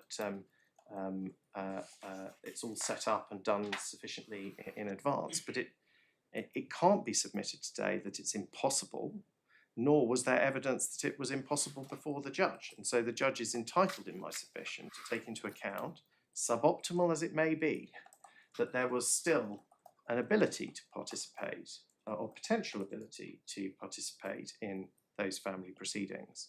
And of course, even if that were to fail, and even though it would be far more suboptimal, I accept, there is no prohibition whatsoever of appellants abroad relying on written evidence in family court and other court hearings, although that obviously has an impact. Interestingly, in the Sillits case against the Netherlands, the reason for the Article 8 breach in that case was specifically in relation to the inability as a result of the authorities' decision to eject the national from the Netherlands to participate in what they called trial meetings. That's not a trial in the legal sense. It was a provisional attempts to get him to meet his child. Yes, contact. Those sorts of. Wouldn't that, my lord, would know, but isn't that what normally happens here? Wouldn't they have supervised? You'd have indirect contact, then you'd have supervised contact. I think ultimately that would be a matter for the family judge to decide on. But if you send him out to the country, how's he going to have supervised contact if that's what the court decides? If you're just thinking about. Well, if he were conducting these proceedings from outside of the country, it would be open to the family law judge first of all to consider whether there should be electronic contact, so Skype contact in the first instance. There could also be an order for supervised contact if he's able to participate in it, which would then allow him to make an application to the Secretary of State from abroad to say, I seek leave, I seek the right to come. I've now got a contact order from the family court, which I could take up. So hence you say the penultimate sentence in 32 was right as well. Yes, indeed. And of course, the context of this, one must... Right. Sorry? Article 8 is called. Is Article, but also the procedural element of Article 8. That's right. So one's not considering it in the... Substantive. Often this point is made in substantive, Yes, wide-ranging correct. Article Yes, 8 cases, but here we're looking at the procedural right until the end of the family law proceedings, Fine. and so it's the extent to which he can. And so in my submission, that is Just that's reading also relevant. 32 is a bit odd. I mean, he seems to come to the conclusion about no procedural right in the middle. The cumulative weight of all the things he's referred to means he doesn't have an Article 8 right to remain. And you'd have thought the paragraph would end there. So one wonders why he's making the next 2 points. And then at the end he says that, presumably meaning everything that's gone before discloses of the 44.1 question. Yes. So it's part of It the is part of his answer. reasoning, isn't I it? think it is part of his But it reasoning, is. isn't it? The final part of the paragraph, yes. I mean, my lord's wonderings have coincided with my own in preparation for the case. We can't ask the judge. And, No. Right, now, I've got an eye on the clock. Does that deal with the granular points? yes, it does deal with granular. Anything else remaining? I don't think so. May I turn my back just from... Oh.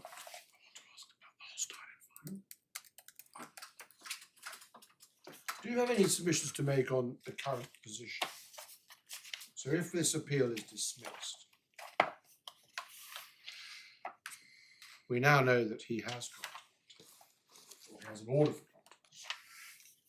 Do you have any submissions to make, or any observations you want to make? Well, I wish to tread lightly in respect of this because Yes. there may be a further application, Yes. and the Secretary of State would consider that in accordance with her legal obligations and in a rational way. Yes. And that's something which we could properly record. And you could properly record that, of course. That's no more than No, she's but- legally but- Is he required gonna to have do leave any. the country first and make the application, because he will not have any, if we dismiss the appeal, he'll have no right to be here. He should be removed. The fact you're going to take not to remove according to MS isn't an answer. So we've got to work on the assumption that if we dismiss the appeal, he'll be removed. So And were he to be removed, he would be able to make from abroad an application with a order for contact in his hand. and from what we're told, evidence that it's been going very well over the last X number of months. Precisely. But again, you mustn't say more than you are instructed to say, but before deciding whether to remove him, would the Secretary of State consider the current position? I don't have direct instructions on that question, my lord. What I can say in the observation that I was going to make following the exchange that my learned friend had with you, that he was putting forward some of the consequences, the potential consequences. Yes, indeed. And those considerations arise now because he chose to appeal, and the leave was extended, and therefore they rise now as a result of this court's decision. If the court were to decide that the appeal should be dismissed and therefore the First-Tier Tribunal was correct, all that's happened is that those consequences are arising now as opposed to them having arisen at an earlier point in time. And in fact, this appellant, if anything, is further down the line, obviously much further down the line, and has concluded his family And has a contact proceedings. order. And therefore some of the considerations don't arise in the same context and allow him to make an application, for example, from abroad, which many others in that situation who hadn't taken the route of appeal might not be able to have made. But I can't. It would No, be wrong thank of you me to very go much. beyond that. Anything else? Clive? Thank you very much. Thank you. Mr. Mallock.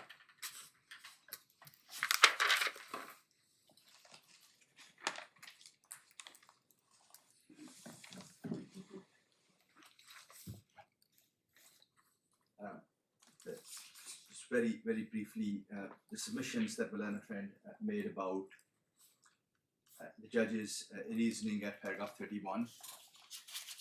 Valena friend says that the findings that the judge made at Roman 1 to Roman 5 were quoted to the judge. But there is in my submission no answer to what I said about Roman 4 to Roman 6.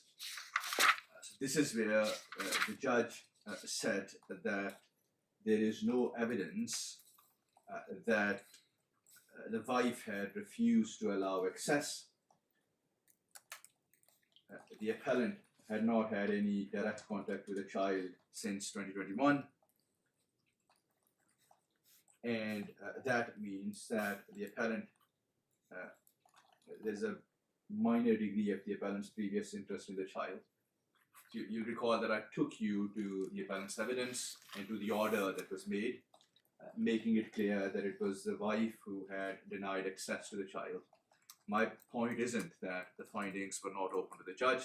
The point is that a material consideration was omitted altogether.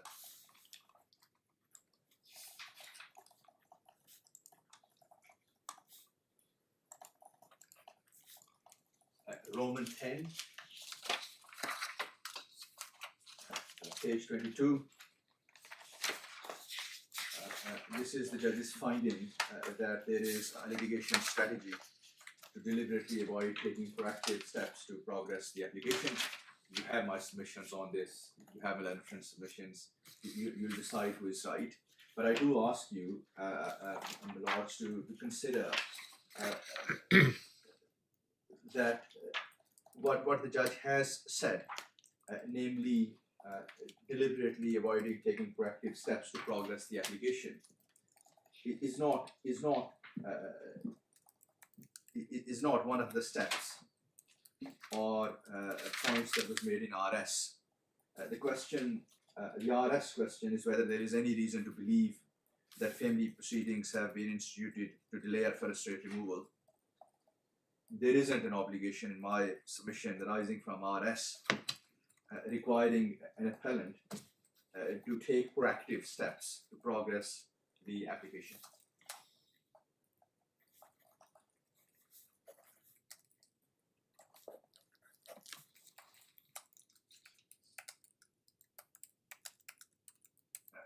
Roman 13, which is at page A23. The submission that I made, you'll recall, wasn't that the judge wasn't allowed to refer to these pointers. That the submission was that what the judge hasn't done is that hasn't proceeded with a caution that the case law tells us judges should have in mind, namely that the domestic violence allegation is made by the wife who has a motive to win against the husband in the family proceedings. It's perfectly fine for a judge in my submission to make these points as long as he has the caution in mind, which he, in my submission, hasn't taken into account altogether.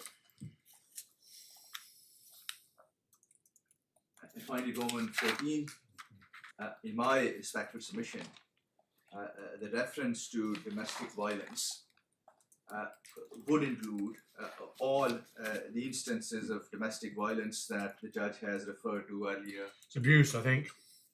Yes. Domestic abuse. Domestic abuse, yes, my apologies. Including, in my respectful submission, strangulation. The reason being that the judge, on the basis of that, makes a finding that it is in the best interest of the child to live with the mother with no contact with the appellant. This is a strong finding, and in my respectful submission, No direct contact. my apologies, yes, No, it says without contact, actually. without No contact. Sorry, my mistake. I apologise. So the judge, in my submission, would not have made such a strong finding unless he had included all matters mentioned earlier, including strangulations, in forming that view. And is it then, I was wondering, is it immaterial? Because the purpose of this point was to see whether there's any indication that welfare proceedings should go ahead rather than the rather than the immigration proceedings. And the evidence is that there is domestic abuse, and that is a pointer against contact. But you would say, I suppose, but hang on a moment, it's a bigger pointer if he's strangling her. Yes. And there's no basis for that. And we can't be sure that that wouldn't have mitigated the cumulative weight of the adverse conclusions. That's what you would say to that, I suppose. Yes. Mr. Pildersdorfer emphasised the words "on the current evidence" as saying, indicating that this was only a preliminary view and in accordance with what he was required to do under RS. This is, in my submission, a final decision that the judge is making in the immigration context. Of course, the family court is not bound by it, but the judge on the evidence is making a final decision that this person should be removed. He has no Article 8 right to remain in the country because, among other things, the best interest of the child would be not to have any contact with him. This is the final decision in the immigration context, a decision which is flawed, and then you have my point that the judge should not have been making this finding in any event. This is prejudging the outcome. Now, you'll recall that I made a submission as to paragraph 31 regarding the omission of the words "to promote the child's welfare." This, as I said, is the only paragraph where there is a reference to the child's best interest. Yes. And if my submission in relation to the 2 points is well-founded, then that would reshape the judge's decision for sure. That would demonstrate an error of law in the judge's assessment of welfare of the child. Paragraph 32, last sentence makes it absolutely clear that whatever the judge has said in that paragraph is the reason why the judge answered 44.1 in the way he has. That disposes of the requirement. The judge uses double negative, that there is no evidence that the appellant would not be able to participate in proceedings by way of video evidence. I mean, if there was evidence that the appellant would be able to participate in proceedings from abroad, and that would not be problematic, the position might have been different. But the judge in my submission here is making an assumption that is based on a flawed premise. The second last sentence of paragraph 32, this, when the learned friend was making a submission, Lord Lawrence Baker made an observation. But if you that this perhaps contemplates the possibility that if there is a contact order, if the appellant is able to obtain order from the family proceedings from abroad, he might be able to return to the UK. But if you look at the last paragraph, you'll see that the judge is contemplating the appellant being situated in Bangladesh, not on a temporary basis, but permanently. It is in the best interest of the child to have no contact with the appellant. He should reside in Bangladesh, and from there, the judge says that it would not be impossible for him to develop a relationship. In my submission, this is simply indefensible.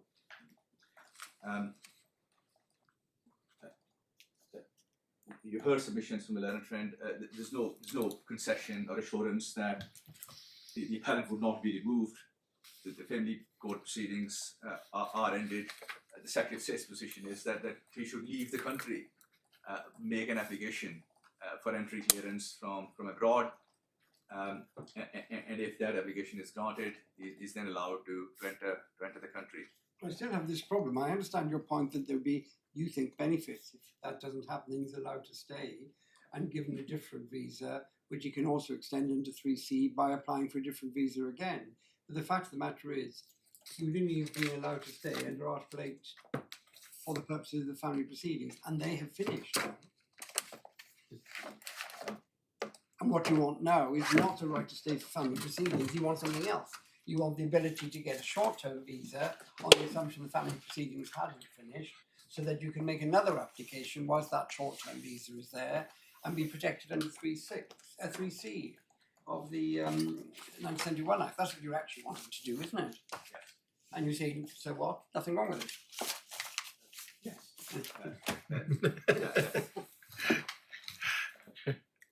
Yes. Indeed. And I shouldn't be worried about it, you say. I should relax, chill out, or whatever. Okay.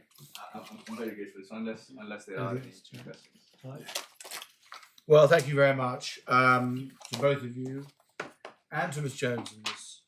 Well, I'm sorry we didn't have a chance to hear either of you. We were given the tantalising prospect, but denied it in the end. No doubt there'll be another opportunity soon. We're very grateful to you. High quality advocacy on both sides, as we expect from this team of representatives. Obviously, we're going to reserve our judgment. In due course, we will send out in the usual way a draft of our judgments for you to correct any typographical or other factual errors, obviously not to re-argue the case. And then in due course, when we've had those comments, your comments back, the judgment will be handed down electronically, virtually, without the need for any further attendance. We'd be grateful, please, if you would, when you get our draft, prepare an order reflecting our decision insofar as there are any issues remaining between you on ancillary matters. Please give us short written submissions and we'll resolve those issues on paper. Thank you all very much. Court rises, Angel.